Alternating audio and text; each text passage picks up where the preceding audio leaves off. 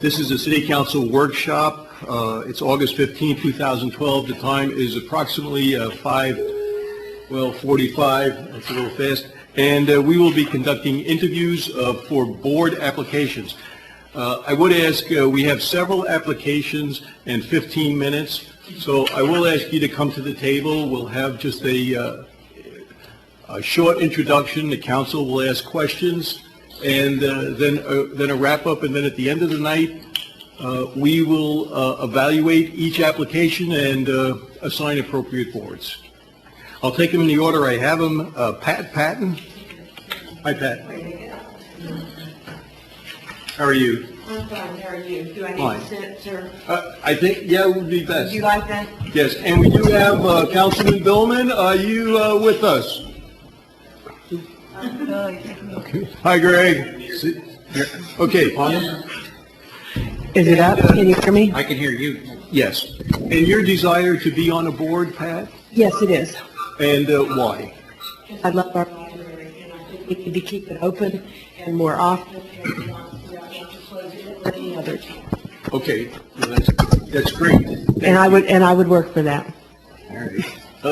Let me go around. We'll just go right order. Lloyd? Oh, okay. Questions? Hi, Pat. Hi. Just out of curiosity, how did you select your second and third choices? Oh, just because. I get that from my kid. Because I have not done anything for the city since I moved back here, and I got retired from my job last year, and I have some more time than I used to. Congratulations. And it seems to me that as a citizen, we ought to participate as well as enjoy the benefits of this city. So I figured it was my time. Well, that's great. That's great. Thank you. Thank you.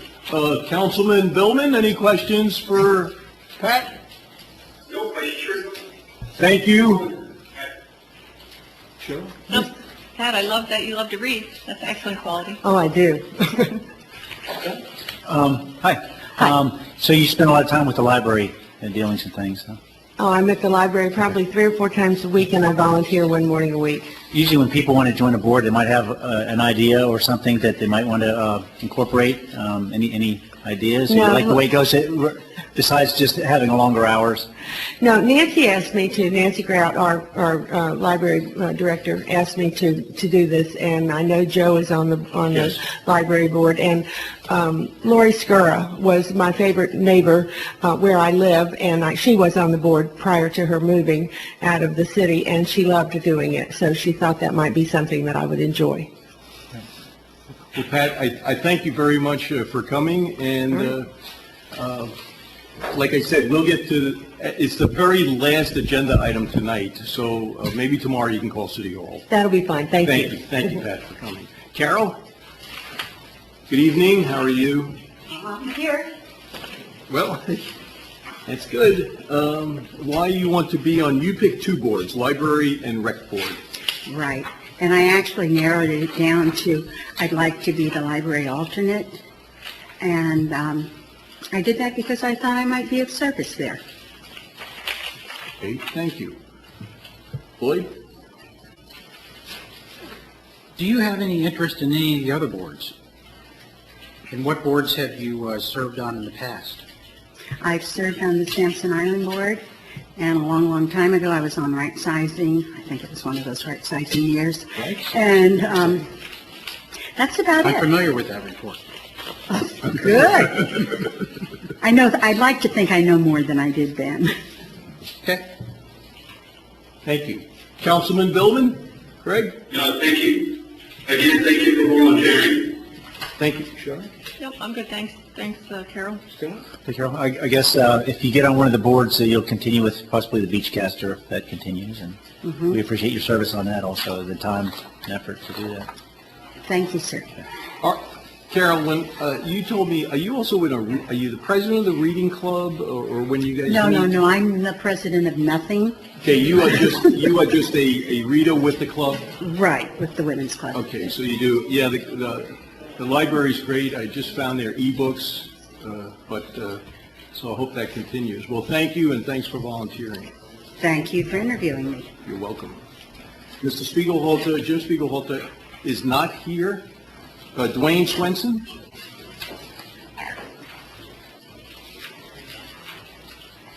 Good evening, Dwayne. How are you? Good evening, good. Good. Reason why you'd like to be on a board in the city?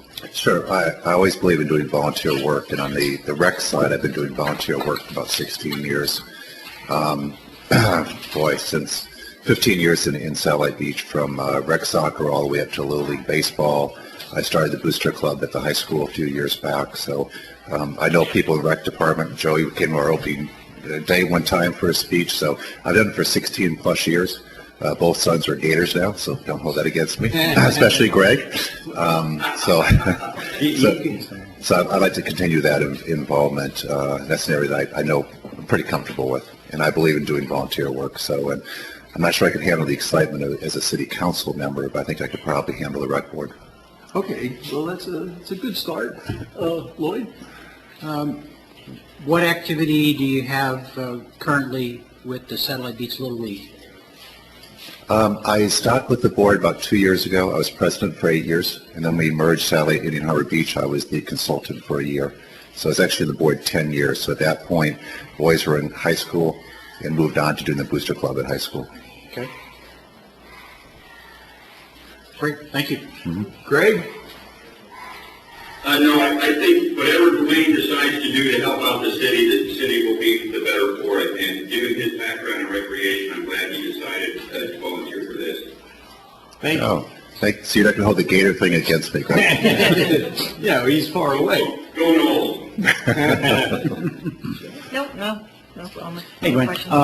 I'm involved with my family with the Little League about the last 7 years and stuff. We love it. And, Okay, it's a great league. Yeah, it's a lot of effort and a lot of boys to shuffle around and stuff. So it's a good thing for our community. I think we're kind of known for baseball here in town. So, lately we've been talking about the different departments, and the rec department's come up several times with pricing and different ways.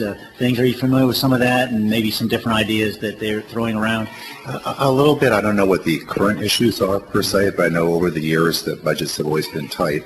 And then one thing we did as a board, I say again we, it was a collective group of people, so not just Dwayne, but every year we raised $5,000 or $6,000 to do field improvements, which helped the rec department because every year they were tight with funds. So if you look at all the fields out there, Hedgecock, DeSoto, the T-ball field was done with Little League money. So every year we generated about $5,000 or $6,000 of fundraising that we did to help the budget. So I'm not sure if that answers your question or not, but I'm not aware of current issues other than the ongoing, budget issues. Okay, thank you. So Yeah, and Dwayne, there's a lot of things happening in the rec board. I know that Scott says baseball. I love tennis. So, no, I'm just kidding, Scott. But I thank you, and the rec board is going many directions, and it could use good help. So thank you very much. okay, let me know. Thank you. Thanks. Yes, we will. Nancy? Hi.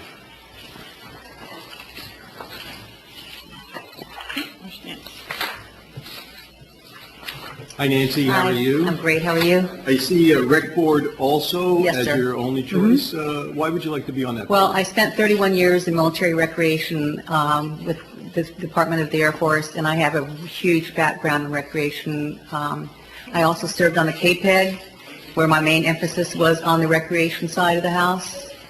I was on the subcommittee, and I also attended the rec board last night, of which I was the only citizen there. I am familiar with the issues there as far as budgeting and funding, et cetera, and I believe that with my background, I would be a pretty good person to serve on the board. Okay, thank you. Lloyd? No questions. Greg? Any questions? No, I think Nancy's background is great for the rec board. I guess we should have asked some of the other folks if they would be willing to serve on other boards, because it sounds like we got a lot of rec board volunteers in only one position, but Nancy is sharp and she's got a wonderful background. Thank you. Cheryl? Nope, thanks, Nancy. Scott? Nancy, thank you for all the time with the KPEG. I don't know if you kept track of your hours, but I'm sure it was It was a dozens lot. and dozens. It was well worth it, though. Yeah. I learned a lot. And you came up with a lot of workable ideas and things like that to use going forward, maybe. So, Thank you. Okay, thank you. And I echo Scott's comments on the KPEG, and thank you. And I guess, is Rec Board it for you? Yes, sir, yes, That's it? I mean, that's, right now. I've got plenty of time on my hands now. I'm not working, I'm retired, so it's wherever I'm needed, I will be there. okay. Yeah. Well, thank you very much. You're welcome, thanks. I don't have anyone else. I thank everyone for volunteering. And like I say, it is the last agenda item on tonight's packet, so we will discuss it then. Thank you.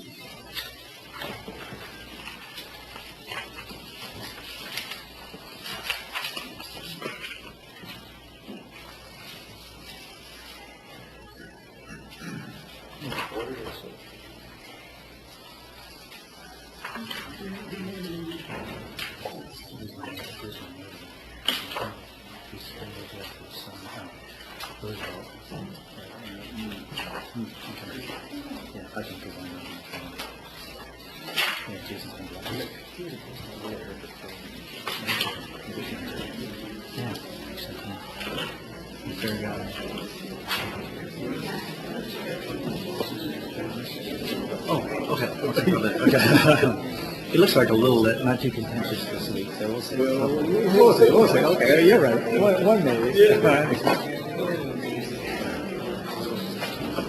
You had that good time to get dinner?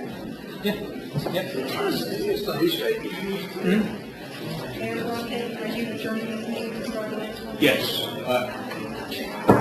Adjourned. Thank you. Good evening, everyone. I'd like to welcome you again to the city of Satellite Beach. This is a regular meeting. The date is August 15th, 2012. The time is 6 p.m., and I'd like to turn it over to Vice Mayor Rhodes. Please rise. Say a brief prayer. Almighty God, thank you for this day in Satellite Beach that we call our home, and we pray for safety for our public workers and our emergency responders, and we pray for wisdom tonight and guidance in making good decisions for our city. In your name we pray. Amen. And the pledge. I pledge allegiance to the flag of the United States of America and to the republic for which it stands, one nation, under God, indivisible, with liberty and justice for all. Thank you. Ms. Lenore, I don't have citizens' comments. Okay, before we start, I'd like to say that Councilman Billman is Skyping from parts unknown, and so he will be with us. Thank you. And I will ask the council, I have had a request from Mr. From Mr. Stone and from the city manager to discuss agenda item number 9 early. And I know that agenda number 9 is the vacation of Beach Street by right-of-way. Staff has discussed with applicants, and not with applicants, but with other people. You know that it is we did get some mail today. Mr. Beadle is prepared to discuss this, and I would like to move it up to now. And I'd like to...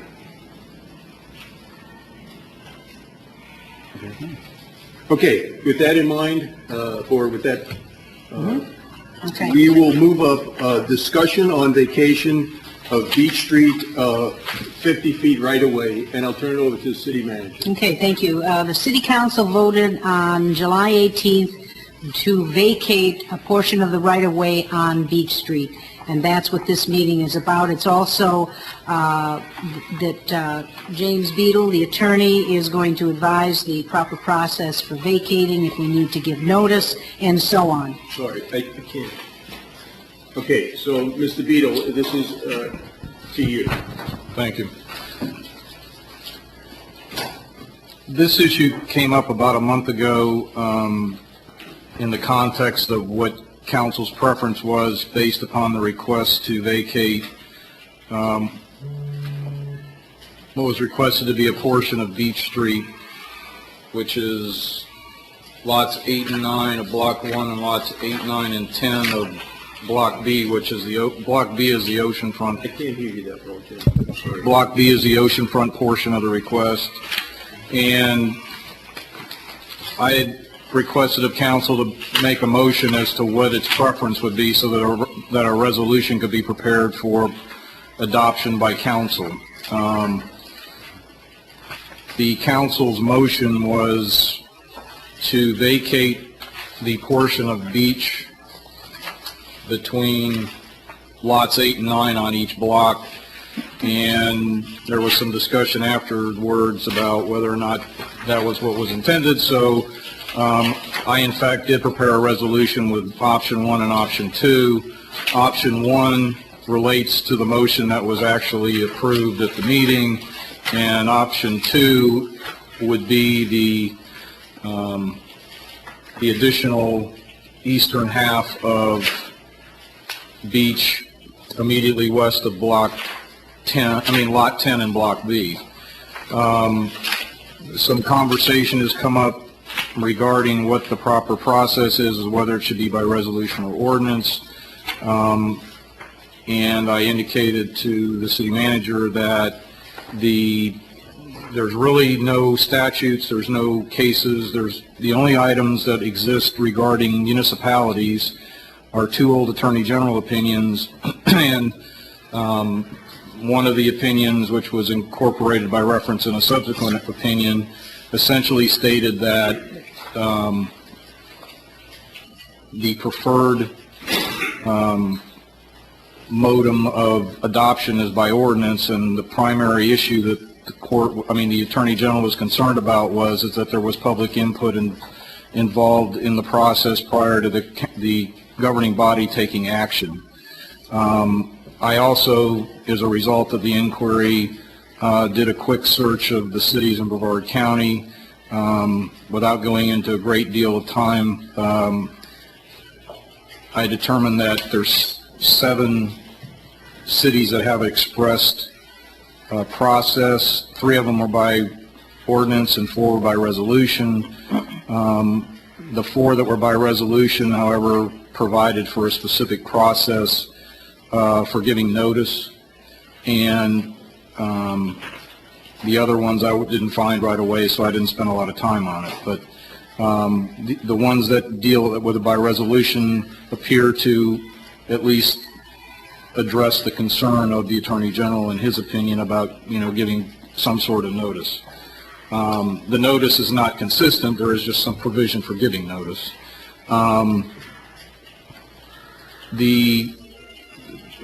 In the context of Satellite Beach, Satellite, which I think was addressed at some prior meeting, that Satellite basically has had an unwritten policy not to vacate any public rights-of-way for, I talked to Councilman Rhodes, and he brought it up. He said that he thought one was back in '92, but I think that may have been the last vacation that occurred in the city.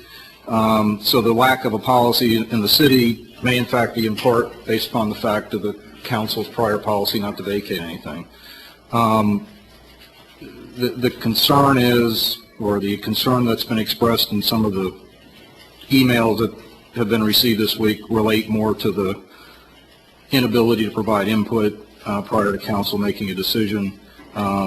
Obviously it's up to council to decide which avenue it wishes to proceed down, but it may be a good idea for council to at least have a policy, especially since council has indicated that it may in fact more favorably consider requests to vacate, so that we at least have some process in place to deal with that. And I can answer any questions that you may have. I'm sure we have some. All right, I'll bring it back to the council. And do you want to go first? I'll call on Greg. Greg, questions on this item and Mr. Vito's comments? What did the minutes say about when we discussed it in council? Did we have, I forget, did we have citizen inputs at that time? Yes. I don't have them in front of me, but I would think we did. I mean, we do on every agenda item. And I actually asked for the tape to be here this evening, so I remember we did have public input. I mean, I would think we did. All right, other council. I believe it's water under the bridge at this point. We passed the vacation, or the portion of the vacation. The resolution is in front of us, and I believe we need to move forward with the resolution and pick an option. And if we need to put a policy in place for future vacations, then we need to do that, and staff should be tasked with doing that. Do you have two vacations in front of you, or just? To, I mean, two resolutions? I only have. No, there's only one, in the body of it, there's option 1 and option 2. Right, it just says option one. Okay, okay, sorry. That's the question. Yes, please. I don't know when this was sent. I work all day and I come home, take a shower, and come over here. So I haven't really had a chance. I skimmed through it. I just don't know. You certainly reviewed this. Is there any legal ramifications from any of the things mentioned by the attorney and the homeowner here if we don't follow a certain procedure, or? Well, I guess the best way to describe this is that one of the issues, again, this goes to the lack of notice kind of a thing. That's part of what they're complaining about. And they're making legal arguments about what happens or whether the road's already been abandoned and all this other kind of stuff. But, you know, basically, as far as the issue of vacation is concerned, all that happens is the road is vacated. The law says what happens when a right-of-way is vacated. A property owner owns to the center of the road, subject to, in essence, an easement of a public authority to use it, as in this case, for the purposes of a road. If it's vacated, then that, quote, easement no longer exists and the property owners own it to the center line of the road. That's basically what happens when you vacate. And, you know, there's no other, you know, some of these issues, I'm not really sure what the issues are, but, you know, again, they talk about not having any set procedure for notice and opportunity to be heard kind of a thing. So that's primarily what I see the gist of the letter as being. A lot of it's legal argument, and if they get into legal arguments, that's not for the city to decide anyway. That's between the property owners. I agree. I concur. And just a question for staff. This property owner that sent out this legal argument, weren't they the original reason why we had the CO issue and the shutting down of the Beach Street, which brought this issue to light several months ago? Weren't they the original person that complained to code enforcement? No. No? They were not. It was one of the others. There's 4 tenants there. Mm-hmm. There's 4 tenants there, and I don't. She's out of state, so I don't recall which one she is from, but it was not Mrs. Clark.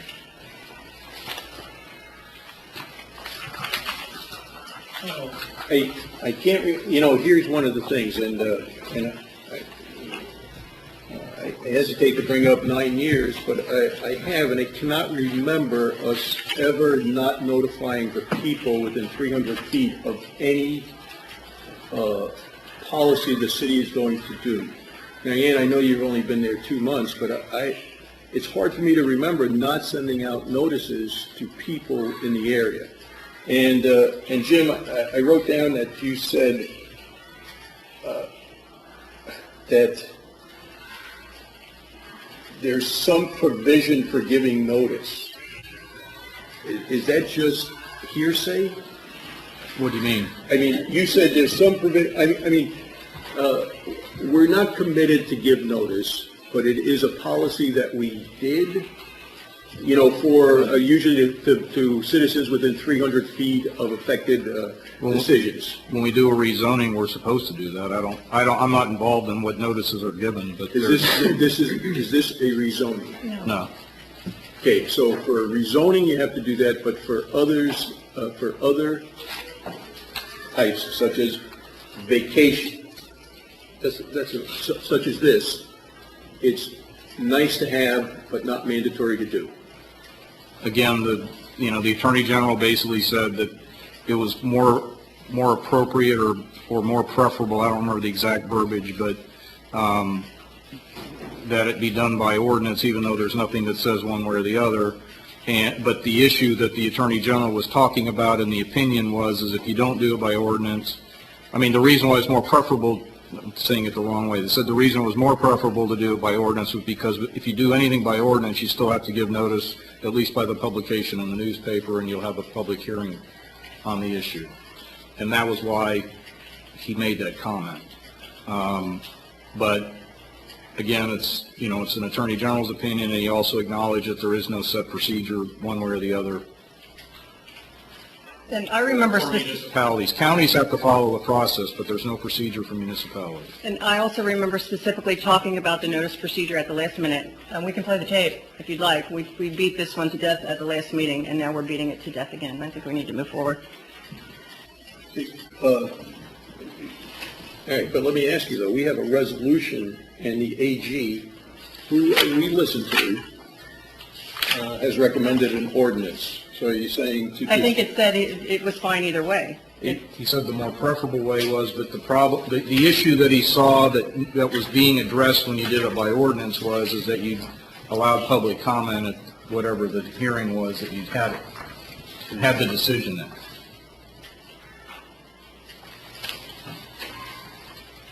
Okay. Now, I noticed that, now, Sheriff, that this resolution does not have a number associated with it. If we wanted to act on it tonight, is there a number associated with it?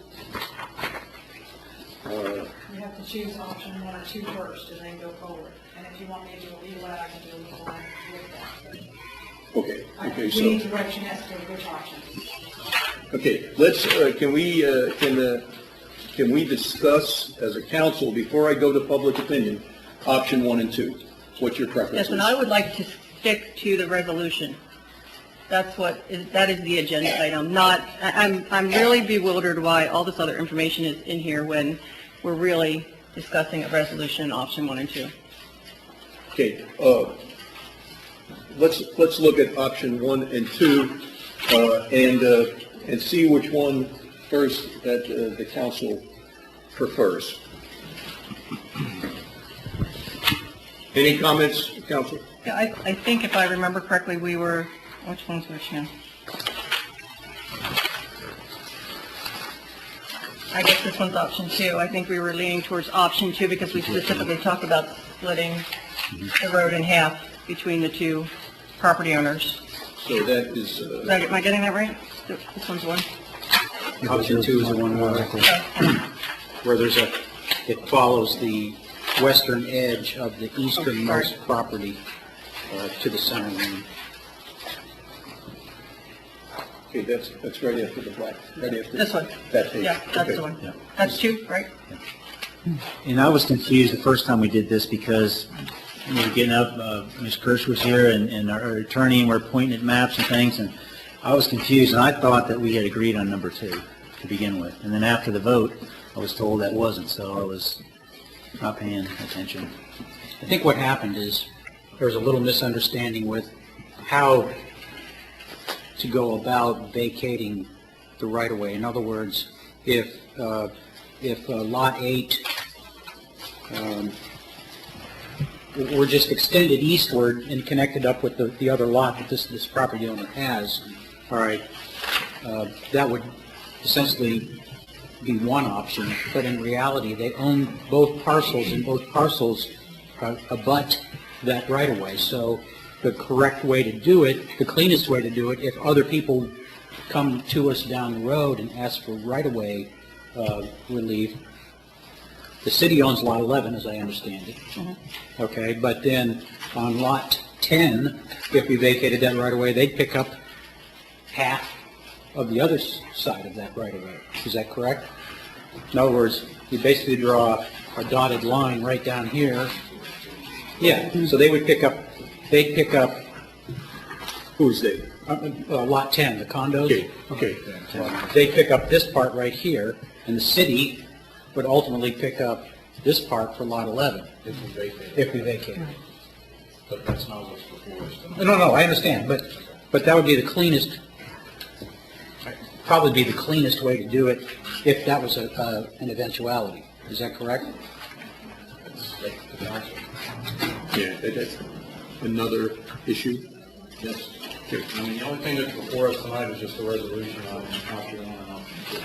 I understand what you're saying, but All right, Jim, I didn't understand the page, there's one page in color. That's not for me. No, that's a separate input. Is this something else? It's another option. That Not came in from, sight. I think it came from citizens. I believe that's from Mr. Ferguson. That. Yes. Okay, thank you.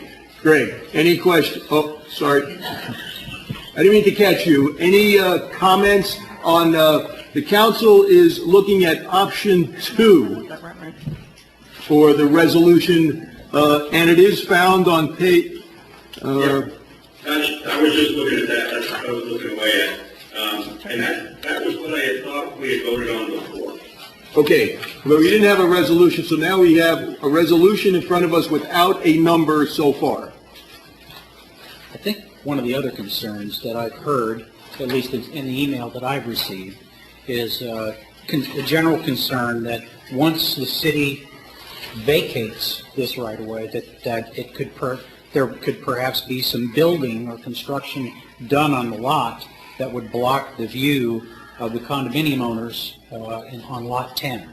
Now, I think that when we talked about this before, there are some restrictions on building within 50 feet of the dune center line towards the ocean, and is it 30 feet? Yeah, was that ever clarified? I think actually, from A1A to the east, you have to get DEP permits to do anything, build anything. Bless you. So, But, as far as restrictions, I think, Lloyd, I think you're right, 50 feet from the bluff. 50 feet westward? So you're looking at a piece of property, as I recall from this,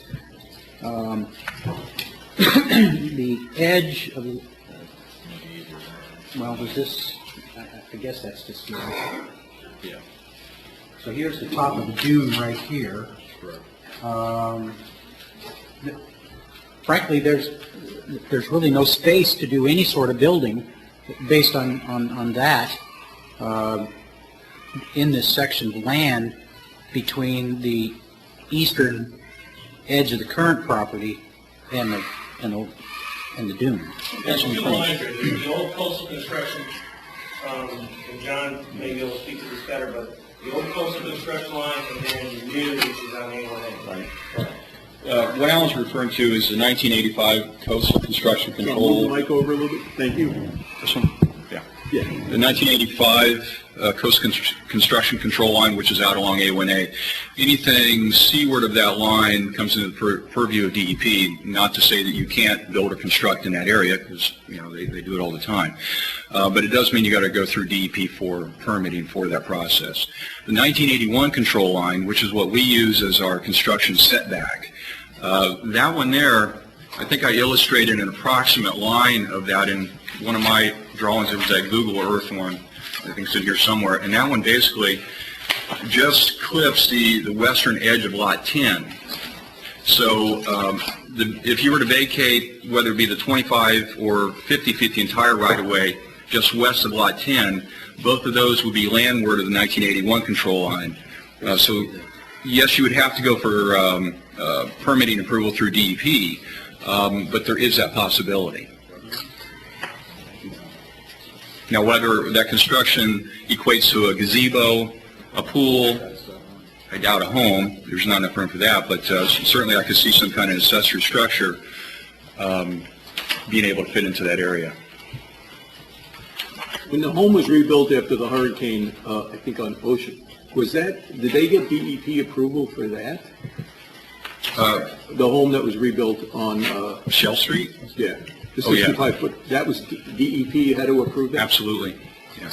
I don't remember that comment. Yeah. Okay, but I'm hearing conflicting reports. Alan, you said no way construction. John, you Well, said there's- it's possible. There's several different references. DEP, I believe they told the homeowner that they wanted any construction 30 feet west of the crest of the dune. So that's their guideline. Now, we have a definition of, I think it's the Ocean Bluff definition, which is that area 50 feet west of the crest of the dune. It doesn't actually say you can't build in that area. It's a protected zone, which typically limits the construction that happens in that area, and it would be very difficult to build in it, any kind of construction, because it's a protected zone. I have a question, and I'm just going to ask this question. Do you have a personal relationship with any of the tenants that live in that quad or any of their immediate family members? Yes, yeah, I know both of them. Okay. I think I've met Mrs. Clark twice. I know Mr. Meacham, he's pulled permits for work over at Mrs. Clark's place. I'm not asking about a business relationship. Do you have a personal relationship with him? With Mr. Meacham, I do. Okay, thank you. Yeah, John, the land there in front of Lot 10, a little strip that Lot 9 owns, even the way it sits now, there's probably enough room there if something were to be built, regardless if the 25-foot from center line of Beach Street was added to that parcel. Isn't that right or no? If Scott, you can clarify that for me. So we're talking Lot 9? Yeah, 8. Or Lot 10? Lot 10 is the southernmost block. Yeah, the southernmost. Okay, Lot 10? Yeah. The small parcel that's owned on the east side of Beach Street now, the small parcel there that she owns, Ms. Skirsch. Okay. There's enough room there even now, whether that strip, that 25-foot from centerline strip was given up or not, something could be put in there possibly from the DEP line back to her property there. There's a, I don't know, 10, 15 feet wide or something strip there that you could potentially build something or... I would be speaking for DEP, but it's possible that yes, they could put some kind of gazebo. Again, their instructions was for those activities to be 30 feet west of the crest of the dune. And they could put landscaping or something if they want to put a sea grape hedge or something like that, and they could do that if they... Providing, I believe my instructions were providing they get DEP approval, because it does reference landscaping as well as vertical construction. So what I'm hearing is regardless, they own the 3 lots on the eastern side of the right-of-way, that they could probably put a gazebo there regardless of whether the road is vacated or not. And Providing DEP was approved, DEP, sure. of course. But this is what's called NIMBY, not in my backyard. People are very, it could be done anyway, and I don't think the vacation has anything to do with whether or not some kind of structure, whether it's a gazebo or a decking or whatever goes in there. And I think we need to stick to the resolution and make a decision. Jim, I'm going to ask you to read the resolution without a number, but before I do that, I want you to confirm that you do not believe, and I did read a lot of correspondence on this, suggesting that the city may be held, liable or something. You do not believe that to be true with the vacation? It's normally in the discretion of the council whether or not, in this case the council, but any governmental entity, as to whether or not the governmental entity wants to vacate a right-of-way. Doesn't mean that somebody can't sue you for it, but, they have to overcome the discretion of council to do that. So. Okay. With that in mind, Jim, I'd like you to read the resolution as it is written with, you don't need to read option 2, but the, option 2? Option, I thought you said 2. I said 2. What do you think? Option 2. But you said that you were saying you don't have to read option 1. That's correct. I want you to read the resolution. A resolution of the City of Satellite Beach, Brevard County, Florida, vacating and abandoning a portion of that right-of-way depicted as Beach Drive on the Egali by the Sea plat, generally located between Sunrise Avenue and Magnolia Avenue, providing for conflict and providing for an effective date. That's the reading of the resolution. All right. At this time, I'd like to open this resolution for public comment. I will also advise you are on YouTube. With that in mind, if you could you don't have to say your address. If you could just say resident of Satellite Beach or non-resident will suffice. You have 3 minutes. John?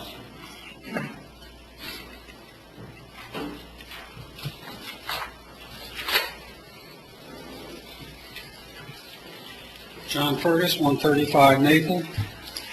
You folks have in your package an alternative that I provided you last week.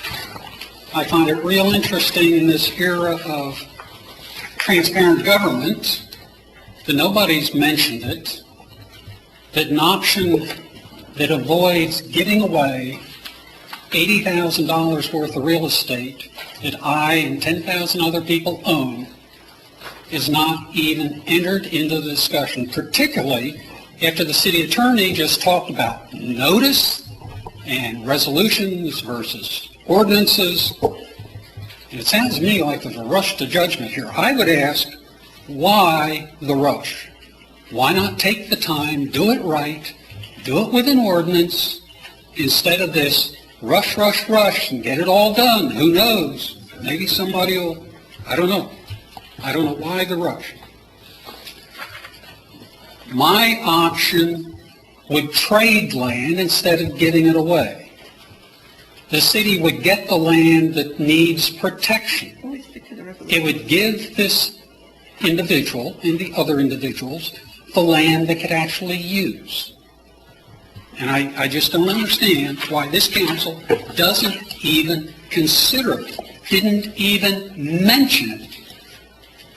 And I would suggest that you may think about what you're doing, and it sounds like there's already one party that is positioning themselves for legal action. And I suspect that may not be the only party. Thank you. Other public comment? Gabe?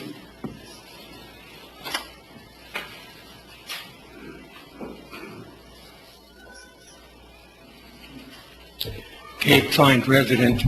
I thought I was the only one that thought like Mr. Fergus. What's the big hurry? Why you got people rushing to things without really considering all the factors? I think we can come up with a win-win situation if we just stop and think. And there is no big hurry with this. That piece of property is not going to go away. It's been there forever. And we just need to think about it and reconsider what we're doing. Thank you. Thank you. Ms. Clark? Can you hold down the chat over there in the front row, please?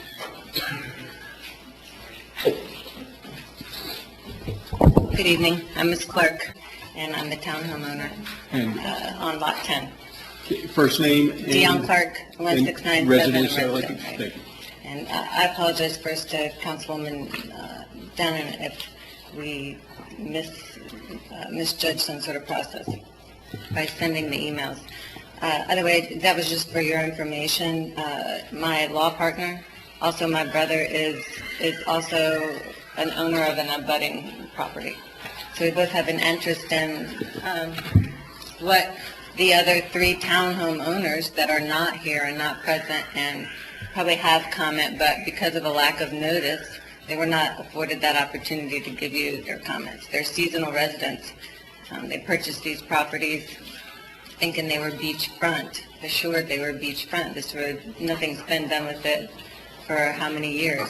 So the property that they paid for and the taxes that they pay on is now going to be changed by your decision. So I would hope that you would at least consider the process, consider the notice, even if it's not required to vacate public property to a personal individual. I think it would behoove you to at least consider it. I think the lack of procedure, as evidenced by Mr. Beadle's comments and your questions, assuredly invites litigation. These are beachfront townhomes. So if Mr. Beadle is confused about the notice, and if we're confused about the notice, if we're confused about whether it's vacating or transferring deed to a property, I think we should at least, as these other constituents have suggested, step back, look at the process, see if there's room for negotiation. Ms. Gorsh and I have talked in the past, and I think she and I could probably work something out with Mr. Meacham, at least being 3 of the 6 unit owners to that south side. overall, if you do decide to vacate it, of the two options, I would ask that you consider option number 2. But overall, I would object to any vacation at this time without proper notice and comment. Thank you. Other public comment? Michelle?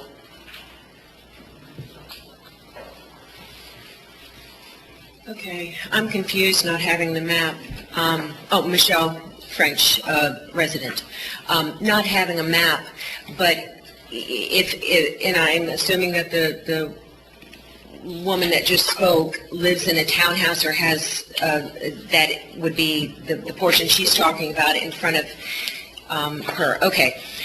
The other alternative that's out there, and nobody can see it because it's not, we don't have a map that's up here, would be to extend the boundaries of the person that is requesting the vacating the property. Extend them straight out.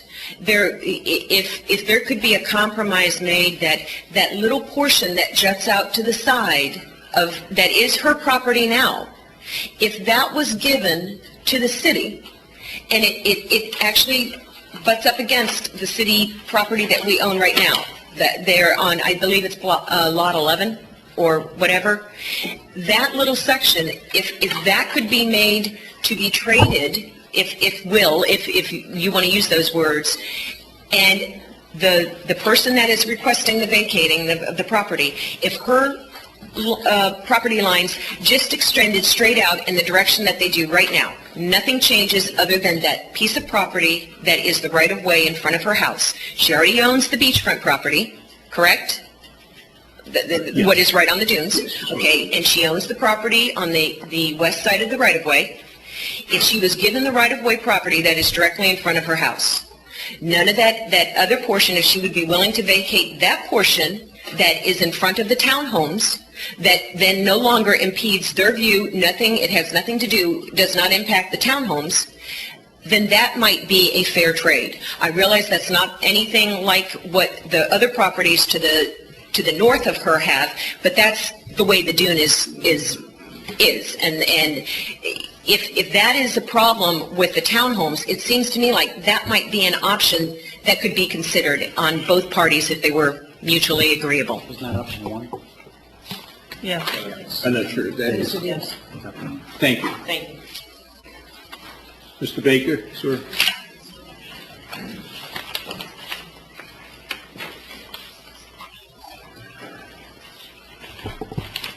John Baker, I'm a resident. It seems to me that there's a far better solution to this entire problem, which will benefit both the property owners all along Beach Street, as well as the city. Listen to me. If you, from the dune line, the crest of the dune line, come back 50 feet, you donate all of the property west of that 50 feet to the 5 property owners or 4 property owners along that line. The city then will own the 50 feet from the crest line back, from the crest line back 50 feet. The 4 property owners will benefit because they're going to increase their property up the 50-foot line at no cost. The city benefits, the property people benefit, and I think this is a wonderful solution. So I don't know whether you all can see this or not, but this is what would happen. I'll give it to you, Mr. Mayor. I think we may got that, John. You may have one like this in the package, and I was alluding to that later. Okay, thank you. That makes a lot more sense than what you all are now considering. Thank you very much. Thank you. Steve?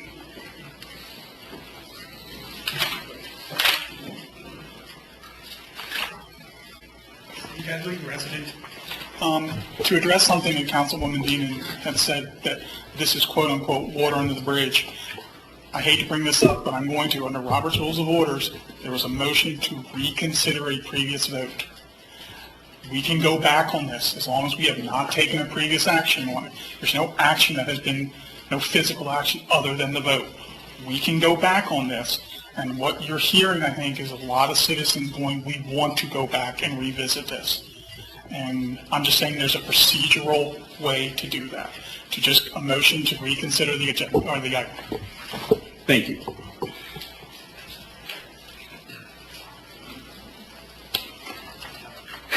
My name is Dan Beecham. I wrote the letter that I'm not a resident, but I own the property that's, I guess, just to the west. Thank you.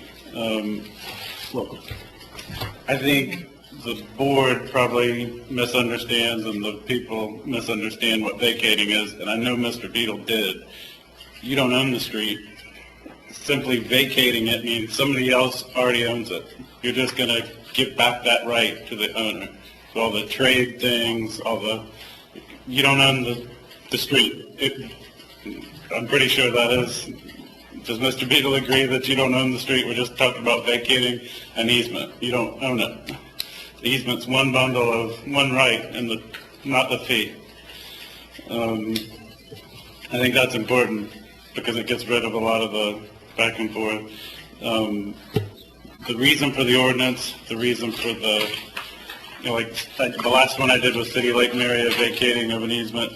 They have a procedure. It's because even though your city doesn't have a set of rules laid out for it, constitutionally you still are required for due process. It's a harder challenge, but legally we'll get there. So you have to have a process. It can't be arbitrary. You have to give people notice. It's got to be calculated so that people that are affected, and I don't have a townhome there. I just have the land. My law partner does have a townhome, but those people paid quite a bit of money for Ocean View property with no reason to think that it was going to be impacted and the view could be hurt. If it did get hurt, I think it would be a taking without just compensation. I think there would be a cause of action.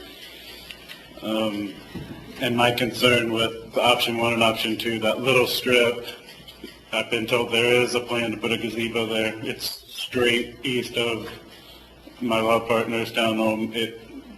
If it was happening to your Ocean View lot or whatever your view is, you wouldn't want it. So,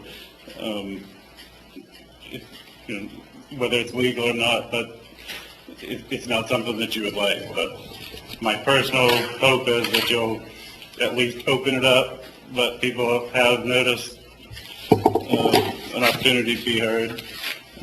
I won't beat it to death, but I'd like to incorporate everything that I sent into this letter, as being said, fully set forth here. The one that came out today, yesterday or today? This morning, I think. I worked through the night for it. Okay, it will be. I apologize, it wasn't. Thank you, we will incorporate it. Thank you, have a good night. Mr. Jaguars.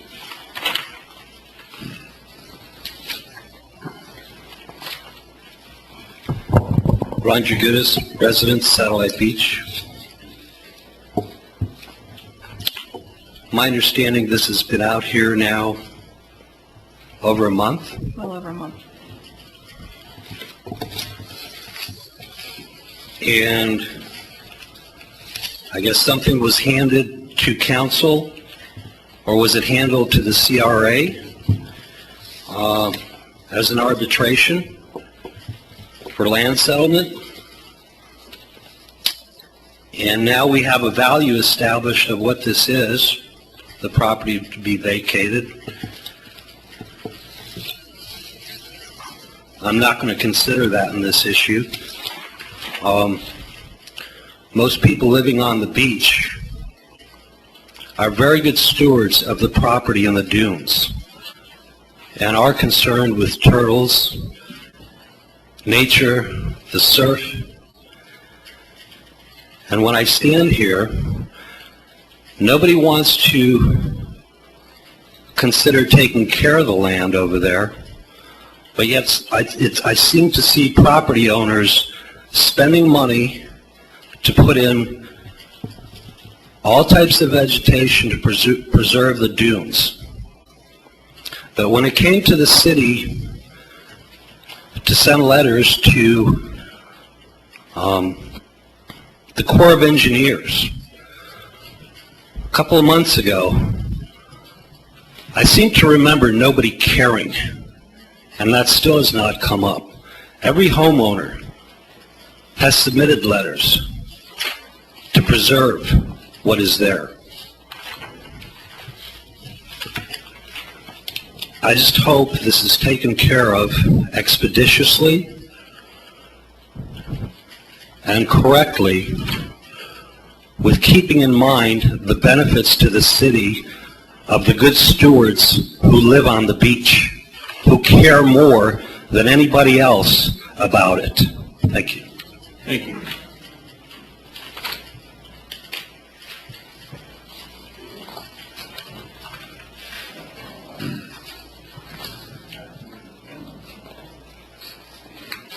Yes.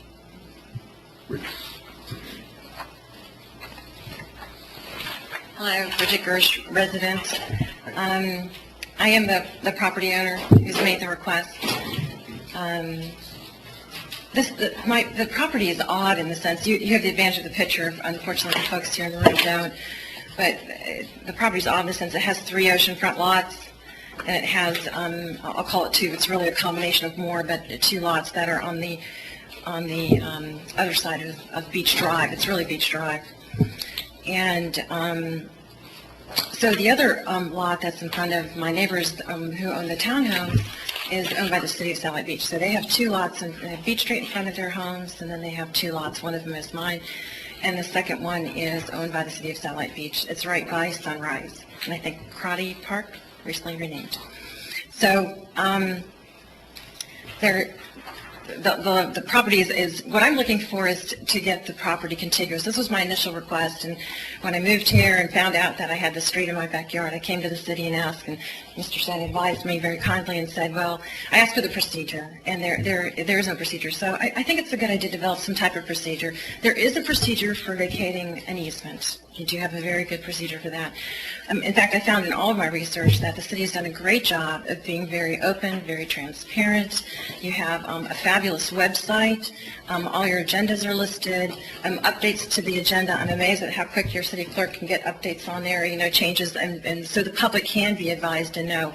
There is notice given. I mean, my request was on the agenda. It was very clear with attachments. I provide a surveyor's map. It was noticed, and public comment was heard, Mayor. You were very, you waited to make sure everybody had their say, including myself. So I think that the city has a very good process in place. I think that everyone has followed the right procedure.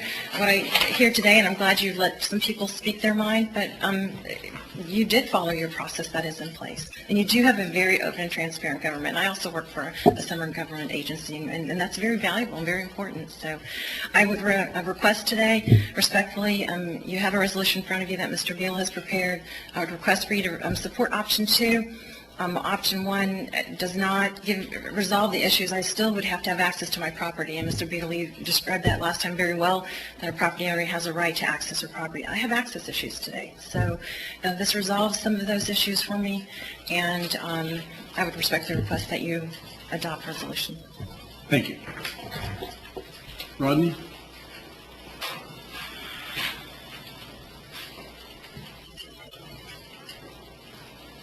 Rodney Smith, resident. It's a topic with a lot of angles. It's really amazing sitting there listening. It seemed maybe we had a dozen speakers tonight, and they all kind of came from a different angle. And it's amazing. I don't know if I wasn't here, unfortunately, with the earlier meetings, and I don't know how many times this topic has been discussed, considering how important it is and how valuable that property is to me, my family, and the whole community. I mean, that's valuable. I mean, it's probably some of the most valuable property in Florida because of our great community. So when we look at the value of property, we have to consider these things very strongly. And it's nothing that we need to knee-jerk and get done immediately, but I also understand the homeowner's concern, and I'll tell you why. And I think it's very important. My family, the Smith family, at Sunrise there, we've become stewards of it. We pick up trash, we try to do recycling, and all those things that probably people do at the end of their streets all throughout our community. It's what makes Satellite Beach special, right? Well, about a month ago, I look over and I go, what's this pathway of wheel tires, a path going through here? Someone's been using this. And what's going on? And I was going to call the city and find out what was going on. Apparently it's, I'm not the only one that noticed. And so it's important to me, it's important to all of us. But we don't have to rush things. And then also, more importantly, that we're rushing things, but our priorities. It's like when we looked in April and we said, we're going to look at what we're going to do in 2012, and it was April. And now it's budget time, and there's a lot of things that are big concerns in our community, and this came up, and we jumped right on it. So, and I can feel the frustration of the mayor and everyone on the board. And if we could just get along and start thinking, I know it takes experience, and there are new people on this council, obviously, but let's learn from our mistakes that we've already made, and let's not do things with a knee-jerk reaction. And really, I want to tell all of y'all, thank you for the work you do, because it means a lot to me and my family. Thank you. And thanks for cleaning Sunrise. Pleasure. Any other public comment before I bring it back to the council? All right, at this time, I'd like to bring it back to the council for discussion. I have two questions before you do that. Jim, it was brought up, and I wrote down two things. Do we own the land? What was that? Is that? We do not own the land. We own a right-of-way. In other words, we have the right to use the property as a right-of-way. The property owners, the way that the case law is interpreted is that the property owners own to the center line of the road, subject to the right of whatever governmental entity has been dedicated the right to use the property for whatever purpose it's been dedicated for. And when the right-of-way is vacated, it releases the property of whatever the dedication was. Okay. My other question I have for you, it was brought up that constitutionally due process is in order. I don't know that that applies to vacating a piece of property. Due process applies when you're taking someone's property, but in this case, the property is owned by the city, or not owned by it, but the right to use it in the context of the dedicated right-of-way is owned by the city, and the city can follow whatever process it decides to utilize in vacating that process. Okay. And that gets back to the introductory comments. That was the only questions I had. All right, it's back to the council and Greg and Cheryl and Scott and your discussions. I do have a comment. Unfortunately, we can't regulate views. And I just want to make it clear for the record that the property owner that has requested the vacation actually owns 3 lots on the beach. There's a right-of-way and 2 lots on the western side. The townhomes sit on the western side of the right-of-way, and then there's 2 lots that the city owns. So if we develop that as a park, we may very well be blocking your view as well. And we have a right to develop Sunrise Park if we choose to in the future, based on a DEP approval.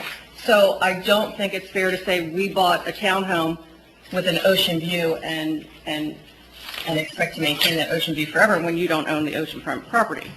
I just don't agree that we have the ability to regulate views. If the gazebo or whatever is permitted, then it's permitted, and that's the end of the subject. This is not a knee-jerk reaction. This issue has been going on for months. Unfortunately, some people jump into the meetings, or they think that this is a knee-jerk reaction, and we're just passing a resolution. We've been discussing this topic for months now. In fact, I brought in an aerial probably 3 months ago when we talked about the vacation of Beach Drive.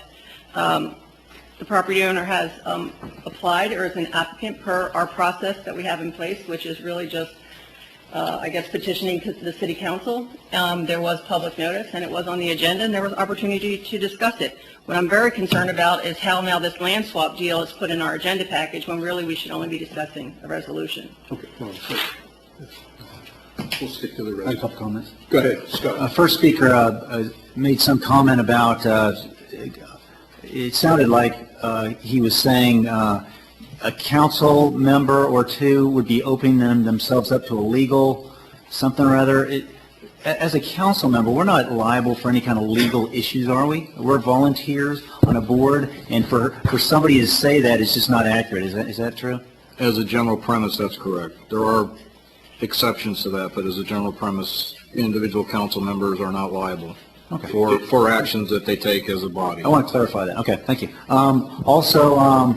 I think we gave proper notice also. We had notice for the meeting before the council meeting. We gave notice at the CRA meeting, gave meeting tonight. That's 3 notices. I believe all but maybe one of these residents along the strip here has attended the meetings and are aware of what's going on here. The other comment was we're not even looking at some of these things that were submitted by some residents. Yes, we have. We have looked at these. Of course we have. We look at everything. We spend a lot of time trying to do the right thing for our city. I think it's not even feasible that anybody who owns oceanfront land is going to give it to the city. Are you kidding me? No, they're not going to do that. No, that's outrageous. The property here where the townhouses, that is not an oceanfront property, and it's not anybody's fault except the homeowners. And it looks like Ms. Gersh is the first one who's lived on the strip in the many recent years that even realized that a city street runs in her backyard. She's the first one to even brought that up. I think that's your duty to figure that stuff out, to see if a street runs through your backyard or not. And again, this is not a knee-jerk reaction. I spend a ton of time with the city stuff. I spent time with the city attorney, the city manager. I met the building official out on the property, spent an hour or two. I went on the weekend. I've probably one of the only ones sitting in this room, or one of the very few ones that even walked the property and looked and asked all these questions. So it's not a knee-jerk reaction. We do a lot of work to try to do the right thing for the city. Other council comments? Greg, anything? Yeah, a lot actually. My libertarian senses are starting to tingle.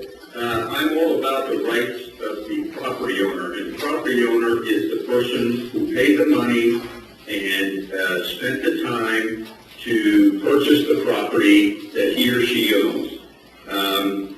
The other thing I'm all about is getting as much property back onto the tax rolls as possible. And I believe this does that. I think Attorney Beadle hit the nail on the head as far as I'm concerned when he said that the city does not own this property. The property owner owns this property. Mr. Beadle, is there any case law that you are aware of where cities have been sued by non-property owners regarding cities vacating property on property that's not theirs, if that makes sense? I was not able to locate any. That's why I was alluding to the 2 prior Attorney General opinions. Okay. And I agree. I think the original discussion of this issue was well advertised. It was out there just like every other agenda item, and folks were allowed to speak on it. I would like to know why we didn't know about the resolution and ordinance required of it the first time around. I think that's something that we have to tweak on our processes from now on. I believe, if I'm not mistaken, that this homeowner can, regardless of whether or not we vacate this property, the current homeowner has all the rights in the world to build on the property that she has left that's west of the dunes. Is that correct? If she gets a DEP permit. Right, if she is permitted. So she can build regardless of whether or not we vacate this property. And as far as the other citizen who said that we didn't discuss his idea, you know, to me, unless you're a big government person, who the heck is going to give away beachfront property for non-beachfront property? It just doesn't make sense to me. These people paid good money for the property that they have, and I think they should be able to enjoy it as they're requesting. The gentleman who spoke after Michelle, I didn't get his name,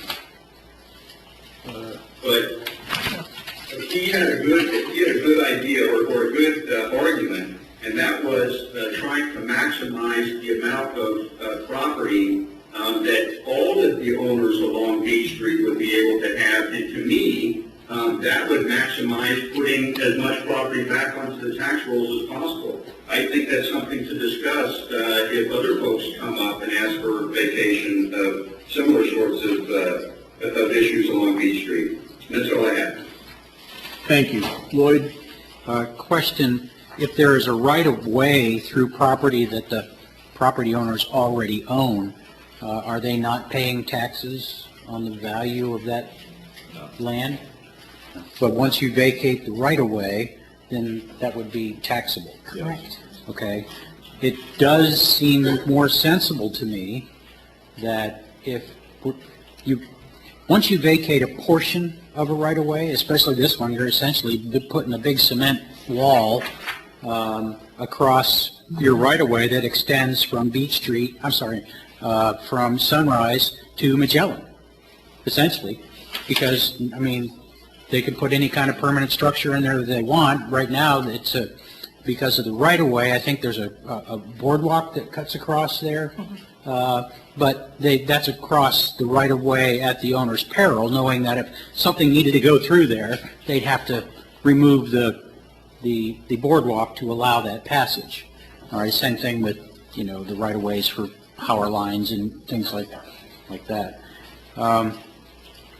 It seems more sensible to me to just vacate the entire right-of-way between Magellan and Sunrise, all in one fell swoop, and then all the property owners there, all right, would pick up that land on the tax rolls, and we wouldn't have to worry about doing one vacation of right-of-way after another. We could get it all done, and then the property owners who own the property assume the cost. I think we talked about this at the last meeting, and I think each property owner needs to petition the city. And Jim's shaking his head. Unless we don't have a procedure for the city to go through the process. That's what I'm saying. It would be beneficial for the city to have a process.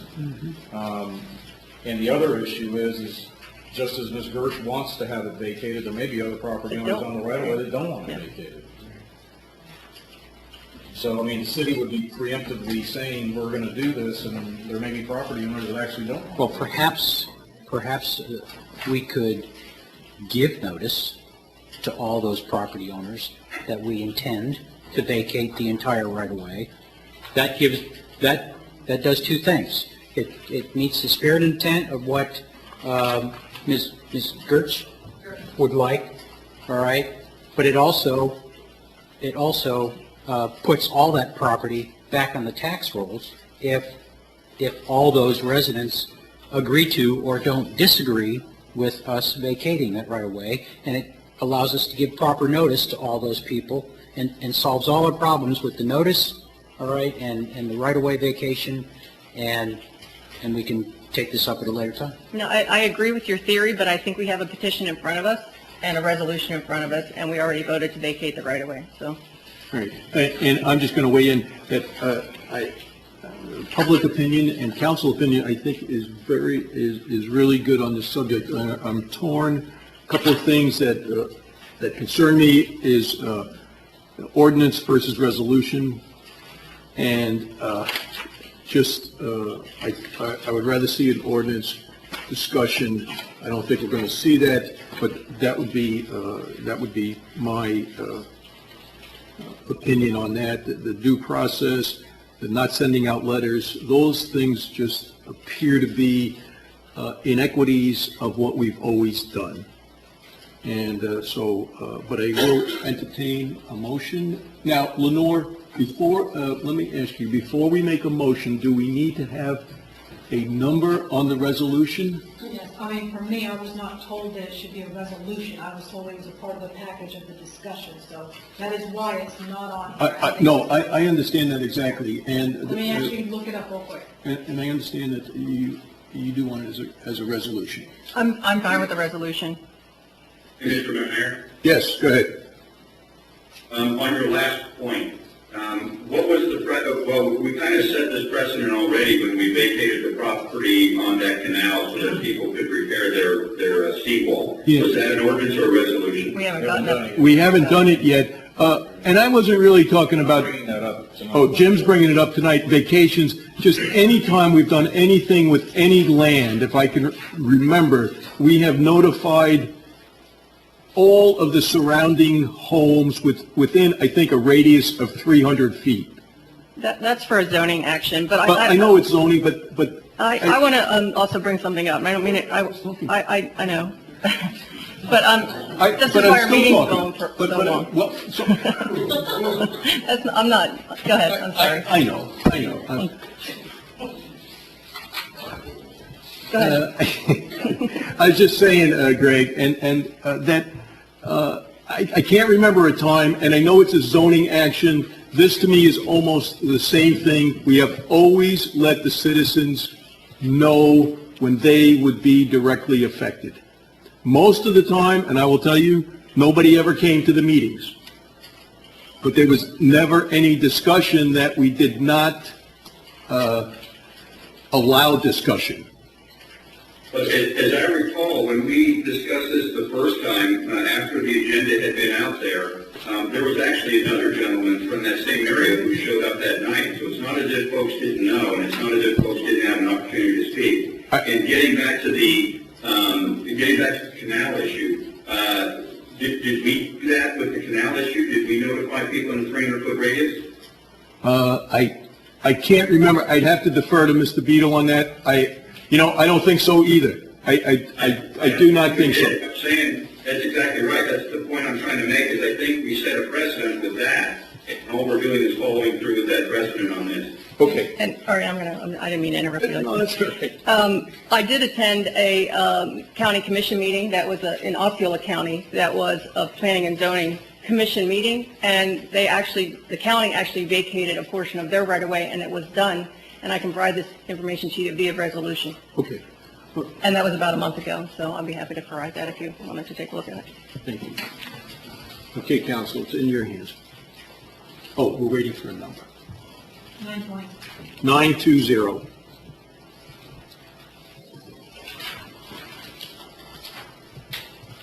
Before we continue, I'd like to enter a motion that we reconsider our vote for the vacation of right-of-way depicted as Beach Drive on O'Galley by the Sea, the plat associated with I think it's lots 8, 9, 10, Block B, 8, 9, and 10. Okay. In favor of considering a more inclusive right-of-way vacation that includes all the property owners along that right-of-way.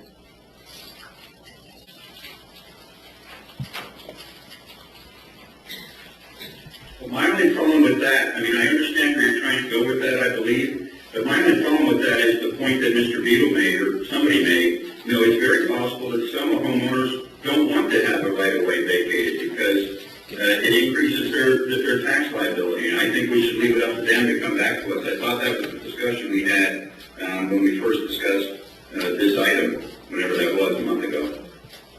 In this situation, it would provide the formal notice to all those property owners. That appears to be one of the major points of contention this evening, all right? But it also will give us clearer direction on which way to proceed with the right-of-way vacation, because if there are some residents who come back, property owners that come back and say, yes, it's a good idea, we can include the property vacation of those lots, all right, that they want the right-of-way vacated in our resolution.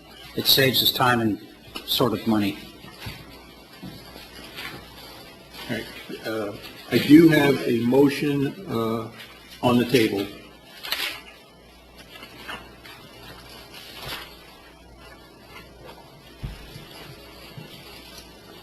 All right. Due to a lack of a second, the motion dies, Jim? The motion what, dies? Is not? There is no motion. Okay. The motion is no motion. Anyway. Fails for lack of a second. Okay, fails for a lack of a second. I tried. Sorry. All right, I am, I'm going to make a motion that we approve resolution number 920 with option 2. I have, okay. Is there a second? I can't second. Is there a second? I'll second the motion. Okay, I have a motion by Councilwoman Deanan, second by Vice Mayor Rhodes, to adopt resolution number 920. Any other council discussion? Lenore? Councilman Gilman, Yes. Councilman French, Yes. Vice Mayor Rhodes, Yes. Councilman Dean, Yes. Mayor Conklin. No, and the motion, the resolution passes 4-1. Thank you very much for public opinion, participation, and council discussion. Great.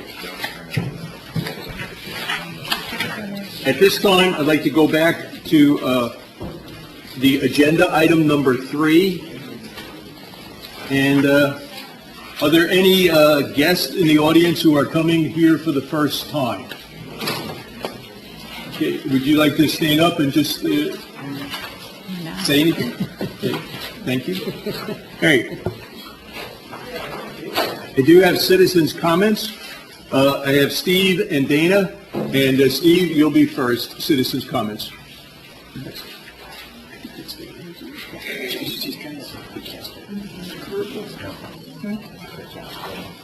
Steve Headley, still a resident. Mr. Mayor, I'm confused, which is not unusual, but I'm confused about where we are in the budget process for the city of Satellite Beach. We had on, I believe, July 23rd, a proposed, somewhat, a general overview of the budget upon which a proposed tentative millage rate was issued. We then had a budget, a full-fledged budget that was presented to the city council. And then last week, we had a meeting on that budget. Am I clear Yes, so far? you are correct so far. Okay. The city charter allows you to shift dates. Yeah. Yes. Shift dates back and forth to accommodate a higher authority, whether it be the county, state, or federal laws. Okay? Here's my issue, though. The state and the county don't deal with how you get to a budget, just that you do get to a budget. And that budget gets sent off for approval.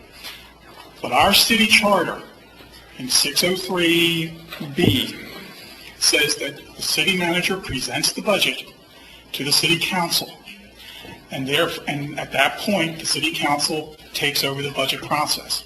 Last week, we had a meeting where you guys, the city council, sent back part of the budget to be redone.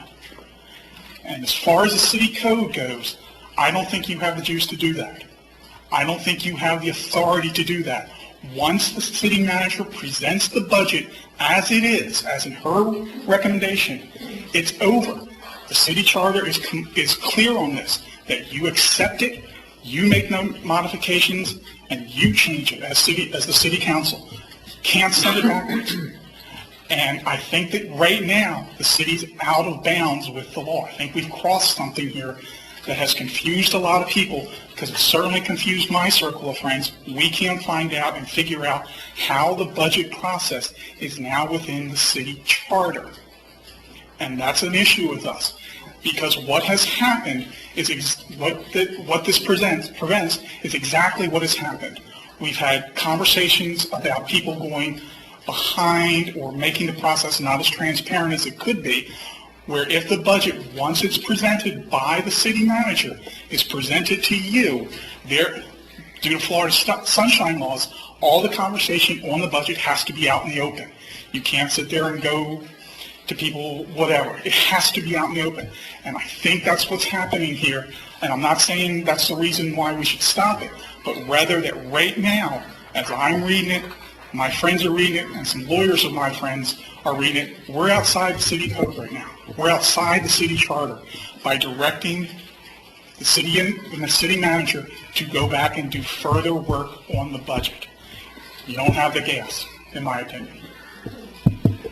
Okay, thank you. Let me get the next citizen comment. Dana? Dana Bellman, resident.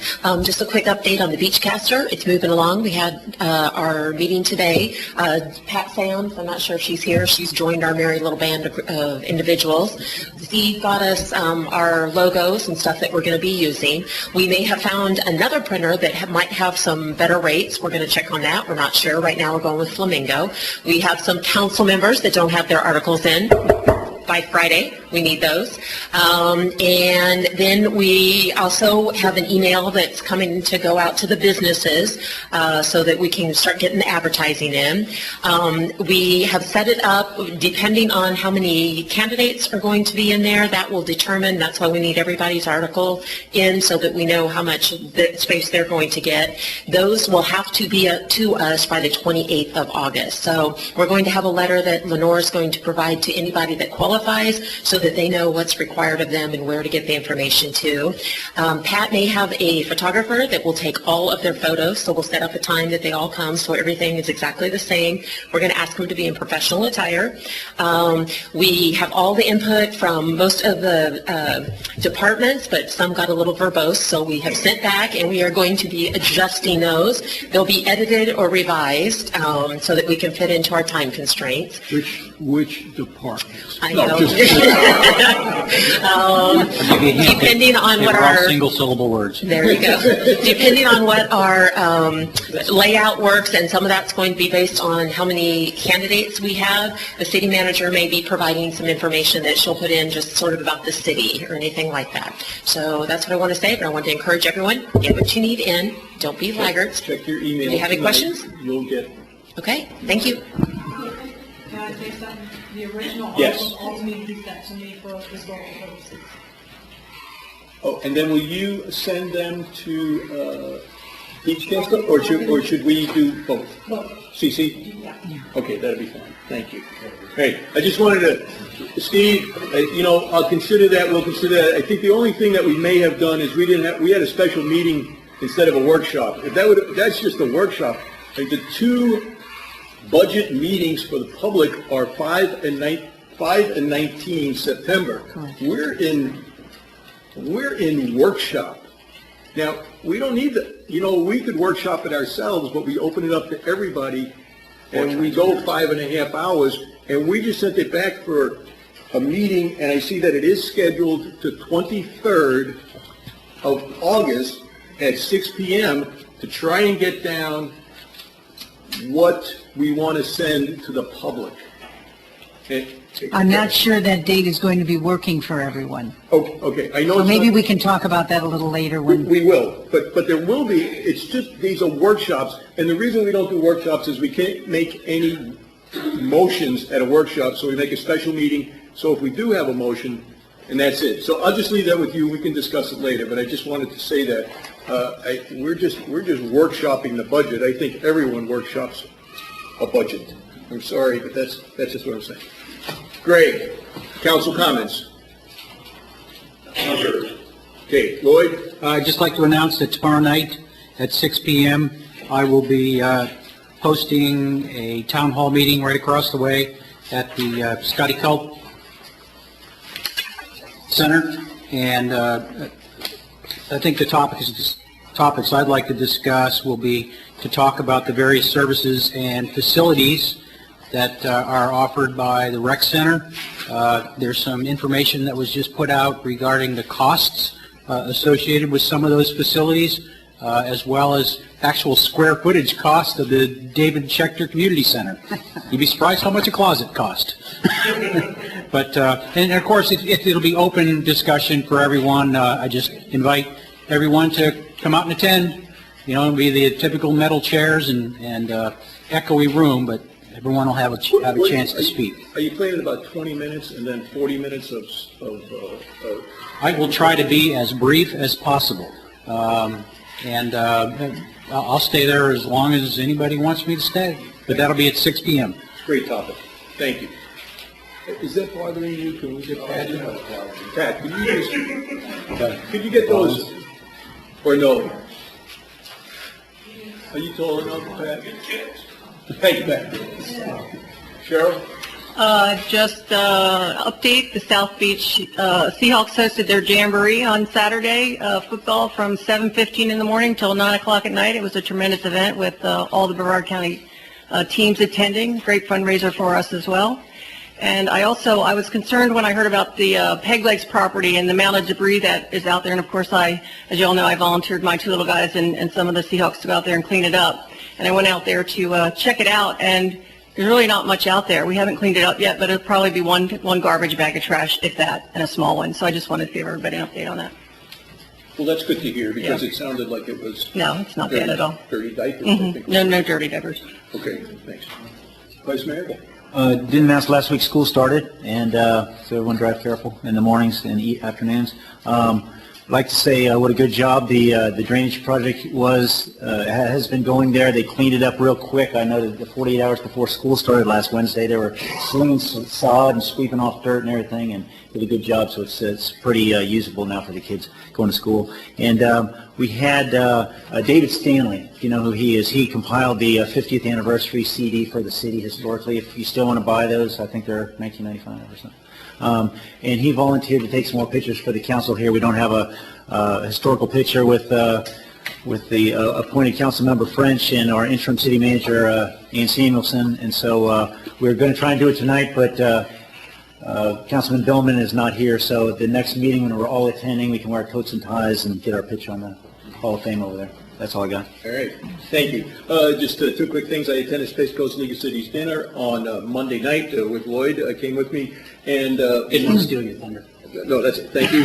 And Satellite Beach does sponsor the next Space Coast League of Cities dinner on the 10th of September. And I just want to pass along, I did ask Stephanie Eli, who's the treasurer, about the $90 for dues for Space Coast League of Cities, and she did nod yes, that's all we pay in Space Coast League of Cities dues. So, Brenda, that is very accurate. Okay, thank you. Tomorrow night is, of course, the town hall meeting at 6. Then if you pop right over here, Planning and Zoning is going to have a 7 o'clock meeting, a workshop on signs. I can't guarantee you, exactly, I'm just a liaison, but I will tell you, they're going to be discussing signs in the city, all sorts of signs. So if you want to go to Lloyd's, duck out and come over here. I think that they marry up pretty well, 6 and 7. So we'll see you tomorrow night. City Attorney report.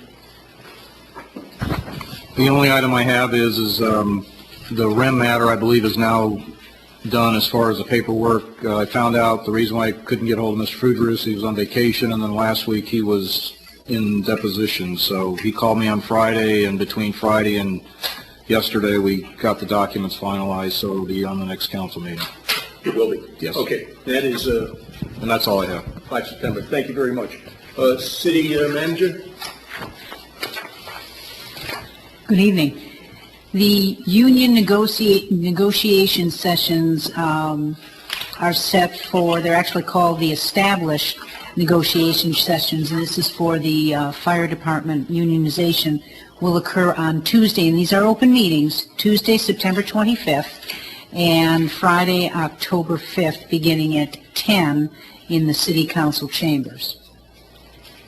Now, I understand that is for city manager and negotiate, not really council, and it is open to... Correct. It is open, and there are 3 individuals who are on the negotiation team, and that would be the attorney, Wayne Helsby, Brenda Raver, finance director, and myself.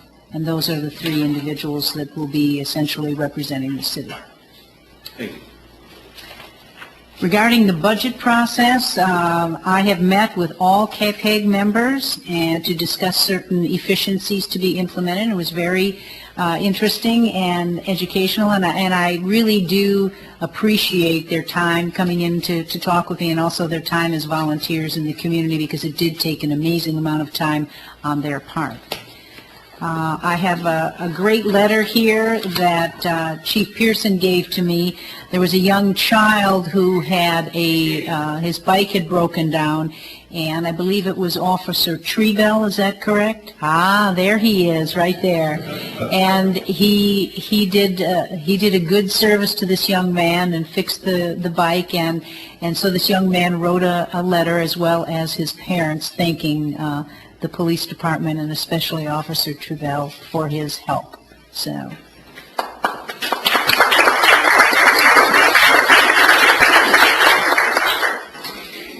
Who can resist a child in need, right? Recreation Department. Carrie has given us a letter that Mr. Science will be visiting China for 2 weeks. And this is pretty exciting. Isn't it 2 weeks in? Yes. So, and this is actually through the U.S. State Department, isn't it? Right. So this is very exciting that he's actually going to be one of our instructors here in the city is going to be visiting Member China. of the city have to go with them? No, he's going all on his own. Okay. Thinking outside the box. Okay, and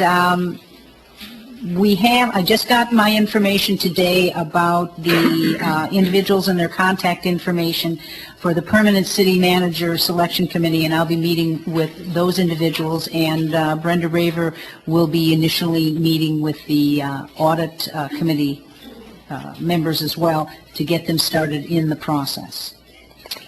And then the last item is really the budget meeting, and we need to set a time for that, and that is just a workshop at this point in time.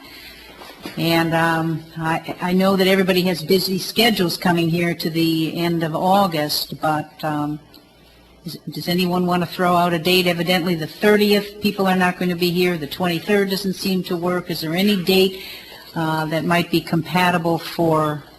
Actually, Ann, Yes. is the 23rd incompatible just because of me? Well, I can't be here, but the four of you, and I did pass along that, I'll be at Space Coast League of Cities conference, but it's certainly in good hands with the four of you. I mean, with the rest of the council. I can do, I had a civilian military council event that night, but I can forego that for this. Okay, then I guess we'll go ahead then, if the 23rd is good at 6 o'clock, is that good for everyone else then? I'll have to Skype in. You're going to Skype, okay. That's fine. All right, then let's go for 6 o'clock on the 23rd.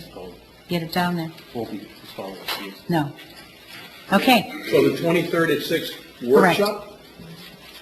Yes, I believe we're talking workshop here because our first actual budget hearing is September 5th. That's the biggie. Okay. Yeah, it is. Not that they're all not important, but that's the budget hearing. Exactly. Thank you. All right. Thank you, everyone on the dais. Lenore, and I know you're not on here, but without mentioning any names, can you give us the dates for filing? The file of financial disclosure? No, for filing for Oh, qualifying. Qualifying, I'm sorry. The candidate qualifying period started the 9th and it will finish August 22nd. So anybody that has a packet and wants to submit their opportunities to run needs to finish that up August 22nd. Is it close of city business August 22nd? And that is 4:30? Yes. Okay, I just want to make sure that you don't get a midnight call. Okay. And then we will publish the names or discuss the names of people who have qualified. How long will it take you to qualify people to make sure that you check their, who has signed their First papers? one took about 45 minutes, but it'll get faster as we go. I've got my checklist off, so there's things that we need to have notarized. I need to verify the bank accounts, make sure all the forms are turned in, and then we'll be good to go. Okay, thank you. All right, let's press agenda item number 7, CRA and city settlement agreement. Ann? Right, I'm going to turn this over to Mr. Beadle. The city approved the original agreement that was written. It was in paragraph form, and then Mr. Beadle crafted the settlement agreement that you see in your packet. Okay, thank you. Jim? Yes, based upon the motion that was made by council to settle the issue with regarding the CRA expenditures for the amount that's included in the agreement, I prepared this agreement. I used part of the information that was included in the agreement that Councilwoman Deanan provided regarding Lauderdale Lakes. The issues weren't exactly the same, but a lot of the formatting applied. Also, there are some issues that are included in the agreement that, and I'll just go over them. The city cannot be bound by obligations that go beyond 1 year as it relates to ad valorem taxes without a referendum. So basically this talks about non-ad valorem revenue sources.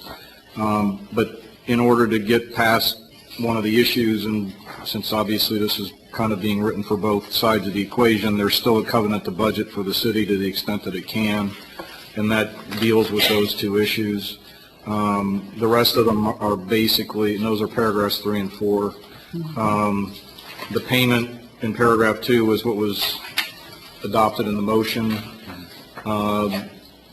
Paragraphs 5 and 6 are 5, 6, and 7 are just basic representations that each party can sign it. They've directed the person to sign it, that they have the capacity to sign on behalf of the respective entities.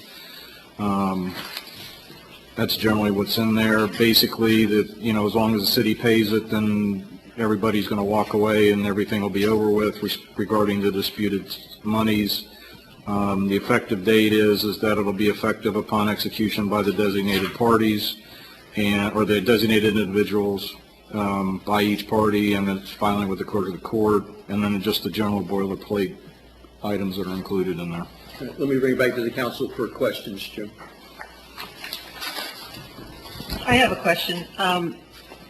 In the first whereas, didn't we decide not to use police in the rationale? I don't know. I wasn't there at that conversation, but the issue arose out of all of them. I mean, that's how the issue started, and this is in the context of a settlement agreement between the two entities. Okay. And that's why I just recited it in there, and I included, the electric service that was in there too. I recited that there was a dispute about all of those expenditures, and then, basically that both parties have agreed to resolve it pursuant to the terms of this agreement. Okay. And then on number 6, there's just a typo. A, fulfill. And then I think the 6 next should be 7 instead of 6. Oh, okay. Yeah. Fulfill. Yes, yes. Okay. How does this tie in? We're going to send a letter to JLAC. Have we done the final letter to JLAC to say that this is how? No. We're working on that in conjunction with this, or? My recollection with JLAC is they wanted to know what we ultimately did. They weren't as concerned about the process of how we got from point A to point B. That's my recollection from my conversations with them. I don't know what anybody else had conversations, because I know individual council members have spoken to them, but from when I talked to them, they were more concerned about what happened at the end, not necessarily how we got from point A to point B. I think we were pretty clear at that meeting. It was a long meeting that we were going to take from the time of the Daytona Beach audit, which I think was 2008. We were not going to include any of the police funds because we thought it was kind of in the CRA plan, and just fire from that point forward and electricity, and that's how we came up with the number. And I think we need to explain that in a letter. Yeah, and I don't have a problem doing that. I'm just being generic in the whereas. It's just right. Whereas these are what happened. There were issues regarding the propriety of the expenditures, but now everybody's agreed that this is how we're going to settle that issue, and we can include the background information to JLAC when we send this to them. I do agree with Cheryl, though, that I do not think that the first whereas, that police, I think it was just the amount that we used for fire plus 100 and something thousand for electricity, just those two. So maybe that police should not be in that one, Jim, because we're saying from 2009. No, the way that it's written is, it's got nothing to do with what you're acknowledging as how you're settling it. All it's saying is CRA funds were budgeted and utilized for these services. Whereas CRA funds were budgeted and utilized to offset electric service. Whereas questions arose regarding the propriety of those expenditures. And now you're agreeing to settle it, and the way you're settling it is what Cheryl just said. Okay. And that's what I'm saying, the backup for the fourth whereas is what will be in the letter. Okay. I understand. Okay, any other questions on this settlement? Greg, any questions on the settlement before I go public opinion? No, thank you. Thank you. All right, at this time, I'd like to open up agenda item number 7 for public opinion. Thank you. I'd like to bring it back to the council for a motion. Mr. Mayor, the motion, I'm assuming it will be to approve and then to direct whoever it is that you want, whoever they want council to sign it. Because that's actually part of the agreement is that you've authorized somebody to sign it on behalf of the city. Okay. Jim, I should not sign it as CRA chair and Well, the CRA has to tell who the CRA should sign it. Okay, but I mean, chair of both, so that may be something to consider. I would rather not sign this twice in both capacities. So on this one, we could get someone else to sign it. I'm the vice chair. Or on the you could designate the vice chair to sign it on behalf of the CRA. Or on the CRA. We could do one of those. I'm just not, I understand. It would be kind of like, that's not right. So we need a motion? Yes. I'll make a motion to approve the settlement agreement between the City of Satellite Beach Community Redevelopment Agency and the City of Satellite Beach as written. And who should sign? Signed by the mayor. And then when we get to the CRA, I'll make that motion again that I will not. To be signed by the Mayor Ferrante. Okay. That's fine. I'll second it. I have a motion by Vice Mayor Rhodes, a second by Councilwoman Deanan. Any other comments? Lenore? First, I want to make sure that you will be signing as the mayor. Yes, I will sign as mayor. Correct. Councilmember Gilman? Yes. Councilmember French? Yes. Councilmember Deanan? Yes. Vice Mayor Rhodes? Yes. Mayor Ferrante? Yes, and the motion passes unanimously. Thank you very much. And agenda item number 8, reduction in code enforcement lien, the old Pizza Hut. Right, this is yes, it's a request for reduction in code enforcement lien for 1180 Highway A1A, formerly known as Pizza Hut, and John Stone from Building and Zoning is going to speak to that issue. Good evening, everyone. Hi, John. Hi. We were contacted by a potential buyer of 1180 Highway A1A, and they had been in contact with the new owners, which is Bayview Loan Services, who had recently acquired the property through foreclosure from BT Land Development, which is where the liens had originated from. Mr. Spurlock, who is here tonight, he's the potential buyer. He'll be up here shortly at your request. But essentially, what they found during the process of closing was that there was a lien on the property. And that lien was put on by the city back in '09 for property maintenance, yard debris and such that remained there until a couple of days ago when Mr. Spurlock had brought the property into compliance. He's received a letter of compliance for that, which is a provision required by city code that it be brought in compliance prior to them requesting reduction. City code does allow for the respondent, which is Bayview Land Service, to request this reduction in the amount of the greater of $500 or cost plus 20% of administrative fees. In your package here, I've shown you what those costs were. Essentially, the we'll call it the low and high range of that request would be, give me just a second here. The cost plus 20% administrative fees is $646.55. You cannot go below that since that is greater than $500. The amount of the liens currently as of July 25th, I believe it is, occurring at $100 a day at 8% interest is $109,000, $574.11. In your package is 2 letters, one from Mr. Spurlock just expressing his intent.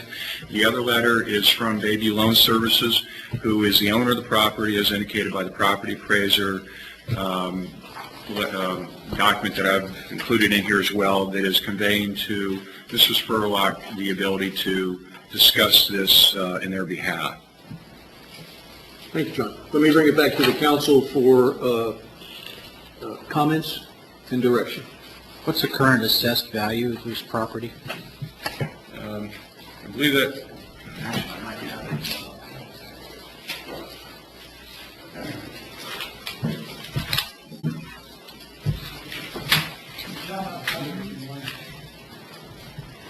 excuse me? Mr. Spurlock said that he has that. Oh, okay.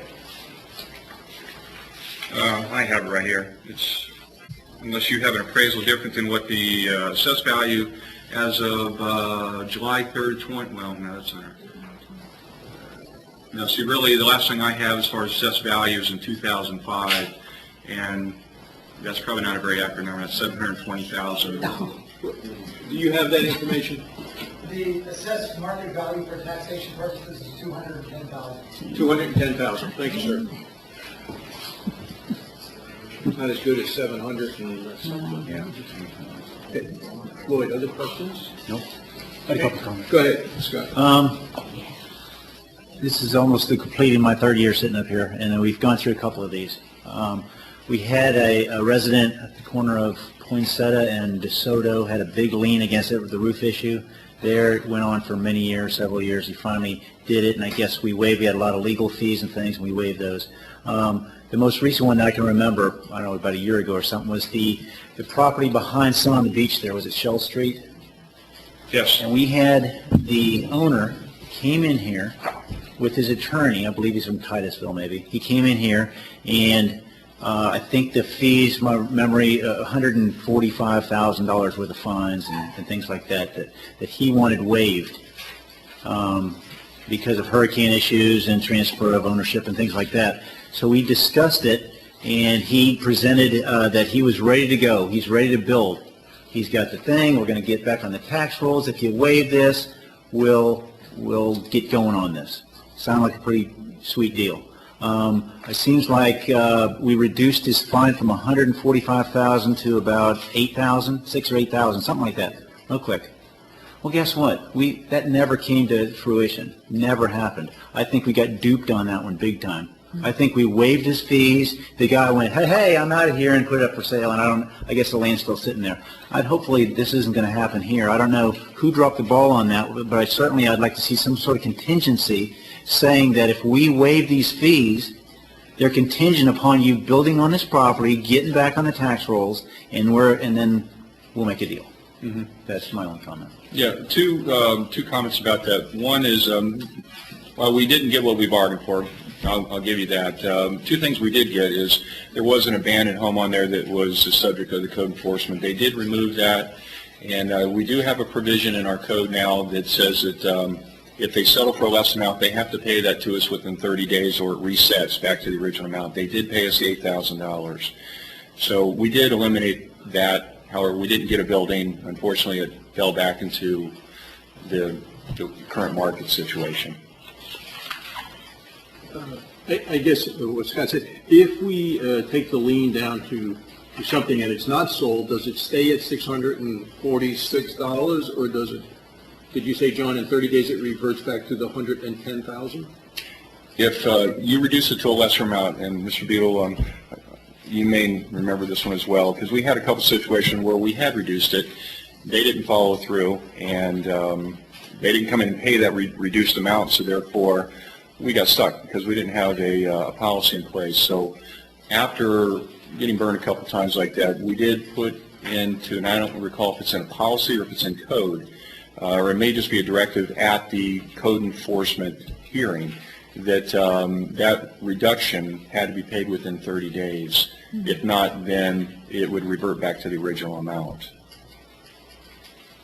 Okay. I do not think, I don't want to go out on a limb, but I don't think that's in code.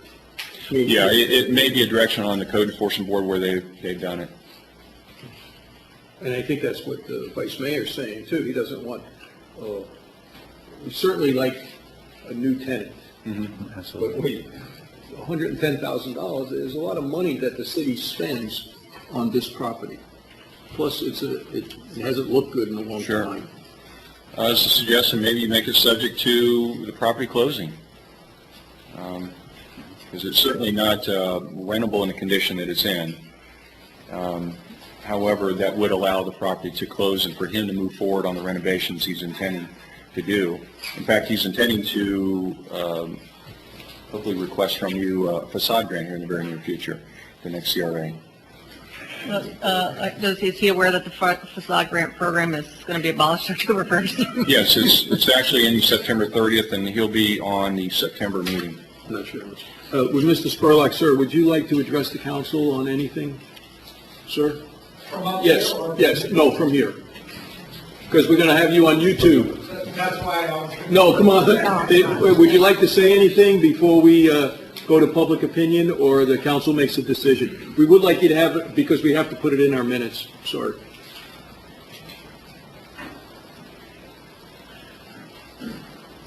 Well, it has been a pleasure coming in and working with Ann and John. They've been wonderful to work with. We always kid about being in Mayberry, and we as a family have been here for 50 years. But it's like coming back to Mayberry, and that's great because it's much more casual. We're looking at this property to actually move our office from Merritt Island back down to Satellite Beach. So it is something that's going to be personal. We're not looking at putting it back on the market, but we would appreciate anything that you would do for us. And the purpose of the fine, of course, was to try to get somebody to comply. Well, they didn't. They died on the vine, and that was it. So Bayview has agreed to take care of that if, at the time of closing, if we could get it reduced. That was already in our agreement contractually between Bayview and ourselves as buyer and seller. So they have said that they would take care of that. But I can't afford the property if it's $110,000 fine on it. So. Does the council have any questions for the proposed owner?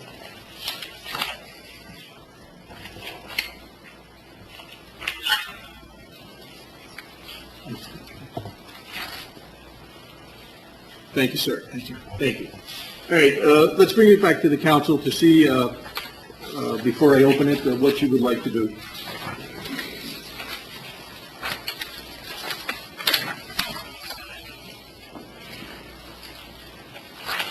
I'd certainly like to see a reduction in the lien contingent upon closing on the property. And how much reduction? I guess the recommended amount is, John, you recommended this, or this is kind of the guidelines you're giving us here, $646.55. That's correct. It's entirely up to council. That's your high and low.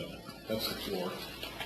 That's the floor based, and that is based, ladies and gentlemen, on amount of time spent per the hours spent and the wage of that person. It's attorney's fees, postage, admin time. That's our cost, plus 20%. Okay, plus 20%. Okay. Just out of curiosity, we would have had to include these fines as part of our budget, wouldn't we, from year to year? If there were existing fines outstanding, kind of like outstanding taxes or something like that, wouldn't those have to be taken into consideration? Oh, better question. I think we put collected fines. There's collected, but not outstanding. Brenda? Not outstanding. No? Okay. That's Brenda.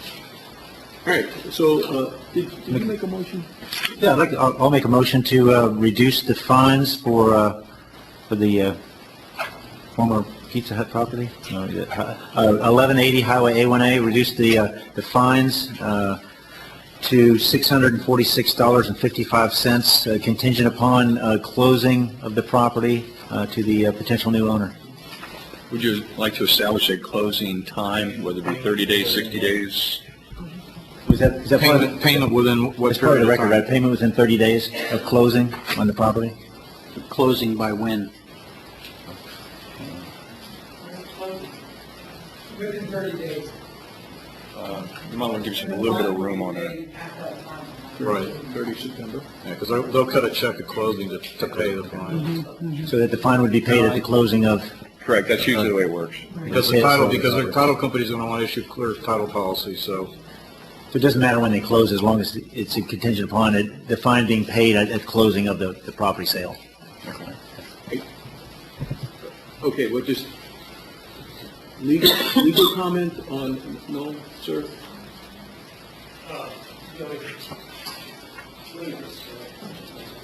Just want to make sure that we don't.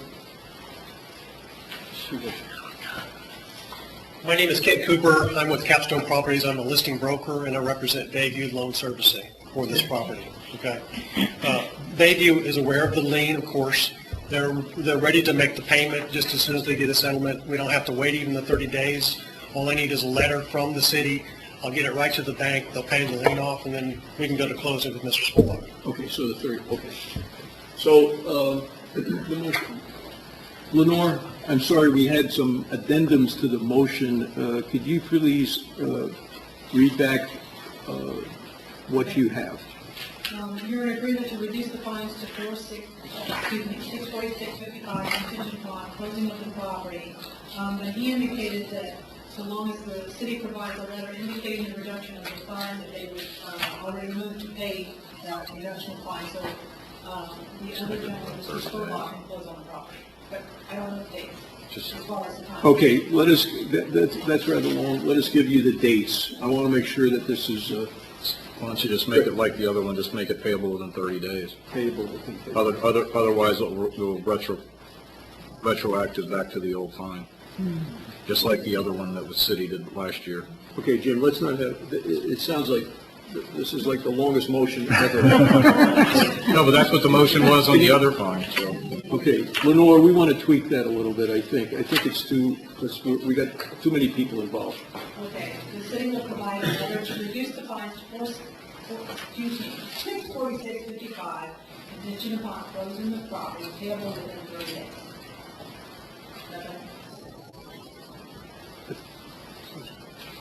All right, I have a motion. Is there a second? Second. Okay, I have a motion by Vice Mayor Rhodes, second by Councilman French. Lenore. Councilman Gilman? Yes, and I'd like to welcome Mr. Spurlock, and sir, thank you for bringing another piece of property onto the tax rolls, and we wish you good luck. Councilman Dean? Yes. Councilman French? Yes. Vice Mayor Rhodes? Yes. Mayor Fontaine? Yes, and the motion passes unanimously. Sir, welcome. Thank you also for being. Okay, agenda item number 10. Oh, I didn't have public comment? Oh, sir, if you could just wait. I'm sorry. We did have I am very sorry. You know me, I always have public comment. Not seeing any hands. All right, Steve and then Michelle. Sorry, I really apologize. It may be a little door closing, but Michelle French, resident. I don't know how we got beyond this, but Scott had a very viable point here. Having a closing is merely a changing of ownership. It does nothing to establish a property that is going to be back on the tax rolls. It just changes who has the property. So if, in fact, the property still sits there vacant, there's just another person that is going to now be responsible. That's all that is. Your comment, Scott, about it being contingent upon the building being renovated and actual business being in there so that it's on the tax roll is a viable comment. And I think that's where we should be going. I don't think we should just be changing it for ownership, reducing liens. Yeah, that's pretty good.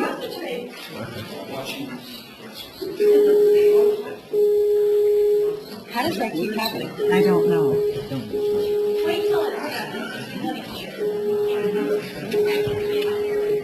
Okay.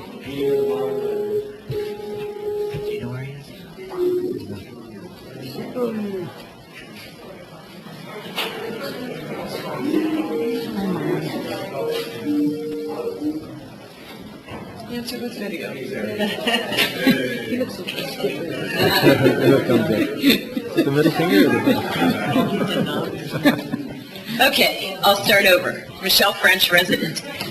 I think that Vice Mayor Rhodes had a viable point when he said that your motion should be, or your waiving of liens should be contingent upon the property actually becoming a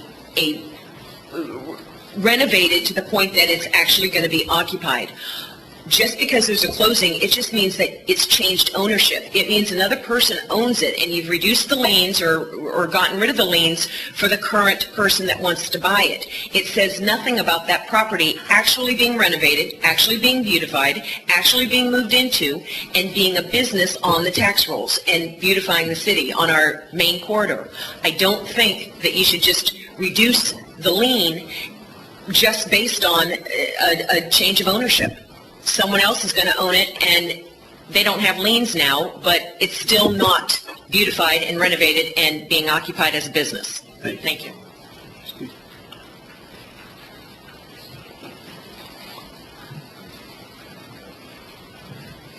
Steve Medley, Satellite Beach.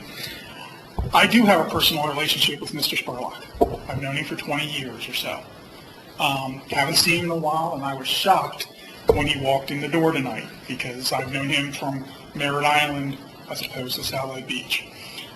I can tell you this, I have built churches with the man, I have lugged stuff around foreign countries with the guy, his kids are great, his wife is great, his dog is great. Okay?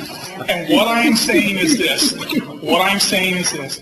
if Neil tells you he's going to do something, put it in the bank. And I'll give you this to this council. If Mr. Spurlock doesn't pay the $626 or something fine, I'll pay it for him. Okay? I have that much faith in the man. He's going to be a great neighbor for this. And I understand yours is more procedural concern. I'm just saying that in this case, that's the guy you want moving into Satellite Beach. And his dog, too. Okay. Thank you. And I apologize again, is there any other public comment on this? And I'll bring it back to the council. We can put it back on the table, according to Roberts, and make that motion. I do understand what we wanted to say. I want to make sure that that was, like Michelle, I think that she makes the point. And Steve, it's not that money, it's because the money is going to be paid by someone else. It's the building.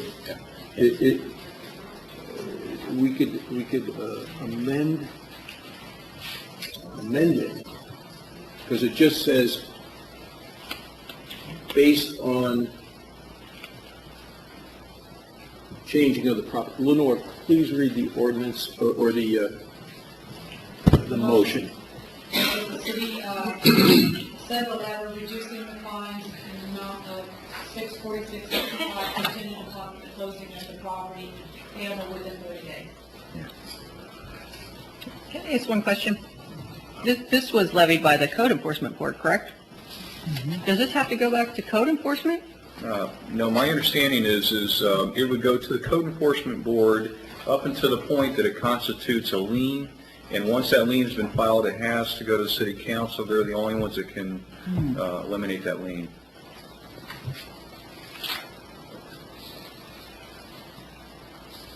Okay. Do you want to amend? I don't see how else you can, clear up the lien and close on the property. I don't know how else you could do that. The only other option that's available, I think, would be to eliminate the fine, but leave the lien in place. But the problem is that a lender is not going to won't give a loan for the property with the potential that the lien could reaccumulate after the date of the closing. So, because that would put their mortgage behind the lien, and that they wouldn't let their security be impaired. So I'm not sure you can really do much more than what you've done. Okay. Mr. Mayor, I don't know if this has any bearing on it, but the fact that he's going to be applying for a facade grant here within the next few weeks will come with some strings attached when it comes to renovations. Of course, that's assuming that there is grant money that's provided to him, but his intent is to move fast and furious forward with this and try to get some assistance, with some architectural stuff. I'll keep it as is, Brian. Okay, we will keep the motion as is and pass, and we'll move on to the next agenda item. John, thank you for your help, sir. Thank you. Agenda item number 10. It has to do with the budget issue that came up last week on 175 and 185 monies. And Ann, I'll send it back to you. Right. This was requested by council regarding the fire department or firefighters' pension and police pensions. That's the 175, 185 monies, and stormwater utilities transfers. And there was a direction to solicit outside professional assessment of the implementation of past procedures. And this was all with regard to GAP guidelines. What did you find out anything? What did we find out? Well, and there's also a letter from Mr. Crotty that is on the dais as well. Evidently, he'd received some calls and emails, and he gives some information there. And the last sentence, basically, or pretty much at the end, he said the proposed procedure for accounting for 175, 185 monies in the revised 12-13 budget is a simpler, cleaner, and more understandable way to address the issue. Great. In this letter, does he spells out what has taken place in past budgets? Yes, he gives a rendition of, I think it was for several years, the way this had previously been handled. Okay, Brenda, anything to add? You know the discussion that we had at the budget meeting on this. Okay. Okay, I'll bring it back for questions on, Greg, do you have Mr. Karate's letter? No, I do not. Okay, sorry. I didn't know if it would have gone to you by email. All right, discussions, please. Can I ask a question? Sure. I asked a question of Brenda in the last meeting why this sort of activity would have taken place, and we didn't get an answer. Does Mr. Karate's letter suggest why he directed those sorts of actions to take place? I'm going to let you handle that, Brenda, with regard to Mr. Crotty's letter.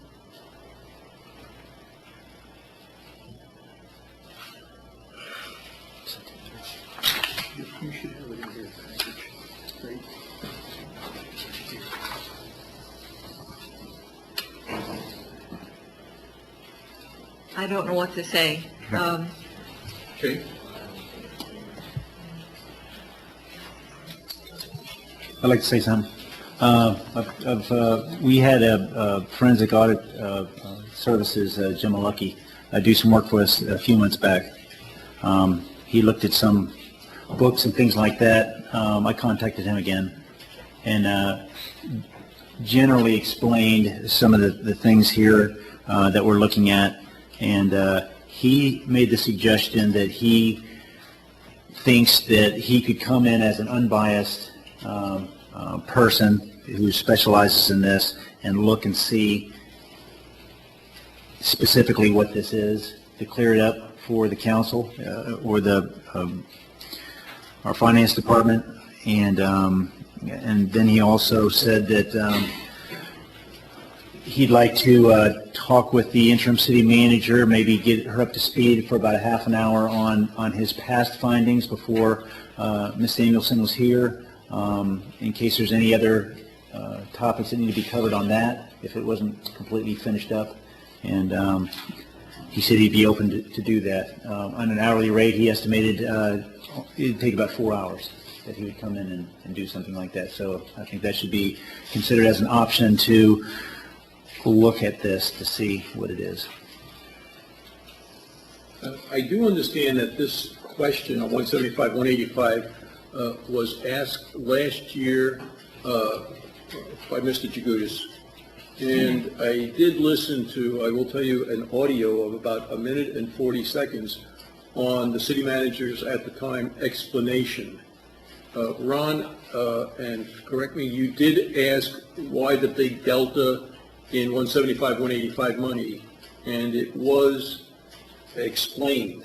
I do not think we have access to that audio right now. But before we spend 4 hours of forensic money, I think it would be prudent to listen to that audio to see if it is not appeasing, but if it answers the question. And the letter would substantiate that. But it is a definite dialogue of why this happened last year and how it was resolved. I don't think it was just last year, was it? I think it's been for quite a while. It's been, and I can't speak for Brenda, but I think it has to do with when the state sends the money and when we post it in the budget. Is what I was led to believe and what the audio says. I think it would be good if we played the audio. We just do not have, I don't think I have access, I don't think we have access to it right now. Say it again? I might have access where I can play it back while we're recording. Do you want me to try? Yeah. Do you know where it is? Yeah. Or is it on your? If you tell me the date, I can pull it up. What is it? 2011. Yeah. John. Well, if anybody has read Mr. Crotty's letter, does it say in the letter why those actions were taken? Yes, it says, it is rather lengthy, and it does say that it was established through discussion with the auditors and staff, and was... But that doesn't say why. Does it say why in there?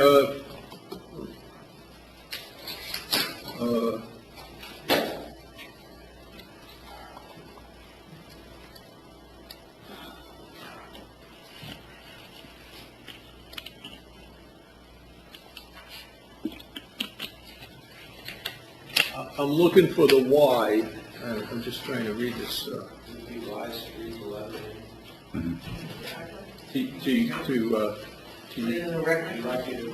Yeah, where is the letter in the, okay, let's see if we can get this. And then we'll see what else, where we want to go from there. I don't think any of us sitting up here, the council, has any kind of specific expertise in accounting or some of these GAAP policies that are in place for our city. Finance director and our city interim manager brought it to light at the past meeting, and I think there's some concern on both their parts, reading some body language and some comments, and I think it would be prudent for us as the council to make sure, spend a little bit of time with Mr. Malucki. I forget what his hourly rate is, $150. Most of it seems like that's what most of these consultants charge. Spend 4 hours, have him come in here and clear it up based on what we were told by city staff. I'm not sure if listening to an audio tape is going to clear anything up in my mind because I don't know anything about accounting.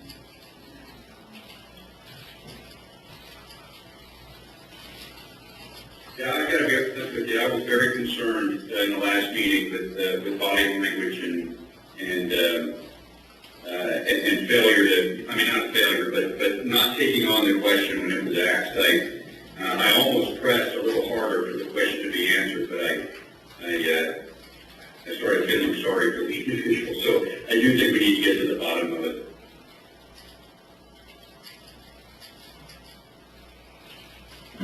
My problem is I'm not certain on the audio and the section, so. So it could be forever, too. I would need to find out. If the past person didn't do a lot of bookmarking. Right, Those right. segments, I would have to, and that would take quite a bit of time. Was this email copied to you with the audio on it? So wouldn't it be on there, on your email? I don't know if he's done the whole meeting, or just that, you know. It was just a section.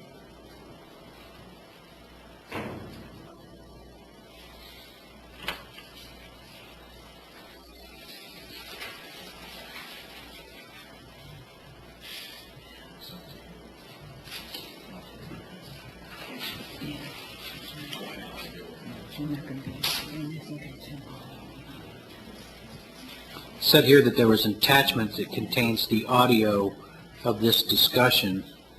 So is that just an excerpt of the discussion? I believe it was, but I think that may not provide sufficient explanation. Do you have that? I did not, it's on the computer, yes, it is there. Can we ask the city manager and the finance director if they would be opposed to having Mr. Mullucky come in and spend half a day and look at this, or would you be opposed to that? Or It's council's wishes. It's up to council.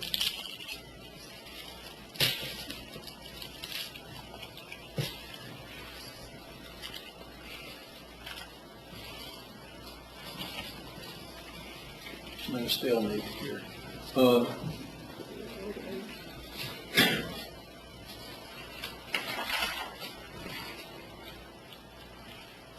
Without an ability to get an audio, we are in a difficult position on this. I mean, to pull up the audio. So at this time, with all of our comments, I'd like to open this for public opinion. we can make a motion after public? Yes, Okay. definitely. You want to make a motion now? No, I mean, you can wait. Either one. Okay. I'd like to open this for public opinion. Ron?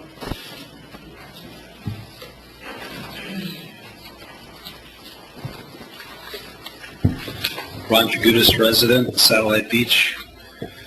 I received a copy of this letter. Came out of the blue, didn't know it was coming. But nonetheless, it came with an audio portion. I did not listen to the audio portion. I remember the discussions last year, and that was something I was going to present, knowing full well in writing I was going to present when I got some time after last council's meeting. The bottom line to me right now, if y'all are uncomfortable with what was stated here and so forth, and you're looking towards getting somebody to give some interpretation as outside consultants, perhaps you should also consider going back to the current auditors who are going to be the auditors for the current period and get their position on this. And since they prepare the audit, perhaps they should do this gratis at this point. And if you get nowhere there, then proceed on to Mr. Mullucky as a consultant. Thank you. A letter will follow from me in regards to this, regardless of whether you work with Mr. Mullucky or not. Thank you. Other public comment? Dana Billman, resident. I don't have any faith in our auditors, and I think that's been very well addressed. I think there's a lot of citizens that don't have any faith in them, and we expressed that way back when the CRA thing was first started. So going back to the auditors who did a song and dance when they stood up here and tried to convince us that what they did wasn't in their purview, they weren't supposed to do that, they didn't look at this. A gentleman stood up here and said, well, I'm not really versed in CRAs, and yet he was going through and doing an audit of our CRA. I don't think that's a good use of our time or anything like that. We're in a budget cycle, we need to get things done. I don't want to be time is money, and we need to be getting from point A to B. If we're going to do this, let's hire someone. Look how far we got when we finally let our CRA consultants get on board and do some stuff. We started clicking along and getting things done and getting us down the road we need to go. Let's get it done, get somebody in here, owe up to whatever mistakes or things that happen, and let's get us where we got a clean slate, we know where we are, and we know where we're going and how we're going to get there. So I like Mr. Rhodes' idea to hire Mr. Malecki. Thank you. Other public comment?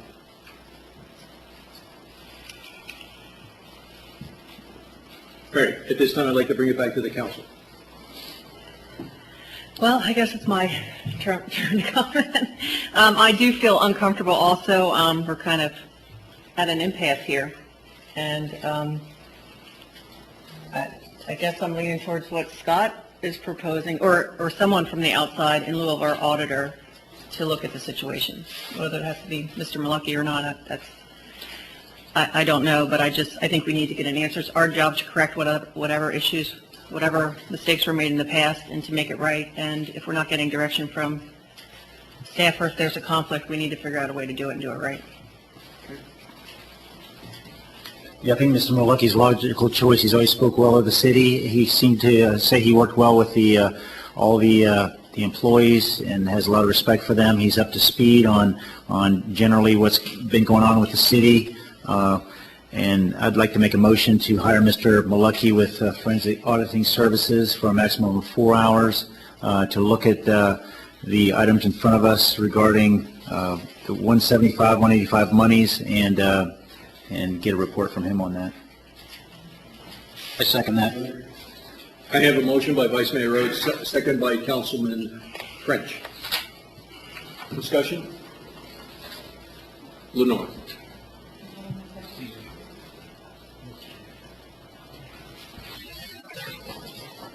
Councilmember Bowman? Yes. Councilmember Dean? Yes. Councilmember French? Yes. Vice Mayor Rhodes? Yes. Unfortunately, I have listened to the tape. I agree with the tape. I will vote no. The motion passes 4-1. Okay, will we ask Ann? Yes. We'd ask you to contact Mr. Malecki. We'll have the city manager do that. That'd be fine. And set up Right, what you need. as per the vote and Okay. as per the motion. I would like to take 5 minutes. If we go to our couple of minutes break, and then we'll come back. Thank you. Good working through these. That's the way it should be. Okay, sorry. We can continue to.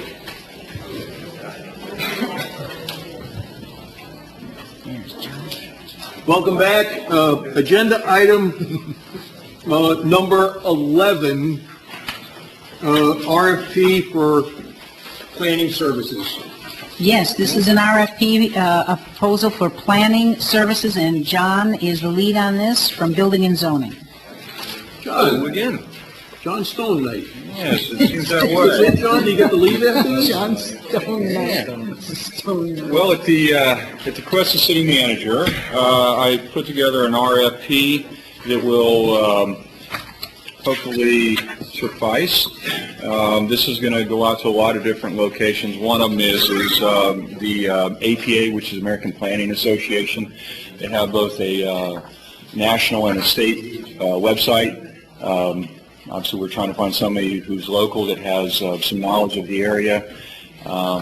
and it's going to be based on a cap of $25,000, which was what was put in the budget. That information was not put in there. It's based on a as-needed hourly basis, and so we're requesting that they come back to us with an hourly rate. Okay, so the applicants will not know about the 25K?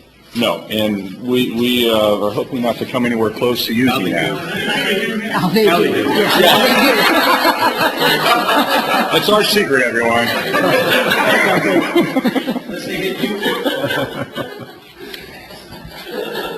Oh, that worked out well, right? Okay. All right, I'll bring it back to the council for discussion. Anything, Greg? RFP? Yeah, no, I like the idea.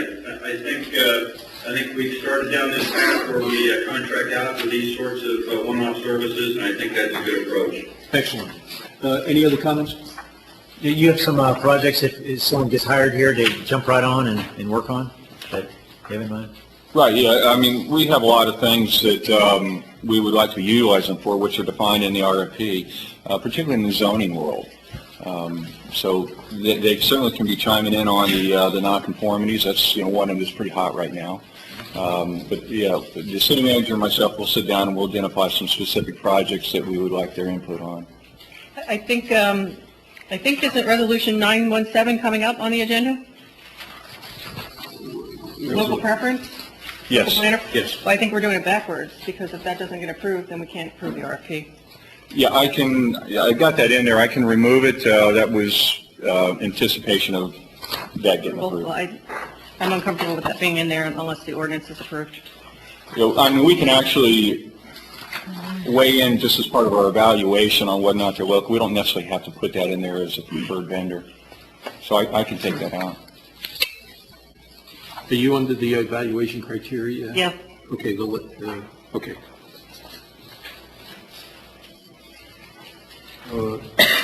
Would you mind if we could approve this contingent on the other one being approved? Yeah, I think we'd have to, Resolution 917 is an upcoming agenda item. Oh, you mean contingent upon it being approved? Yes. So we could, Well, there's no need to be in there if the resolution's approved. Yeah, if it's not, we'll have to come back to this. Why don't we just go to the resolution? Hold on. Where is that? All right, Councilwoman Deanan says that we have to look at, RFP says that we want to hire locally. And we have an agenda item in front of us.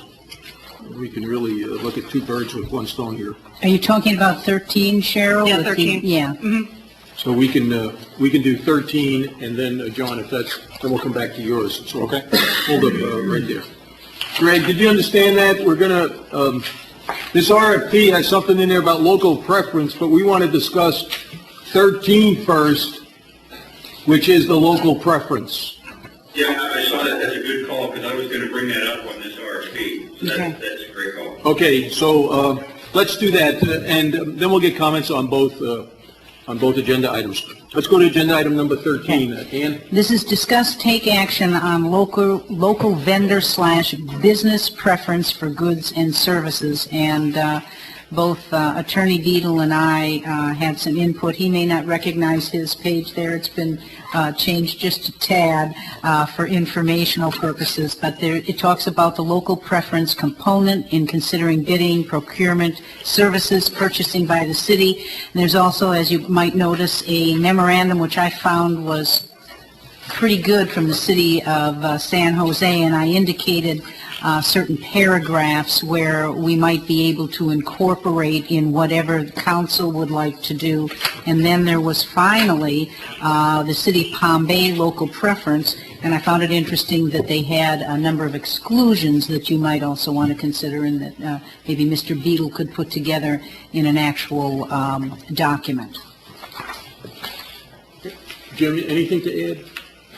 No, I think I brought it up at least one prior meeting that it'd be, if you're going to start doing local preference, it's better to have something in place, and preferably in an ordinance, in case people contest bid awards, you've got the ability to rely on it, and the courts have generally, or the Attorney General at least, has upheld local preferences, and there's one case that's upheld local preference as well. And as indicated in the memo, even under the CCNA, because of the verbiage that's in the statute, you can still have a local preference under the CCNA as well. The only concern I have is you really need to be careful how you define local, because we are demographically pretty limited, and you don't want to limit the services that can be provided. That's why I put in there the discussion about whether you have a county local preference as well. It may not be the same as the city, but you can have, or you can define whatever geographics you want. But that was just a suggestion to make it city and county. Just want to say, when the CRA board met, we went local to include Orange, Osceola, Brevard, not Indian River, but And no Volusia, and Volusia. So that's what we considered kind of And you local. you can, depending on, and that's the whole point, and that's, why it needs to be in there, is you can provide that the council can expand or contract whatever local is depending upon what the nature of the bid is. That's true. But I feel more comfortable, again, getting back to kind of what we were talking about before, if there's a procedure in an ordinance, at least the process is in an ordinance, because for bid contests, that's important that it be in an ordinance. I can't remember when we did the snow cone. I hate to bring up the snow cones all the time. When we did the snow cone, what did we adopt? I provided the council with a draft resolution that broke down between city and county and provided some exceptions and things like that. And the council decided, well, we're just dealing with the snow cones, and it's not going to be that big of a deal. So, oh yeah, it was. yeah, as it turns out, 20/20 hindsight. But I mean, council looked at the resolution, and it was going to be a one-out kind of a thing, and then if we went ahead with anything else, we were going to have some policy in place. I believe that's even council that agreed that was going to happen, that we would have a policy in place before we started doing other ones.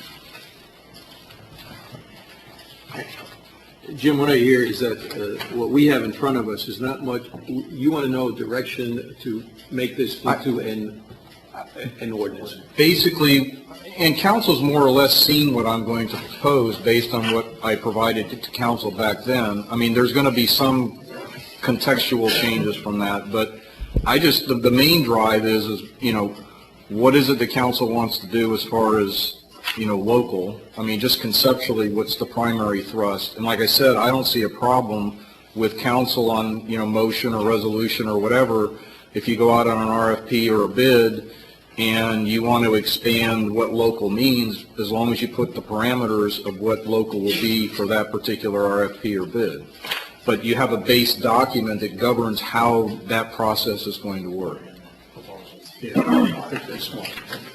Any comments? So Jim, do you need us to pass or to make a motion to direct you to draft the ordinance and then what to put in the ordinance with regard to percentages? Is that what you're looking for? That's what I'm looking for. I don't know per se that I need a motion, but just, I think I can get a consensus from the council as far as what the preference amounts are going to be and what the council generally is going to perceive as what local means. Is local going to be just the city conceptually, initially with the ability to expand that?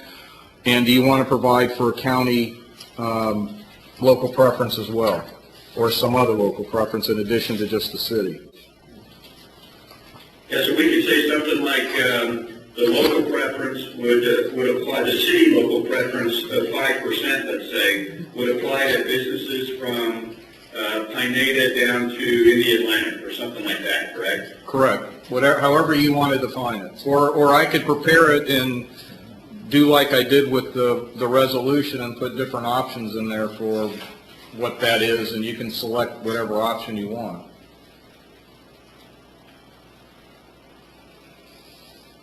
I mean, I could put in the city's one option as the quote local, and then I could use the one from Pineda to, I guess, Melbourne Causeway or something like that, if that's what council wants. I kind of like that idea. What does the rest of council think of that? I think it's too small of a pool to draw from for some of the needs that we're going to have. Engineering, municipal engineering, some other things. remember you're talking about all what's that word? Procurement. Not, you got to think outside the box. Maybe what we want to do is put a radius on it that includes Melbourne. The other thing is, we don't want to limit ourselves. I mean, if they're within 5%, we'll have to do local option, but it may not be the best company. And we want to, whatever we do, hire one of the better companies. I like local option, but we have to have the option not to use local option.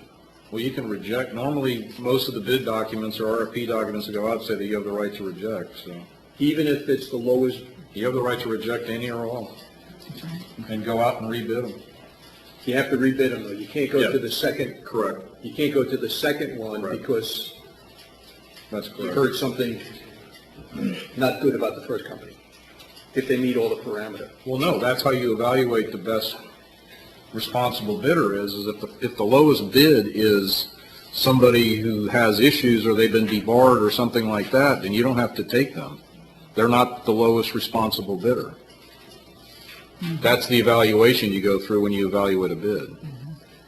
Yeah, kind of like a lowest price, technically acceptable sort of a thing. Yes. I agree, though. I agree with Cheryl that we may limit ourselves if we're going to do a stormwater project. I don't know if we have the, the companies locally or something else that we're going to do. I concur. So what sort of a radius do you think would be appropriate? I didn't really put that much thought into it. I'm also concerned too if we're marketing properties within the CRA, you're also kind of limiting, again, Melbourne compared to Orlando or Orange County or Sanford or. The lawyer. Oh, I'm sorry now. Okay. Mr. Beadle has said that he will give us options. I think he has enough direction and he can give us options on it. I'll put more thought into it, yeah. I mean, I think another thing is you could do dollar thresholds as far as how you determine what's a local company too. I mean, that's another way to look at it. If it's over X amount of dollars, you go, local could be, Tampa to, from Tampa up to Daytona and down south to Fort Pierce or something. I mean, however that arc works, but. I mean, I'm just saying that's a different way. And then I also have in here, you can, give a local preference to a state contractor on a lesser degree than city and county. Well, I think we should consider the entire county as local. I mean, think about this. If a business is in the county, they're paying taxes to the county. We take in a portion of the money that goes to the county. So it's to our advantage, all right, to sustain and perhaps help grow businesses in the county because there is a direct return on that investment to us, or indirect, I should say. Same thing, but again, if it's a business locally and they're the lowest price, technically acceptable bidder, then they get the same consideration as anybody else in the county. But then as our needs digress and diversify, we can go outside of the county to basically contiguous counties such as Indian River and Orange and Osceola, all right, and those would be, our 2.5%, or whatever, and then outside of that, no special consideration. So I have a question for Alan. The Cassie project, which is it's very nice. Where is that construction company from? Port Orange. Port Orange. Massey's out of Port Orange, Okay. yeah. And just for point of information, the last RFP that we talked about, the one that's going out tomorrow into the paper, I removed the local vendor option because of the discussion we were having the last time. So I just want to let you know that that's not in there because we didn't decide, you guys didn't decide on a radius or. Yeah, and we won't tonight either, so it's probably best that, not that we won't, but we don't have the direction on the ordinance. And I agree with Councilwoman Dean, the pool in this local area is too small. You need a larger pool to pull from. especially if you get into TMDLs or anything like that, I think we're going to be. I think the county option is probably. Okay, Jim, we're going to. Okay. There's a I'll lot. have something. You've heard county, contiguous. Yeah.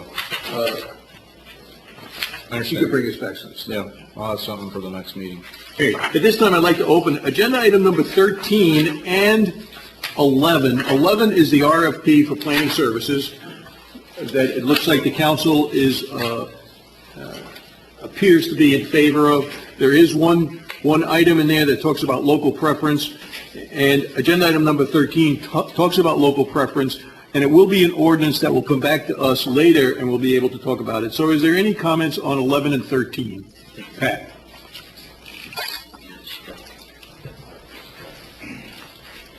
Pat Gibbons, resident. I just asking for some clarity. The local preference, okay, you guys are talking about sending RFPs, like the bidders list, okay? My question is, do the local satellite beach businesses get the 5% or 10% preference when it comes to bid evaluation? We haven't seen it yet, but They don't have it now, no. That's That's what this ordinance is for.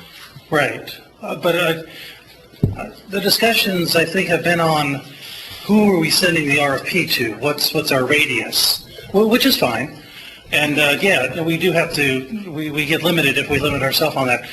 However, if we have a satellite beach company who bids and comes in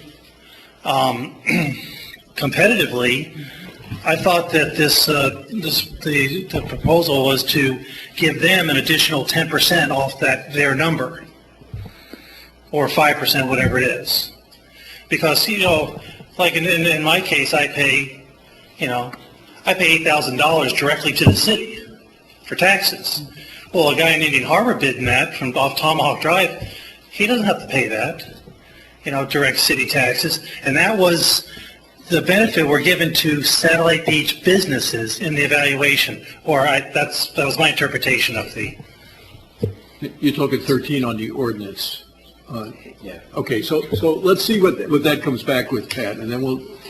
What do you mean? Jim's going to write the ordinance.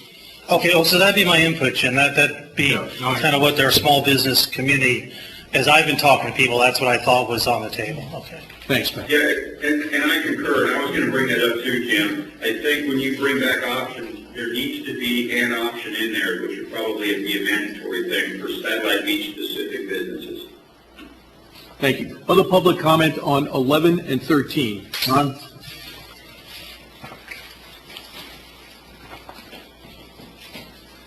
Roger Gudis, resident, Satellite Beach. Obviously, 13 has got to be worked on yet, and it's going to take a process, so that kind of defeats the purpose of even working on 11 right now, other than removing the local preference.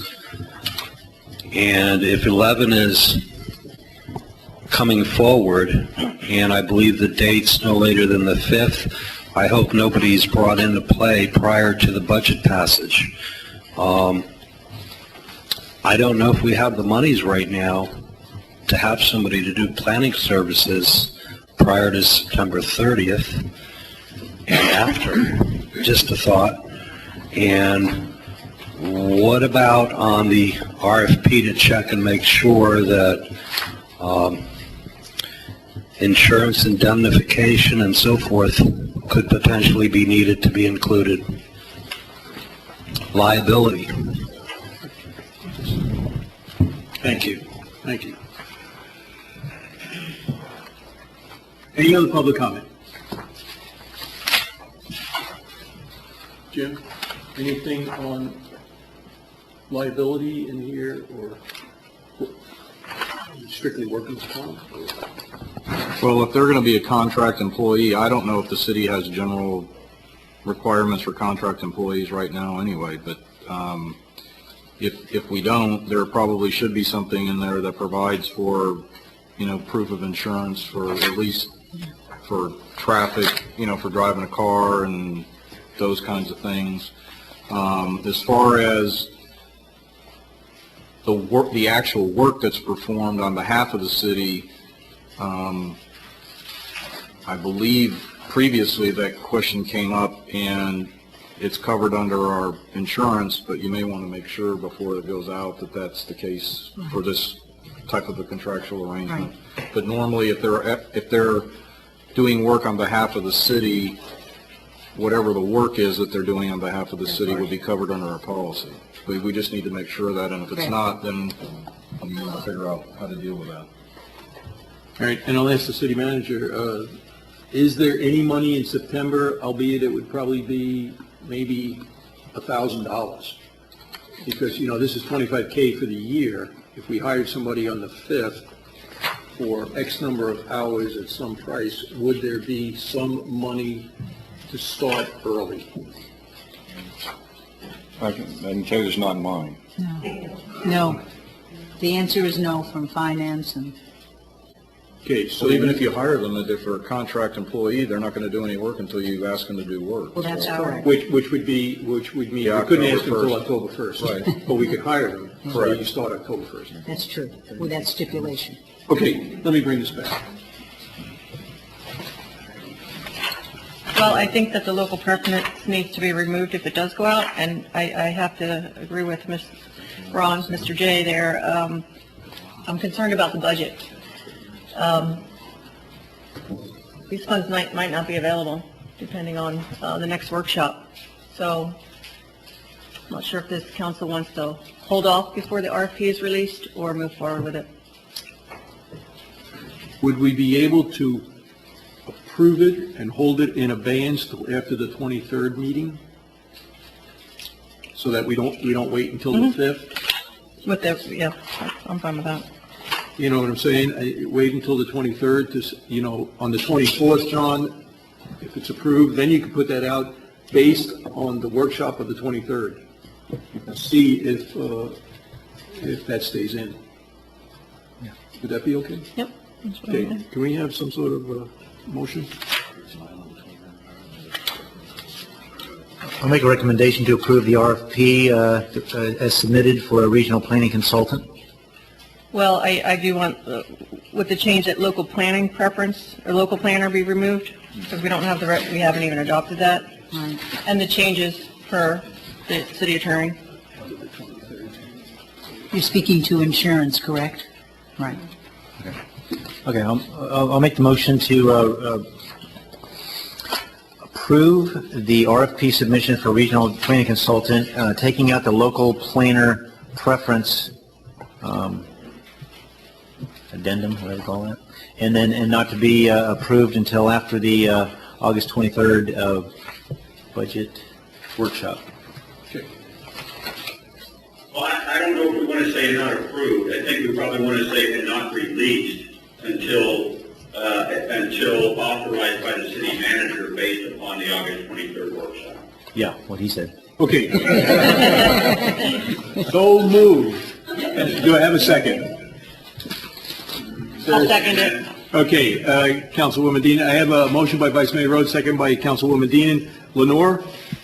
Councilmember Bowman, Yes. Councilmember French. Yes. Councilmember Keenan, Yes. Vice Mayor Rhodes, Yes. Mayor Bronson. Yes, motion passes unanimously. Thank you. Agenda item number 12 is discuss, take action on non-resident fees for David Schechter Center. Thank you, John. Have a nice night.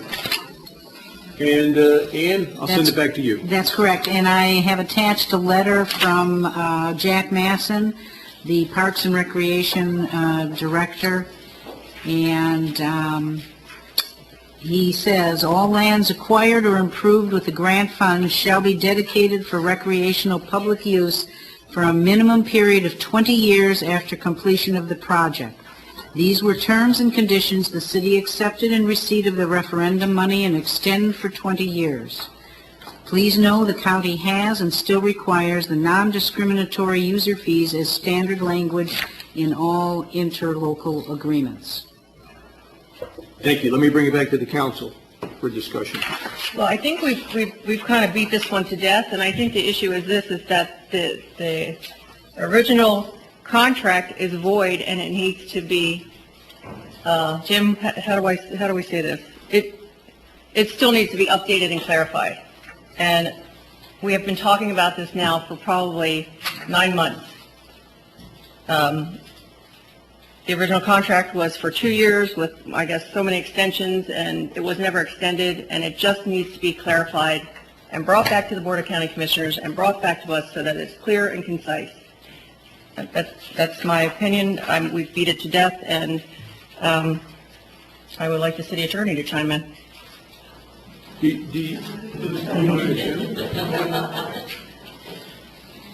Well, my question is what is it the council wants in the agreement? I'm fine with it, but I think it needs to be, first of all, the contract's void. There's an email from you. Well, it's not void, it's expired. It's expired. Yeah. It's expired. Yeah, I mean, I don't have any problem, re-establishing the agreement if that's what council wants based on the terms that were in the original agreement. I don't have any problem. And you with may think of it as a formality, but it needs to be done. It's proper process, and it needs to be done. So is it, Cheryl, do you agree with the 20, Jack Mason, I'm sure, Masson has, I'm sure, spoke with the county commissioners. The letter, would we just formalize his letter? Well, and I also have emails from Jack where he says it's a different opinion. So I'm fine with the expired contract being cleaned up and going back to the county commission. Basically just use the last agreement, but have it for whatever the balance of the term of the years is supposed to be, I guess. Yes. That's not an issue. I mean, we can do that. And it would just emphasize, or it would just re-emphasize. It'll just have the same, basically it's the same terms and it doesn't expire in 2 years kind of a thing. May I ask a question? So does that mean that there are going to be non-discriminatory fees charged then for all residents at the David R. Schechter Center? That's what you're saying. All right. To be. All right. I think it's just a matter of updating the agreement, but there's no change to the policy, agreement article, so to speak. I mean, we have to stick by what we agreed to with the county way back then. And I have to be honest, all of our contracts are old, and we need to keep track of them and keep them up to date and make sure they are non-expired. I mean, it's ridiculous that, no one kept their eye on it or extended the contract, and we have this with a lot of our contracts, including our auditors and other folks. So it's our responsibility to make sure that the contracts are valid and up to date. Can the rec department accept coupons? Discount coupons? I'm thinking outside of the box. Really? I know where he's going with that. I know. 10% offset of each resident. Yeah. Why don't you tell me what you had in mind? Okay. We can't charge people outside of the city more than what we charge the people inside of the city. However, we could have a club in the city called the Friends of Satellite Beach Recreation, for example, all right? And the Friends of Satellite Beach Recreation can pass out Schechter bucks, all right, as in the form of coupons, all right, as part of your benefits of membership that can be spent at the Schechter Center for services. The only requirement is to be a Friends of Satellite Beach Recreation. You have to be a resident of Satellite Beach. Well, what happens is the people who are residents of Satellite Beach can join, get the Schechter bucks, and spend those to offset the raised rates that you would raise for everyone. Okay? All right? But they would get the discounted rate because they'd spend their Schechter bucks instead of real bucks. I got to tell you, he is thinking outside of the box because in New Jersey, you actually pay to go on the beach.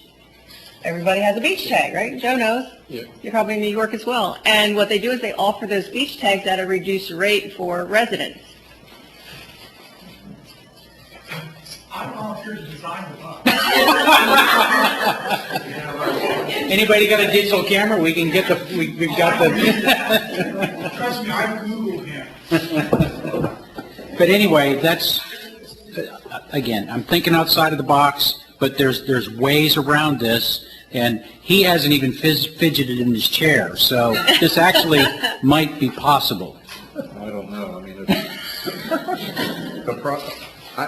I mean, I go back to, I think one of the comments I made at the first time this issue came up is I'm sure we can figure out a way to legally do it. I'm just concerned about what the practical implications are of what we do. And I don't know how much money you're actually saving to do this. And I understand you're trying to do a benefit to the residents, and I don't have any problem with that. I'm just concerned, right, long-term implications. Certainly not a fully fleshed out idea, but that's not what I do. I think it's a great idea. I mean, if council wants to look at that before I go back to the county, then I can do that. I think it's a great idea too, but I think let's stick to what's on the agenda right now, and we'll put that on another agenda. Thank you for bringing sanity back to the council. All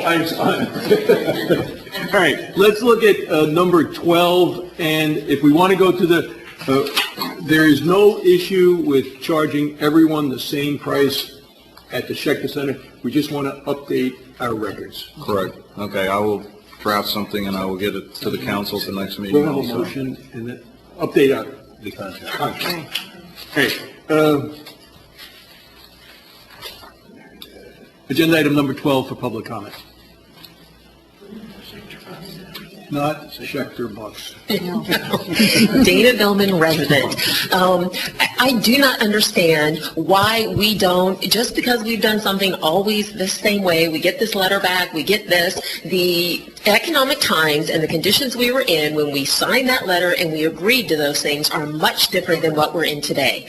What could we not go back to the council and say, listen, these are the facts. This is how much our citizens in this city pay to keep the Schechter Center up and running. They are already being taxed, and they're being taxed and footing the bill for everyone. We have the numbers. We know how many non-residents use it. We know how many residents use it. Present that back base, and go to the commissioners and ask them if they would be willing for us to do something. It could be simply that, you know what, you're a non-resident, you pay $25 a year, and you get a membership, and now you can use the Schechter Center at the price that everybody else pays. I mean, there's creative ways of doing it, and we have never asked. And as a certain council member says, you miss 100% of the shots that you do not take. So I think it would behoove us to go back and present and have a very well-reasoned, thought-out argument and say, if they tell us no, we're in the exact same boat we are in today. But we may be surprised that they may be reasonable, and they might say, you know what, that's true.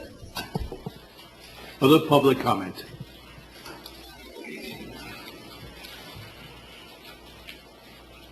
Brian Hurley, resident. I just got a couple of questions. And the $500,000, that was just used to build a Schechter Center? Is that correct? Yes, correct. Nothing was used out of for the fields? For No. those ball fields? Okay. I just wanted to make sure because you got people utilizing those fields, members. It was a different funding. Award. Grant, different grant? From the county. Okay. All right. Okay. I think it was $1. Thank you.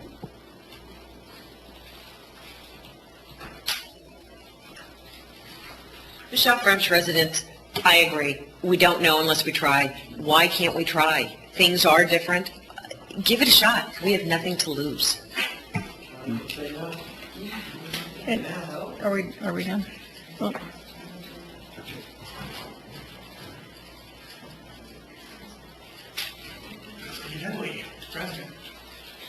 The reason why I don't think you want to go back to the county is because then you start to get back into renegotiating every contract that you've ever done with them.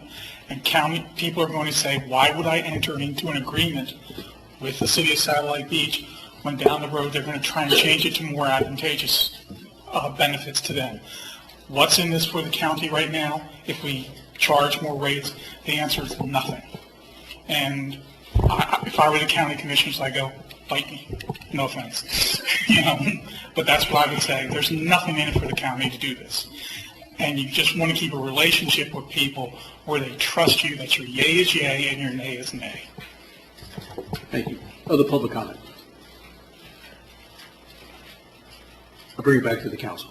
If I remember correctly, and I have been involved with this since I was elected, I thought we had directed staff to go to the county and have a nice conversation and discuss it and feel them out. We have. I think that's We this have. letter. And basically what was told With to me... the county manager, because she said Jack Masson. What was told to me from the rec department is, then come before the commission and they will ask for the $500,000 back because this was the agreement that was I signed. don't think they would be that harsh. Well, we have already experienced some repercussions. And what would that be? There is pushback. It has to do with something being pulled from the agenda from the county commission meeting with regard to the fire department, with regard to maintenance. And there is being some pushback, and there was also a comment by the chair wondering what was going on with this issue. Those are the facts. I'm a little lost. I would like you to be a little more clear. Talk about this maintenance contract with the issue and the I don't pushback. know the details, but it has to do with maintenance on the fire trucks that they have with the county, and that was actually pulled from the agenda by a commission. Well, I would like you to look into that and get more details of that, because I would like to understand which district commissioner and why. And also, you know, I think 70% of the users are, I might have the numbers wrong, are county residents. Maybe we need to talk to the county about maintaining the Schechner Center, and we get the non-discriminatory fees as the tax, you know, since we're the minority of the user. And I'm not being mean, but we pay, our taxes pay for the maintenance of that building, for the lighting in the building, for the flooring. I mean, it was a lopsided deal to begin with, and I don't believe that the repercussions of asking have gone all the way to our fire maintenance agreement. So, well, you asked me, and I'm telling you what I have found out, and these were the conversations that I've had, and, you know... I would like to know which district commissioner, because I would like to contact them. I would like to say we have a tremendous, I think I heard comment that we won't lose anything, but I think we will. We have a tremendous relationship with the county. Every time I have gone to them, Cheryl was with us when they gave us the beaches. They bring us to the front. They take us first. They've given us Hightower, Pelican, the ball fields, the skate park, the dog park for $1, $100,000 for maintenance. This contract, I agree with the way the council was going. Let's just update the contract. But I don't agree that we should go to start a brouhaha for $4,400. And I think that's what we would bring in for non-residents. It would certainly be a brouhaha. And we also have TIF money on the line. There's a lot of stuff. The county is our friend. I think we need to keep them as our friend. They really respect us, and I respect them. And I'm just saying it. I think, and Jack, I think, has sent us a nice letter, but I don't think the rest will be as nice. And I just want to note, too, it was Jack, and it was, what's her name in here? That had said in an email that we could charge different fees. So I kind of got put on the wrong track, and I'm just trying to figure out a way so that this recreation department can sustain itself. That's all. It's a great service to the community, I get it, but, you know, the citizens have spoken. They want, and I'm not hearing it just here, but others are like, they don't feel it's fair that we pay the taxes and a lot of the other folks pay the same. I understand. I think, though, we need to take a much bigger picture look here. I think we get, well, a contract's a contract, and we sign bottom line, regardless of whether it's good or not. I mean, look at our CRA issue right now with not being able to pay back our CRA debt early. We signed a bum contract, okay, whatever.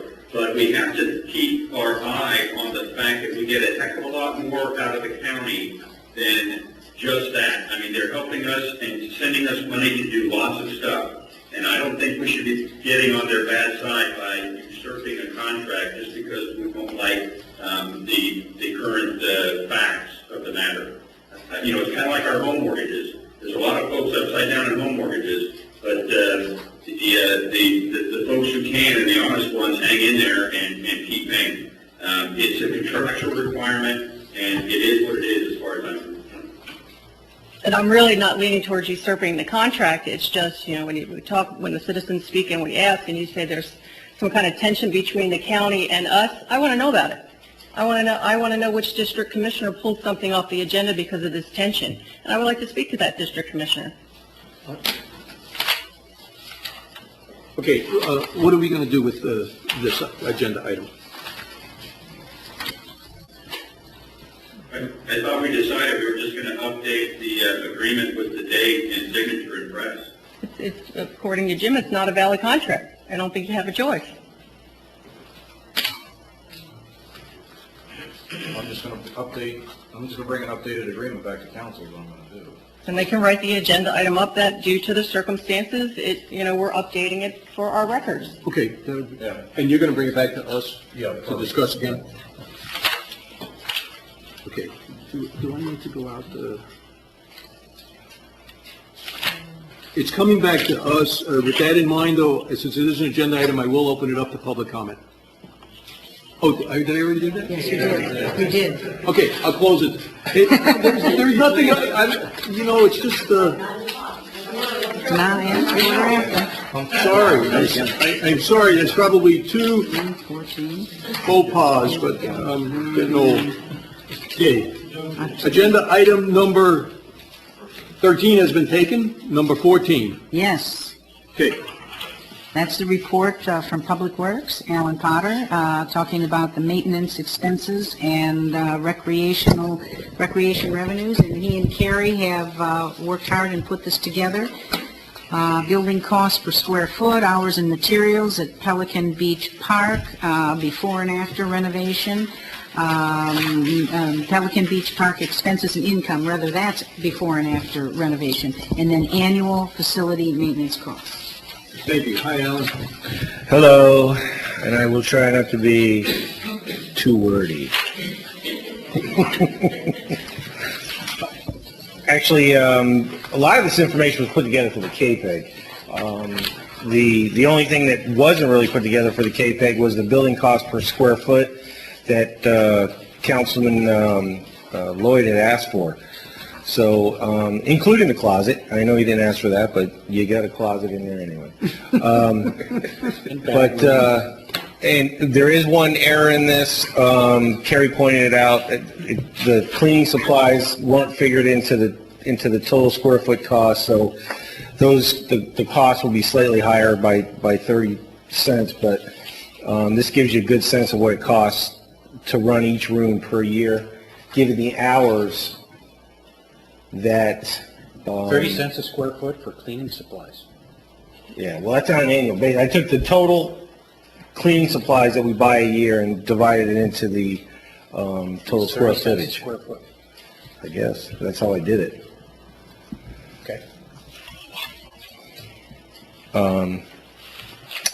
And well, just paper products alone. Paper products, toilet paper, paper towels, trash bags. That gets pretty expensive during the course of a year. So, those are all factored in there. So that's why they say the cleaning supplies. And I'll answer any questions though. This is it's a good start, all right, but it doesn't have all the hours of usage for the different rooms, all right? I mean, like the dance rooms, the meeting rooms, study rooms, game rooms, viewing rooms. What do we charge for those, and how much do we bring in a year on each of those rooms? That would be useful data.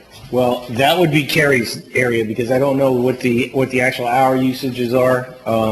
So I just wanted to try to break it down to square foot costs. Oh, for example,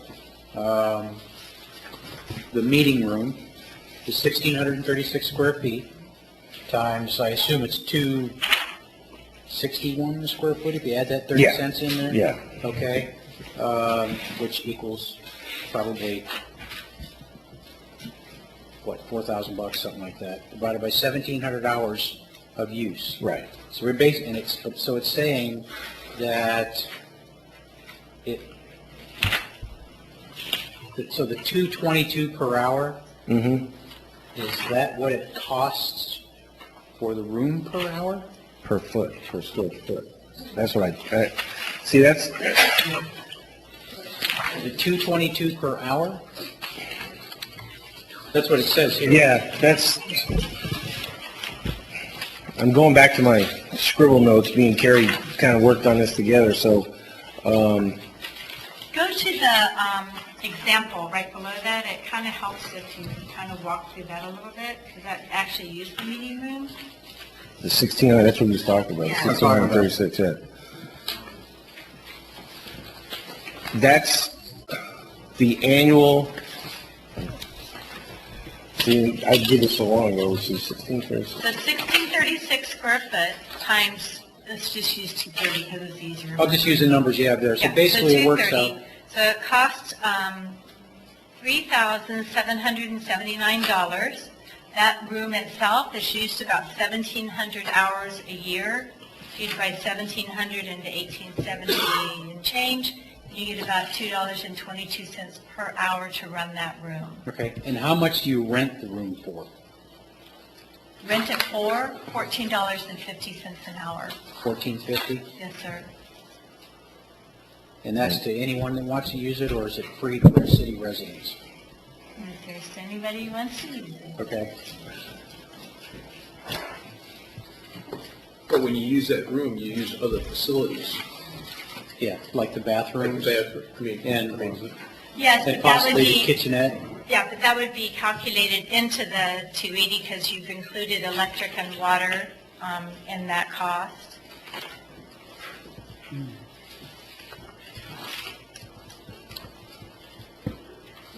Well, again, the numbers for the other rooms, this usage will be useful. And I did a quick calculation, and I didn't do an exact hour, like calculate for a year exactly every room, but generally speaking, most of the rooms are used about the same. One of the dance rooms, for example, is used about 3,200 hours, so calculating its cost, it's about $1.40 an hour to run. And most of our, and it costs $10 an hour to rent. Most of our classes bring in somewhere, I would guess, between $8 and $12 Okay, per perhaps hour for us to keep. a simpler overhead question would be, taking into consideration all the user fees that you get in a year, does it cover your annual, if you total up all these numbers, do your annual user fees cover the total cost? I can figure that out. Yeah, I didn't have a calculator, so I couldn't figure it No, out. what I would do is go to the program activity fees that we collect, figure out the percentage that the city retains, and some of those are activities outside of the center. It'd be at the tennis courts, the ball fields, there's tennis courts, and racquetball courts. So figure out what is actually just a DRS activity, and figure out what percentage the city retains, and we can find out. And I'm talking about just the room fees, not the activity itself, but the component of that activity fee that pays for the room. In other words, the room rental. Yes, sir, yeah. Right, okay. But you want it for the whole building, not just by room. If the building Well, cost if you charge a has- fee for a particular room in that building, then that should be included in your tally. In other words, all the room fees for meeting rooms, dance rooms, viewing rooms, study rooms, game rooms, things like that. Right, so the income that... People would occupy. Yes, the income that we take in is going to be derived from the percentage that we retain from classes and from rentals to private individuals. Can I just ask you something? Sure. What is your end in sight? To see if in other words, what we're charging for rooms, each room in that facility, all right, ideally, should bring back in, we should recover the costs for providing not only that room per availability, per year, but also all the support things like restrooms and things like that that are used in conjunction with the facility. And that's use. included in the 261 Yeah, square foot. Okay. No, let me work on that. That would be an interesting exercise. Thank you. I'm sure you have the time to, let's see if we have other questions from the council before I open this.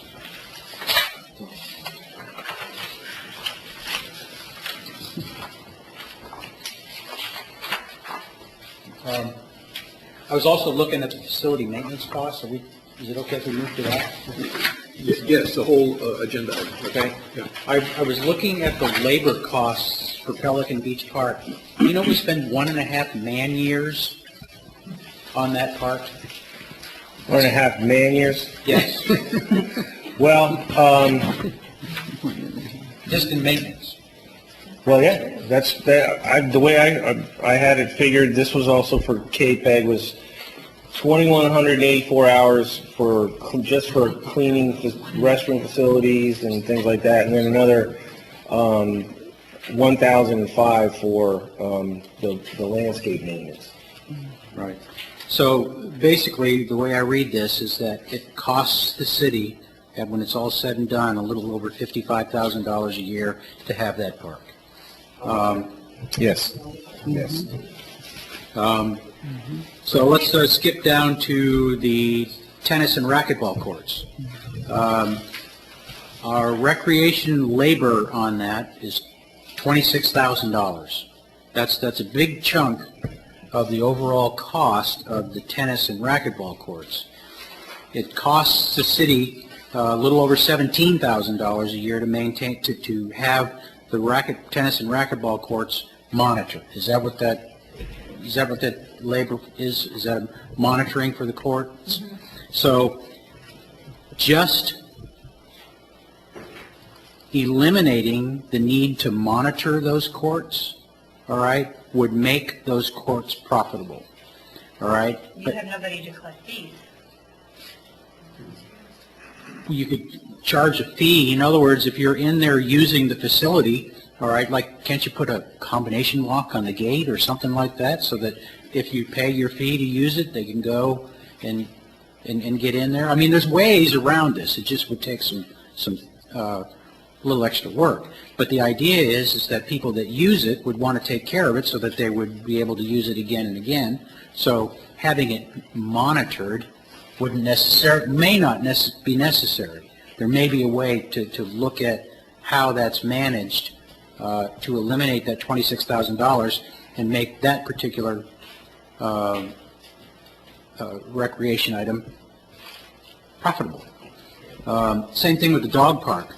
I know we've heard people say, I love the fact that the dog park is monitored.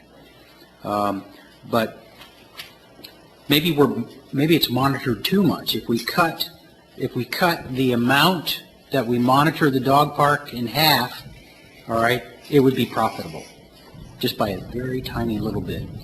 Okay. Skate park.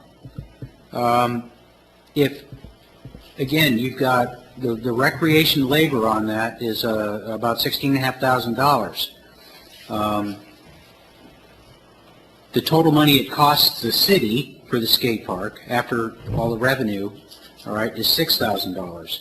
If we just reduced by about a third the amount of monitoring that we did there, that would be a profitable recreation facility. Hedgecock Field.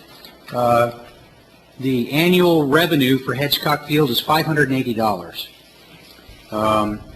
The cost looks like it's somewhere around $14,000, just under $14,000. We had almost 12,000 users. That's basically 5 cents we're charging per user. If we charged 50 cents per user, would that be an unreasonable amount for one user for the field for the year? 50 cents? Go on. All right. If we did that, I believe it would be profitable. It would pay for itself. All right?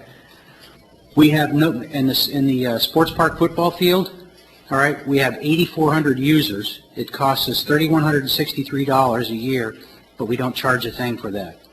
All right? If we charged essentially, is it 30 cents a user? I think 30 cents a user, 40 cents a user, okay? In other words, close to what we would charge for Hedgecock Field, for example. That too would be profitable. So I'm trying to put these things in perspective so that we can somehow close the gap on the $300 and something thousand every year that comes out of Satellite Beach's pocket to maintain our recreation department. We all want to have the benefit, and we do pay out of our taxes to have that benefit, but the users get added enjoyment out of that, so it seems reasonable that users could perhaps fund some of these undercharged areas like the ball fields, all right, and then take a look at how we manage these other activities, all right, to see if we can bring the racquetball courts and tennis courts and dog park and skate park back onto the profitable side so that they are no longer a burden on the local taxpayers. Sorry, I was very long-winded, but... I think one thing you need to keep in mind is that the players are charged a user fee per head for the baseball fields and the football fields. This report came out before we started generating that revenue. There is additional revenue now for Okay. the I'll be interested, it'll be interesting to I mean, see I how think that... you need to keep that in mind, that that's a maintenance fee that those kids pay per head. And that's good, but again, I was on a roll, sorry. It's a good rundown. No, I mean, look, because not everybody in the audience has this in their hands. I think it was They good. should. And that's why I'm going to be talking about it tomorrow night. Where's Olsonville fall on this chart here? Do we have that or no? I don't think that we did also, I think we just took a snapshot of, Probably similar to Hitchcock. yeah, probably similar to Hitchcock. This is tremendous data. I just want you to know that. This is tremendous. It tells us in no uncertain terms, what it costs for some of our facilities, and it's important information. Yeah, it is very good and very, Just a question, how much did you bring in for the football user fees? Because it says I no, looked at that today. it says no revenue. Yeah, excuse me, just looked at that today. We had football, baseball, lacrosse, and soccer all paid, let's see, They were anywhere varied, right? between about $800 to $900 for their first season, then they'll pay that again in the spring season, it's per season. I figured about $6,000 on sports fields for soccer, football, lacrosse, and Because I think that's one thing you're missing, Lloyd, is that there is revenue coming in for these fields, believe it or not. Yeah, and again, I didn't see thousands of dollars of revenue here, but apparently you just started collecting them, so the data isn't going to be here. True. But even with the numbers you quoted, it would still not cover the costs no, certainly not. for these. So, is the sports park football field include soccer and lacrosse? I mean, is it all The four sports fields? park, yeah, yes. It the says sports park field- football field, but is it just the sports park? The sports park includes the 4 fields there, the 3 soccer and the multi-purpose football field. Okay, so that's more encompassing, that one. It just says football field, but that's Yes, it more would be than the that. 3 soccer fields. Okay. So you have all those fees coming in for soccer, football. Lacrosse uses the DeSoto field. They do, in full swing. Really nice work. Thank you. I mean, it's really good. We've never had this in front of us. And for the Schechter Center, I think that's great. I mean, that's what we need to know, how much it costs us to operate it and figure out how to stay above board on that. And I'll go through and update all those numbers, but I don't know how it's slipped. I think just because I had the teen zone excluded the cleaning supplies, because we don't supply the cleaning supplies for the teen zone, so, and I just missed that. So I'll update this chart. Okay, let me open this for any public comment on this item. Pat?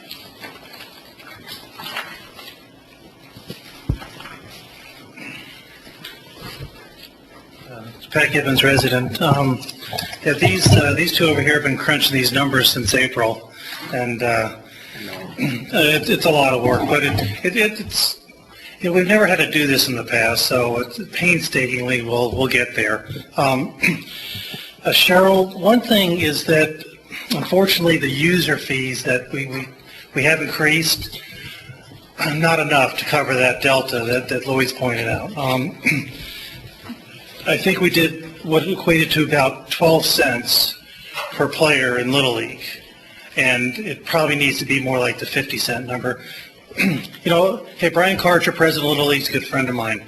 So, hey, Var County's charging this much out in Viera. We're only charging this much. So, I think we've got the people on board in these different organizations to work through this, but we're going to probably have to hit the users more. And I hate to see that, but these departments, are getting what they get, and we have larger departments in the city that are, taking a lot of the tax dollars, so, they kind of get what's left over. Just on a top-level basis, because I want to go to this workshop tomorrow, I was thinking about this. We kind of have a cost-plus mentality versus a fixed price, where we have a number that flows over from the last year of here's how much it's going to cost to run this department based on numbers of historical numbers. And then we kind of work towards that number. I think we're going to have to start saying, no, here's your fixed price number. And it's not going to be what your cost plus number has been throughout the years. It's going to be quite a bit lower. And then we can't task these managers to provide the same, I hate to use the level of service, but intensity. Intensity, exactly. But I think with the money that they're given, the budget, is as good as they are and as good as their people are, we can provide an adequate level of service. At least the people and the citizens that I've been talking to would accept. But anyway, the cost, hey, how much do you need? Here's the money.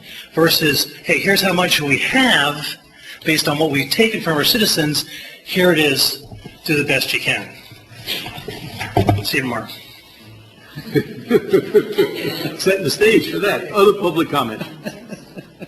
Okay, let's bring it back for, I guess the direction would be a great start, and maybe we need a little bit of more information, maybe some update on what we bring in. Again, I'd just like to reiterate that this area was one of the deep dive recommendations by the KPEC. Okay, and as a result, all right, they've been the rec department and building department has been, Public Works has been it's okay, proactive. Good thing that people are out there whispering. I do pay attention. They've been proactive in putting this information together, and again, this really helps us focus. All right, and once we see the raw data, and all these great minds out here have the raw data, ultimately, collaboratively, we'll come up with a solution that fits the most people's needs. Greg, any final comments? No, I think this is a great discussion. This is the sort of activity that will help us close that gap. And like Pat said, it's painstaking work, but it had to be done. Thank you. All right, I think we have... Mr. Hurley,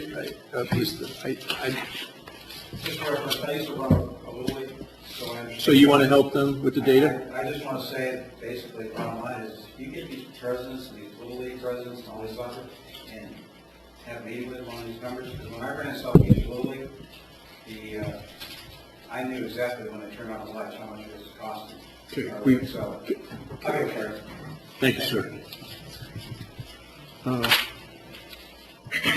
Okay, agenda item number 15.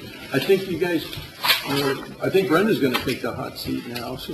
Well, that's not a hot seat. No, no. She's going to, What do you call that, No, that's Brenda? I didn't mean. That's the I'm spot, sorry. that's the spotlight. That's Oh, the spotlight. That's correct. I'm sorry, Brenda. That's all right. Thanks, Alan. Yeah, this is a report that Brenda Raver from Finance, she's the Finance Director, is going to give on the health insurance comparisons. I think Councilwoman Deanan had asked for some of those, and We did, and it was good. Yes. Okay, Brenda, what do you got? Hi. I just wanted to show that finance has always tried to save the city money, not just in insurance, but in every expense, and that is what everybody in finance loves to do, and that's to save the city money. And so this was just proof that we have been doing our due diligence for many, many years, and Councilman Let's see if we got any. Deanan wanted to have proof that we have been doing this over the years. Okay, let's bring it back to the council and see if they have any, What is the city's share of payment for an employee's medical, all right? Does this include medical, dental, vision, all that, or is it just medical? This is just health insurance. Just health, okay. And it's 50/50. The employee's portion is paid by the city. Anything above that is 50/50. Okay, so in other words, for example, looking at the health insurance figures, you know the page that lists all the health insurance figures for the different cities and for the county? That's like... Oh, yes, sir. Okay. I was looking at Satellite Beach, and the way I understood it is that the city picked up 100% for the employee, and then it was a 50-50 split after that. So basically, for example, let's start with, on Satellite Beach, a family monthly premium under Health First POS. All right, I wonder where they came up with that acronym. Point of service, okay, all right. But this is in you're looking at 2011? Yeah, 2011. Okay, that Okay, was- but I'm just looking at the numbers. That- But That was 60/40. I think we're there. Okay, well, Now it's 50/50. okay. So those are different. Well, let me go back to now that I know that, it still doesn't really change my point. Okay. All right. So if $1,748.92, all right, is 100% of the cost, all right, for a single employee under the Health First POS, it's $568. So the city should pay $568.03, all right, and then the remaining amount would be $1,180.89, okay, divided by 2. That's, well, no, if we pay the extra 50%, you divide that by 2. You have to deduct the employee's portion first. I did. And then- 1748.92 minus 568.03 was $1,180.89 You deduct per month? per month. Per month. The monthly premium, you're looking under the POS, POS family rate is 1748.92 monthly premium. okay? The city pays $1,251 of that. That is not, Minus how much, did you say? The employee portion, the employee portion. Is how much? 568.03. Correct, if you divide, right. Yes. But the single employee portion, where it says employee only, Okay. okay, is 568.03. Okay. For the family, drop down 3 lines, okay, it's 1748.92. Okay. All right? So if you take 568.03 from the 1748.92, Right. that total is $1,180.89. The city is only supposed to pay 50% of that difference. 60/40, I said. Under this year, that year was 60/40. You're looking at 2011. Okay, let's say it was 60/40. In reality, the city was paying I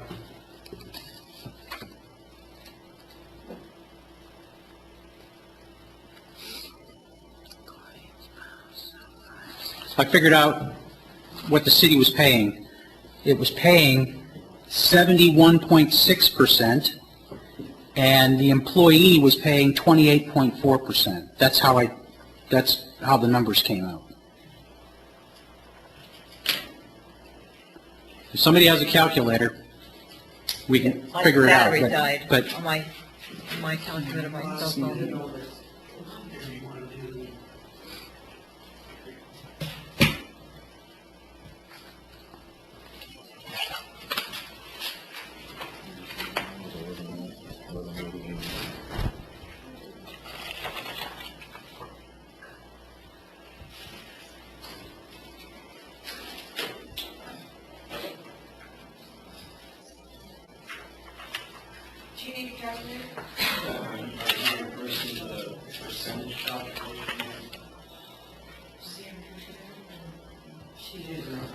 yeah, I think so.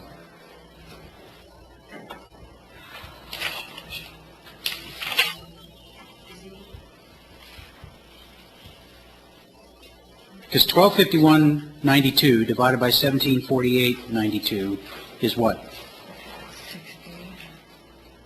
I'm sorry to do all this math at No, quarter to it's 10. okay. Yeah, Greg knows better. Don't you, Greg? You know better than to do longhand in public. Never good. And he said it never good all the time. For sure.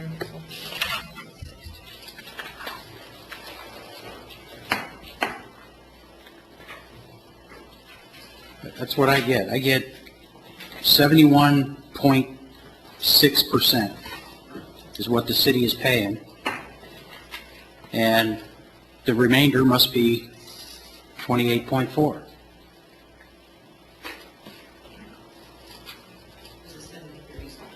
Is it supposed to, on the POS, it's a different formula because it has to be more, they have to pay more than what the standard HMO rate? I have to go back and look at those The formulas. city does? No, the employee has to pay more. Then, I have to look at, then the number See, for what the what employee employee pays pays- can't be correct. the employee pays $497. I have to look at that. Yeah. Well, I guess my I- point I is, have to look in at that. reality, or at least in these numbers, all right, they don't add up to that split. And that's a monthly difference per employee. And I want to go over this real quick, too. I had asked to compare apples to apples, so let's go over Blue Cross of Florida. Where, is that the first The one? first one. Okay. And employer contribution, 100%. And then, if you look at the date, it's 8/3/12, and then when you look at United Healthcare, the next one, we also have vision included, which we have in our policy, some kind of, I don't know verbatim what it is, where you, if you need glasses, the city just reimburses you, so I don't know why vision is included. And this is dated 8/3/12.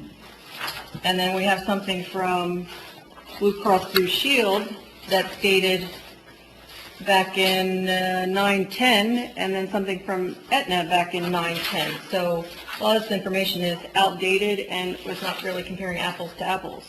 You wanted to know that we've been doing this every year.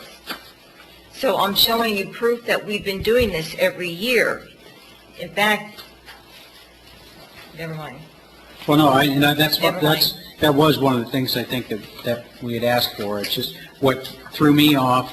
Again, I wanted to just compare. I was looking at just 2011 figures for Satellite Beach, and I'd read in one of the sheets where it said it was 100% for the employee only, and then a 50-50 split after that for the anything extra. And so I said, well, you know what the heck? I'll just compare these numbers, and I did it for both the Health First HMO and the Health First POS, point of service. Yeah.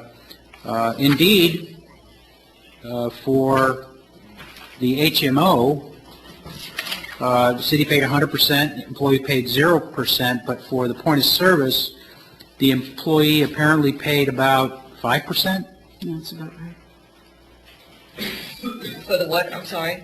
For the employee only? Under Health First. Under more or Health less. First point of service, it was about a 5% amount for employee only, and the city picked up. In 2011? I'm sorry? In 2011? Yes. It's still the 60-40 split, but anything in excess of the amount over the HMO, the employee has to pay.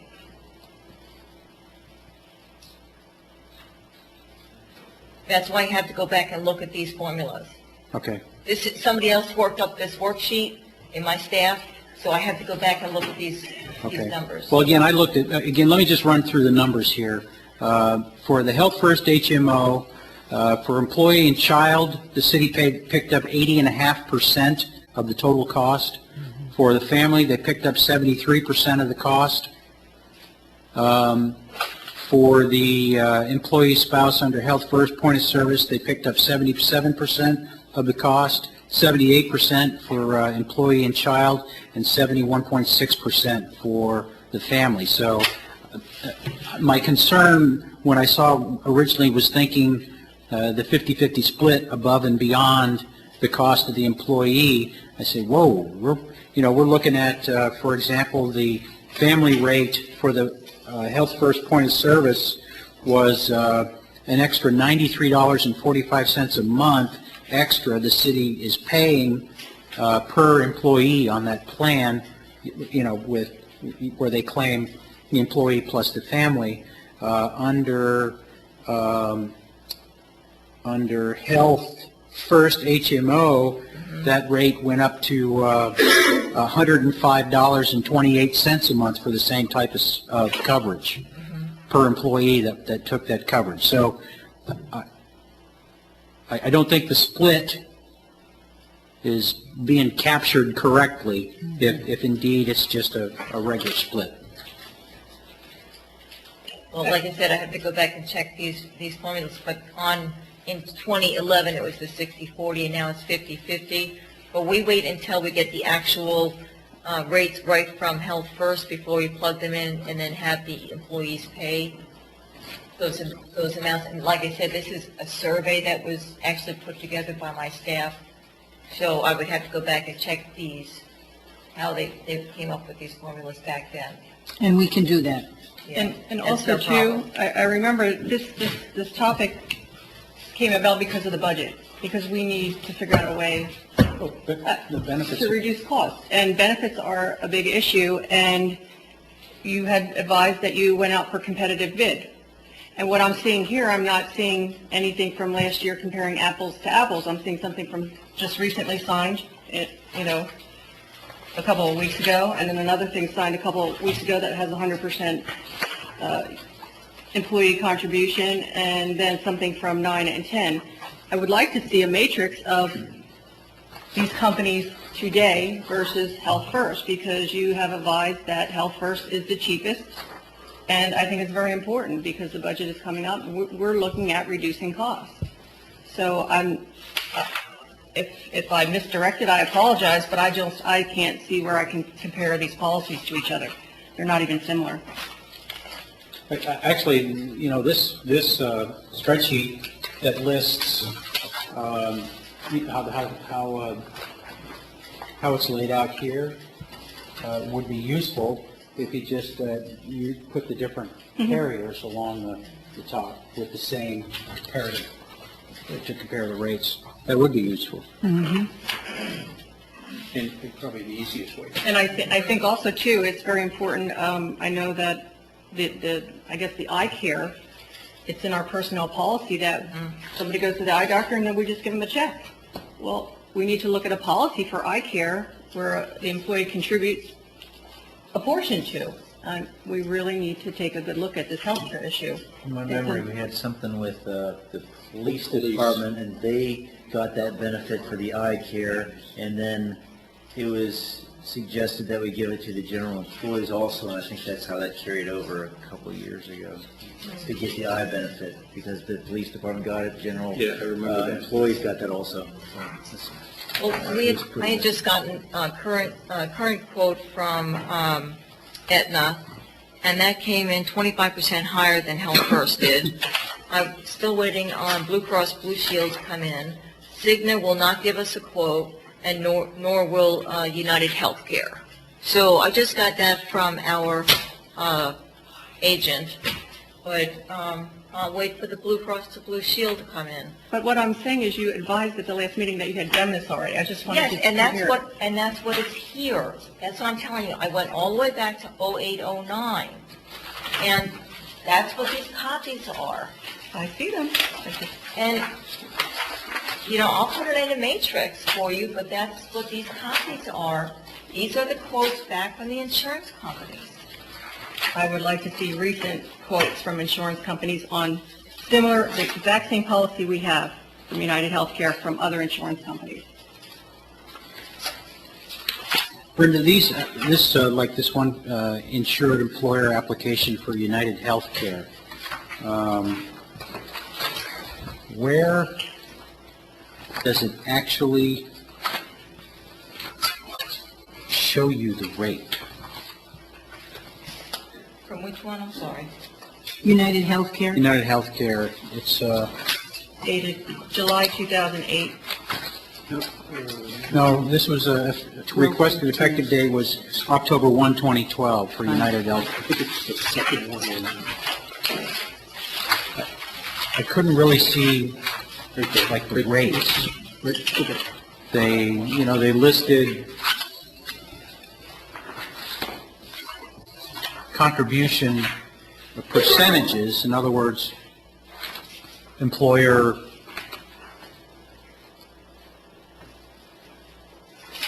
On United Healthcare? Right, the one that's Yes. for fiscal purposes. right. I see the application, but This one, this is the one that we were waiting on, and they just told us that they're not going to quote it. oh, okay. And this is the application that I fill out every year that we complete with all of our demographics. This is the one that we send out to multiple carriers, like this, the first one was the Blue Cross and Blue Shield. We send it out to Cigna, we send it out to United Healthcare to get their quotes every year to show them what type of demographics we have, how many people that are on family plans, how many are single, and that type of information, because they need to know that. And that's what I was trying to explain at the last meeting. This is the information that they want to have. This is their actual forms. And we do our due diligence every year. We try to save the city money. Brenda, why don't some of the companies want to quote? They said it's because we have too many retirees on our insurance plan. That's a fact. That's what they had said. That's why they're not quoting it. I noticed on your Blue Cross Blue Shield of Florida Health Options, Yes. the figures that are quoted on that one Yes. are the same figures that are under Health First HMO for 2011. Those are different, right? In other words, it's just the Blue Cross was just charging the same as Health First, or Yeah, you're right. No, that's our current rates with our carrier. They want to know what our current rates are. the current? Oh, I'm sorry. Okay, I'm sorry. No, All right. that's what they want to know. See, Okay, so- This is on their forms, and they want to know our Okay, I got demographics, you. and we have to fill them out. So we tell them what we're willing to pay before we ask them how much they'll charge us? No, we're asking what they're currently paying. That's basically what we're willing to pay. Well, it's kind of like on, So basically, we're telling them what we're willing to pay before we ask them how much it costs. In other words, Question? Yes. just like going to the car salesman. Go ahead. Have we ever tried to use an insurance broker? I know that's what my company does. We get an annual survey of all of the different healthcare companies that our broker goes to, as just a double check to make sure that we are in fact getting the best rate. This is through the broker. Okay, she said this is, I don't know if you heard, this is through the broker, what you have in front of you. Did they get a commission? Mr. Billman, this is through the broker. Okay, understood. So in other words, you don't fill out those forms and send them out to each different company, or you fill out a set of forms to send to the broker, and the broker goes and looks at all of the different companies that have available services, correct? We fill out each one of these forms provided by the healthcare company, like Blue Cross Blue Shield and United Healthcare, and then provided to our agent, and then he takes them to the respective company after he goes over it and makes sure it's finished properly or completed properly. Okay. And then he comes back with the information to us. I don't think that's the way we do it. We tell our broker what our population is. We tell our broker, our negotiated requirements for negotiated percentages with our employees, and then they go from there. I don't think we have to go to each, I don't think we have to fill out each particular potential provider's input. And whatever was just said there that I didn't catch with regard to putting down what we're willing to pay first, that's kind of a concern as well. No, not. If that fact is an issue. Not what we're willing to pay. They need to know what our demographics are.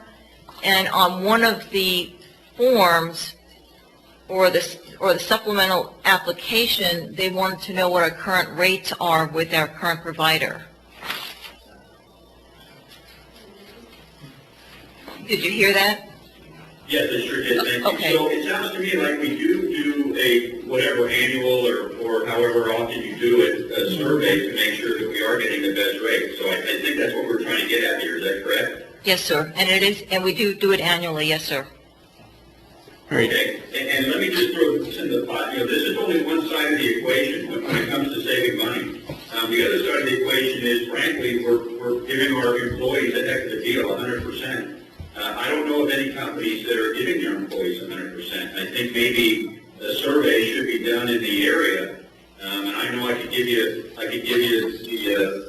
the factors for my company, but it certainly isn't 100%. And maybe in the good old days it was, but it isn't anymore. And when we get down to the personnel policy, this is the sort of thing we have to talk about. I don't believe it's an appropriate topic at this point. Okay, thank you.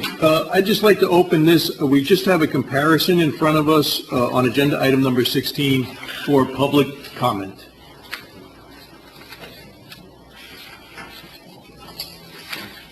Dale Abrams. I live in the CRA. Is there any way to look at the cities and the county to create some kind of co-op where all of you could get together and pool and possibly save money? Is that a possibility? I mean, do you know who the county utilizes for their health insurance? You tried that. I know that the supervisor of elections folks use Health First, and they were talking about HSAs and HR, there's another acronym, Health Reimbursement Accounts, which I think is different than an HSA, which is Health Savings Accounts, right, Ron? We have that. Yeah. But, I mean, is it something to think about? I don't know if other cities are doing that, where you pool together, or create like a co-op. It would be nice to know if the finance directors, when they do get together, if this is on their agenda, one of them. And that would be, I don't know, Brenda, do the finance directors have a time that we can get together? Then maybe you could just bring that up. And I would like to have a job working for somebody where they paid 100% of my health insurance. Well,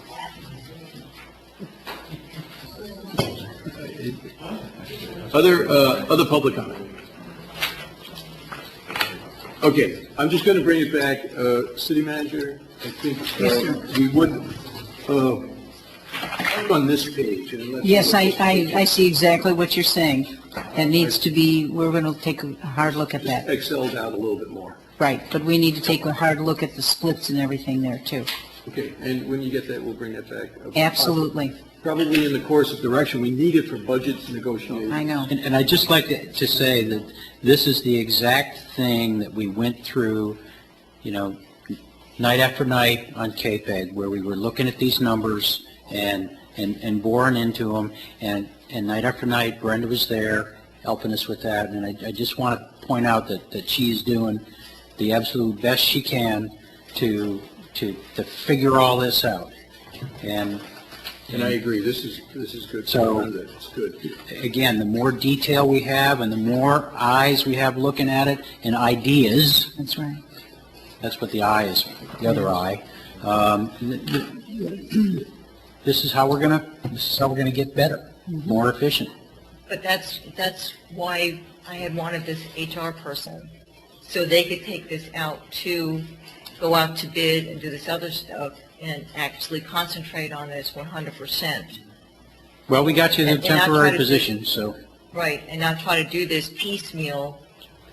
And we've already gotten our new rates from Health First, and they have a 0 increase. Good. They gave us a 0 increase for the year when the national average is 9% increase.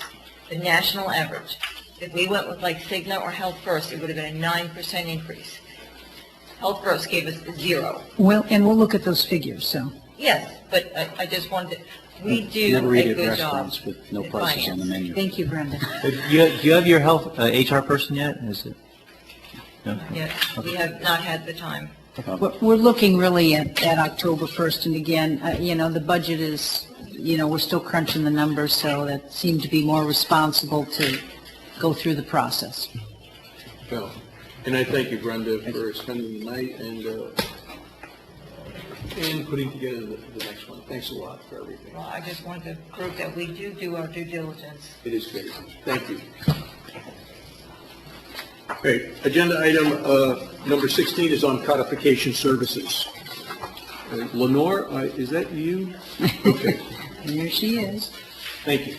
I talked with Unicode, and as you'll note, there's several different options. You have a a la carte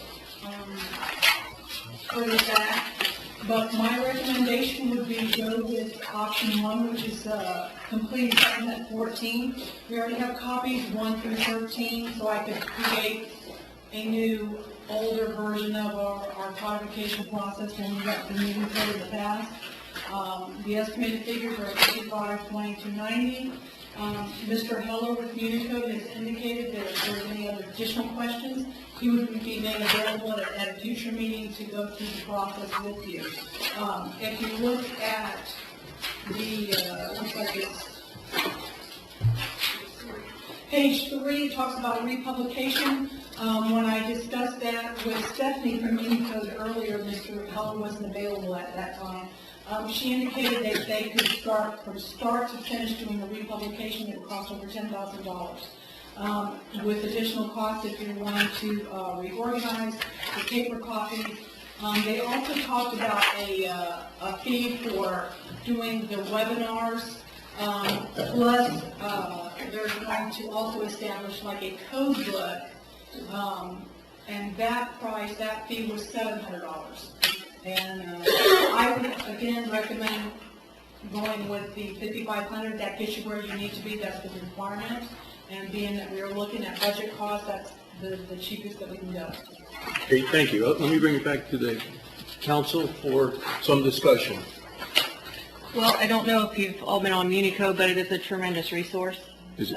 Yeah. Okay. Most of the municipalities are on Unicode. And Lenore, I know there's certain deadlines that we have to meet to codify, correct? Once a year. Once a year, and, And the last one was done around January of this year, so. okay. We're okay, but they can do this pretty quickly. We would do a partial payment now with the completion payment when they're finished, so it's in two payment fees. What happened to ordinance 1042? There's ordinances that have to be in the city code. I'll never forget that one. That's the one I remember. That was the ordinance to move the money from the CRA fund into the general fund. In any event, if you have time to get on Unicode, you pick the state and you pick the municipality and your code pops up. Specifically Yeah. for the city code. So if it doesn't say that you're amending a plan or code, it's not a part of that process. You Would, understand what I'm saying? would it be best to wait till the end of the fiscal year to codify, so that, or does it matter? I mean, then we get all In these, past years, we normally try to do it between December and January, so we did it generally about once a year. So just to recall as far as the funding and how you want to Yeah. allocate that, if you want to wait till the next fiscal year, you can. And we will get this done. yeah, just to wrap up the whole fiscal year, it's $5,500, have we got it? Well, Did you wouldn't have to spend it till next fiscal year, right? Well, but I mean, in next budget. Next budget would certainly be better. I mean, we don't, Okay, you'd have to put it in there. Is it in there? no. No, is it in, No, We it is, have the grant writers. is it in 12-13 budget? Yes, I have asked them to add it. It's not Very there yet, important, but I have yeah. asked them to add it. Okay. I'm just curious, you said the last time we codified was this past January? Yes. So you could wait till fiscal year, and then get in all those ordinances. Consideration as to how we want to use the budget, because that's really the bottom line figure, is how much it's going to cost you and how you're going to include it. Okay, let's get some discussion on the council. The Munico, we've used them in the past? Yes. It's been several years ago? Do you remember 2 them? years, approximately 2 years. Okay, I thought, Supplement 13. I mean, I can go pull it now if you'd like to see when. I thought Ms. Gott was doing a lot of codification for us. I thought it was for the previous several years, and you're saying we use Muni What to... happened was, is we had the 2 columns that Unicode did. She actually revamped the full code book to be all the way across what you have now. You guys have copies of what's on the web is now what she has done. And so she did her formatting change in Word, or the low way across, plus incorporated the ordinances from the last time Unicode did it, to December, January. Okay. Before I go to the public, I don't have a direction from the city council yet, what you're going to recommend on this. Did I miss something? I see a price under option 1, but I don't see a price under option 2. It's 10,000. We think it's $10,000. $10,130. It's at the top of page 3. I did indicate page 3. It's on the top of page 3. Sorry. Okay, He did also with the plan, he indicated that if you wanted to codify it a few times a year, you could have that put on CD with the paper copy being the overall charge at the end of the year. So it just depends on how you want to work it. I told him that we currently have our code book online, and if we wanted to kind of go that route, that can help offset the cost right now, but you will have those back-end costs. Still, it's not going to change too much.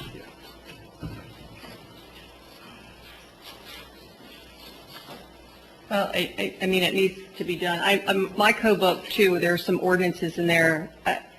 They weren't, maybe I don't have the supplements, I don't know, but it's first. Can you make a motion Oh. for this? Make a motion that we approve option 1.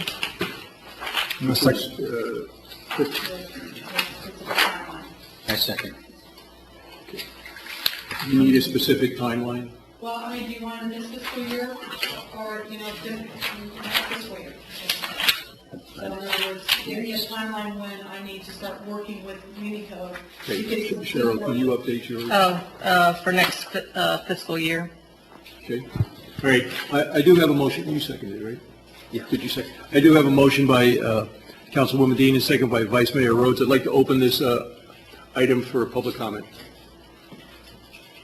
Lenore, bring it back. Councilmember Gilman, Yes. Vice Mayor Rhodes, Yes. He was a second. Oh, I thought it was French that second. They both, Vice Mayor did. Okay. Well, he said it, I'm close. Don't worry, I'll call you again. He's got right here. Councilmember Billman. Just Yes. think. Very nice. Councilmember French, yes. Vice Mayor Rhodes, Yes.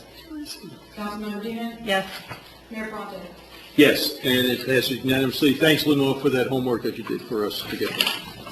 Hey, we're moving quick. It's getting hot in here. Is it like 85 degrees in here? About that. Could we pay the bill, please, or something? Yeah. He's got the front door. Oh, agenda, yeah, next regular council meeting, here we go, which is September 5th, and I will tell the council, it is formal night.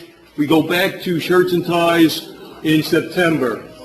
Sorry, it's Memorial Day to Labor Day, so usually since May, so sorry. Okay, what do we got for September 5th? Yes, we have that, and remember, that is the first budget hearing. Okay, so we don't want to do Yes. too much. That's what I'm thinking, yes. Yeah. Definitely. But I think on item number 7, I think you're going to be bringing the final documents, right, Jim, for the REM property, not just an update? Well, we didn't know that was going to happen tonight, so yes, he would be bringing the documents. That's actually on 8 on the back. Yeah. There's A new one, right? Yeah, a new one. Okay, Oh, sorry. Can I ask a question? I know we don't want to get a lot on the agenda because we're going to be doing the budget, but this is related to the budget. We've talked about it now for quite a while, and we keep kind of kicking the can down the road and kind of wrapping it up in the But a while back, we made a point that we need to make a call on the sick leave payout idea. And if we could get just that one item on the, we can at least start down the road. I think I would like to see on the agenda a discussion and a decision with regard to paying out or ceasing to pay out sick leave, so we can align ourselves with the industry standard.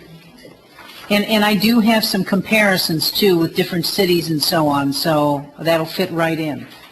Okay, well, and not only cities, but let's look at I the understand. industry. I understand. Cities have always gone down their own way. And I think we need to start looking more at how we run our city more like a company, and let's compare it to other companies in the area too. Right.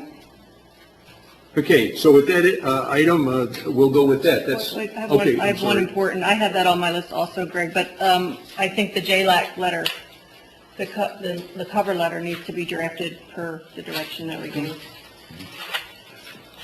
And I don't know how long, the discussion on sign moratorium, we've been waiting for that, and I hate to kick that off, but I'm thinking that maybe we'll wait with the grant writer proposal and even special events. If we're going to be doing the budget that night, what's council's take on that? I'll tell you, the first reading is long, a lot of public comment. The second reading is usually, I don't want to say not as long, but the first reading, we Right. do have a lot of public input. Mm-hmm. So it takes a while to get through that. Your presentation in the past has been 15 to 20 minutes. Mm-hmm. There's a PowerPoint, I mean, whatever you want to do. Right. But then we do have a lot of public comment on the Right. first one. You may want to do it on the 19th. That, on the 19th, the second reading is not as Right. long. So maybe I'll move a few of these items then to the 19th, and as you can tell on the next page, our list is getting nice and short with some of the issues Yeah, that the sign we had moratorium, backed up. we'll know more from the P and Z after they meet. Okay, that looks good, and let's do, Just one question, the referendums, are they all on track to be on the ballot? That's my responsibility as an election official. Okay, you're okay? They have to return in August 22nd. Okay. okay, thank you. All right, Lenore, ball is in your court again. Agenda item number 18, appointment to boards. Can I go back to the proposed, since we don't have a lot of appointments, first meeting in September, I would probably just postpone it if that's all right. Let's- Yeah, we should be good. We're going to do a lot tonight, aren't we? Yeah. Okay.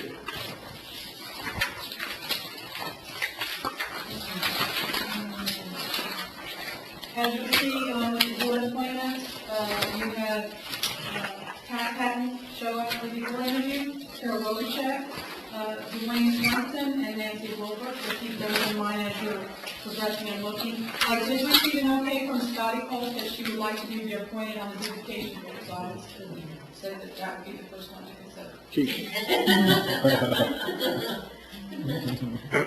I make a motion that we reappoint Scotty Cole. Good job, good job. All right, any public comment? Lenore? Councilmember French, Yes. Vice Mayor Rhodes, Yes. Councilmember Dean, Yes. Councilmember Gilman, Absolutely, yes. Mayor Swanson. Unanimous. Okay, let's go down the alphabetical list. Code Enforcement Board, nothing. We don't have, I think people were very specific with the Okay, comprehensive. Actually, Pat Patton did have number 3 as code enforcement. But library was her first choice. Yeah. And also Nancy Brown had indicated that she would like to have her. That was a recommendation by the director. Looks like there'll be 2 openings for library board also. Yeah. CPAD, we have no one that's interested in that from the interviews tonight?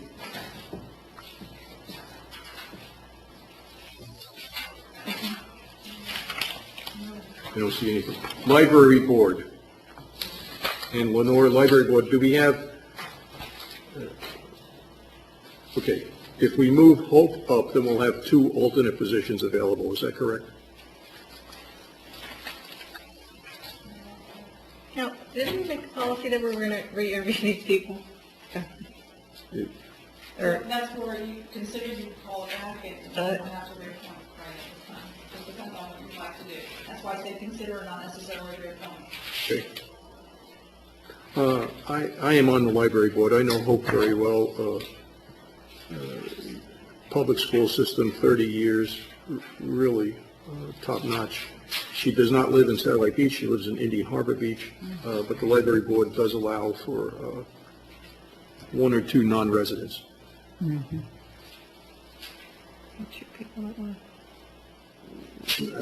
But I can't make a recommendation. So we should move Hope to the regular member position. I would vouch for her.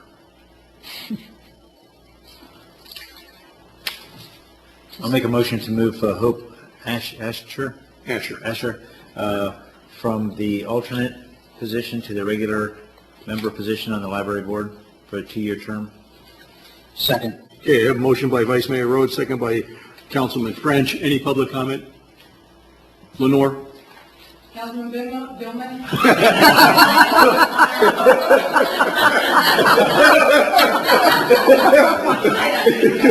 That one's on tape. Councilmember Billman?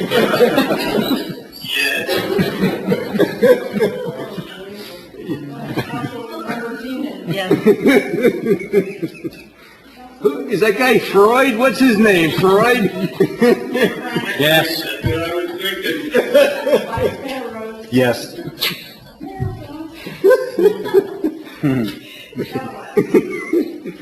You know, I used to charge a nickel for every mistake. That is a nickel per council member. And a spouse. All right, that's good. Let's finish the... Yes, good for you. Yes, I'm okay with that. I'd like to make a motion to appoint Pat Patton and Carol Robichek to the 2 vacant alternate positions to the library board. Is there 1 or 2? Well, there'll be Hope's going to 2. move up. That would be Because the with regular. Hope moving up, that leaves 2 alternates available. Oh, I got it. Okay. Okay, I have a motion by Councilman French, second by Greg. Be careful, Mr. I know. It's, Sorry, we need to we have, The motion was I would make a motion to nominate Pat Patton and Carol Robichek to fill the 2 alternate positions on the library board. all right, any public comment? And who's second? Greg. Greg. The guy with the funny name. You can call me what you want. All right, and any public comment? Okay, Lenore, we're ready. Okay, Councilwoman Dean. Yes. Vice Mayor Rhodes. Yes. Councilman Billman. Yes. Councilman French. Yes. Mayor Condon. Yes, and the motion passes unanimously. Lenore, I did send you a letter today. I thought that we might have appointed Amy Jackson last time to the PZAB. But, because I thought that was, because she was available and, I'll look back at my notes. okay. Do you need us to reappoint her No. if she's not done? If you did it last. But that's just my memory, which isn't good tonight. Okay, do we have anything else? Recreation, right? Rec Board, we have one alternate position.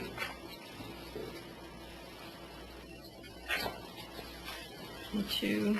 We have two outstanding applicants for that board. Well, if I may step aside from the current selection, I really see an importance to establish a KPEG as a permanent board. I see an importance for that. And I don't know how Nancy feels about it, all right, but, you know, if I was an experienced KPEG member and there was a board for me to serve on, I might want to do it. Of course, it might be, you know, like banging your head against the wall, you know, because it feels so big when you stop. I don't know. But again, I think we need to consider that, because I think the last board paid us some dividends. Oh, definitely. So if something, just Nancy, if something like that came available, would that be something that you'd gravitate towards versus the rec board? Probably. I just wanted to get that out there. Okay. May make the decision. I didn't hear Nancy's answer. She said, probably, If that were to happen. if it were to happen.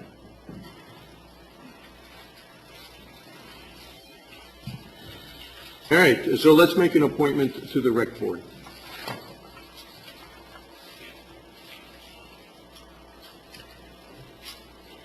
I'd like to make a motion to appoint Dwayne Swenson to the rec board as an alternate member. I'll second the motion. Okay, I have a motion by Councilman French, second by Vice Mayor Rhodes. Any public comment? Would you like to say something? No, is the KPEG going to be a permanent board member then? A permanent board then? Well, That's what I'm shooting for. it's coming in with the Schechter Bucks. No, but he's going to talk. I think it'll be, he might even bring it up tomorrow. Yeah. So, okay, something for the council to consider. Lenore? Councilman Billman. Yes, I'm looking forward to Nancy's continued service with KPEG and finding efficiencies. Councilman Dean. Yes. Vice Mayor Rhodes. Yes. Councilmember French. Yes. Mayor Condon. Yes, and the motion passes unanimously. Thank you very much for that work, Lenore. I think that's all the boards for tonight. Agenda item number 19 is adoption of minutes, June 12th, special, June 20th, regular, July 2nd, special. Before you go further, I've only submitted one. Okay, which one? All the meetings and short sale. July. Just the July 2nd, because that was on the, okay. Any motion? Actually, before we make a motion, can I ask Lenore, did we start tonight, Lenore, keeping the minutes in the new way that we discussed at the last meeting, just by, taking the motion or the topic and putting the timestamp next to it? Have we started that yet? Councilman Billman, you were sitting as the CRA. I just wanted you to reiterate that tonight as a council member. So, yes, I can do that. And yes, I do bookmark it there all the time. I do notes, so I will condense down. Yeah, you're right. That was discussed in the CRA, but I think it still applies here too. It really saves you a lot of time if that's what you did. Yes. Is it agreement of council to use the same type of recording of minutes as discussed at the CRA? Some of you are not at the CRA. We're going to just use date, time, place, and bookmark it of where it is on YouTube, so you could go right to it. I think that's, or bookmark The it. short and condensed version, we're following the Robert's Rules of Sunshine. So it's the date, the time, the location, who is present, what was the motion, and a quick synopsis. We are doing the times for the website hopefully. I will work to... And the times for the website. Okay. Is that okay? Do we They'll want be to? referenced with the time in the minutes. That is okay with the council and the CRA. Something on July 2nd. Make a motion to accept the council meeting minutes of July 2nd, 2012. Second motion. I have a motion by Councilman French, second by Vice Mayor Rhodes. Public comment? Lenore? Councilman Billman? Yes. Councilwoman Dean? Yes. Vice Mayor Rhodes? Yes. Councilman French? Yes. Mayor Bromley? Yes, motion passes unanimously. Before we end, I'd like to invite you again to the town hall meeting tomorrow night, to the sign ordinance meeting tomorrow night, budget meeting the 23rd. Anybody have anything else? Let's go home. Adjourn.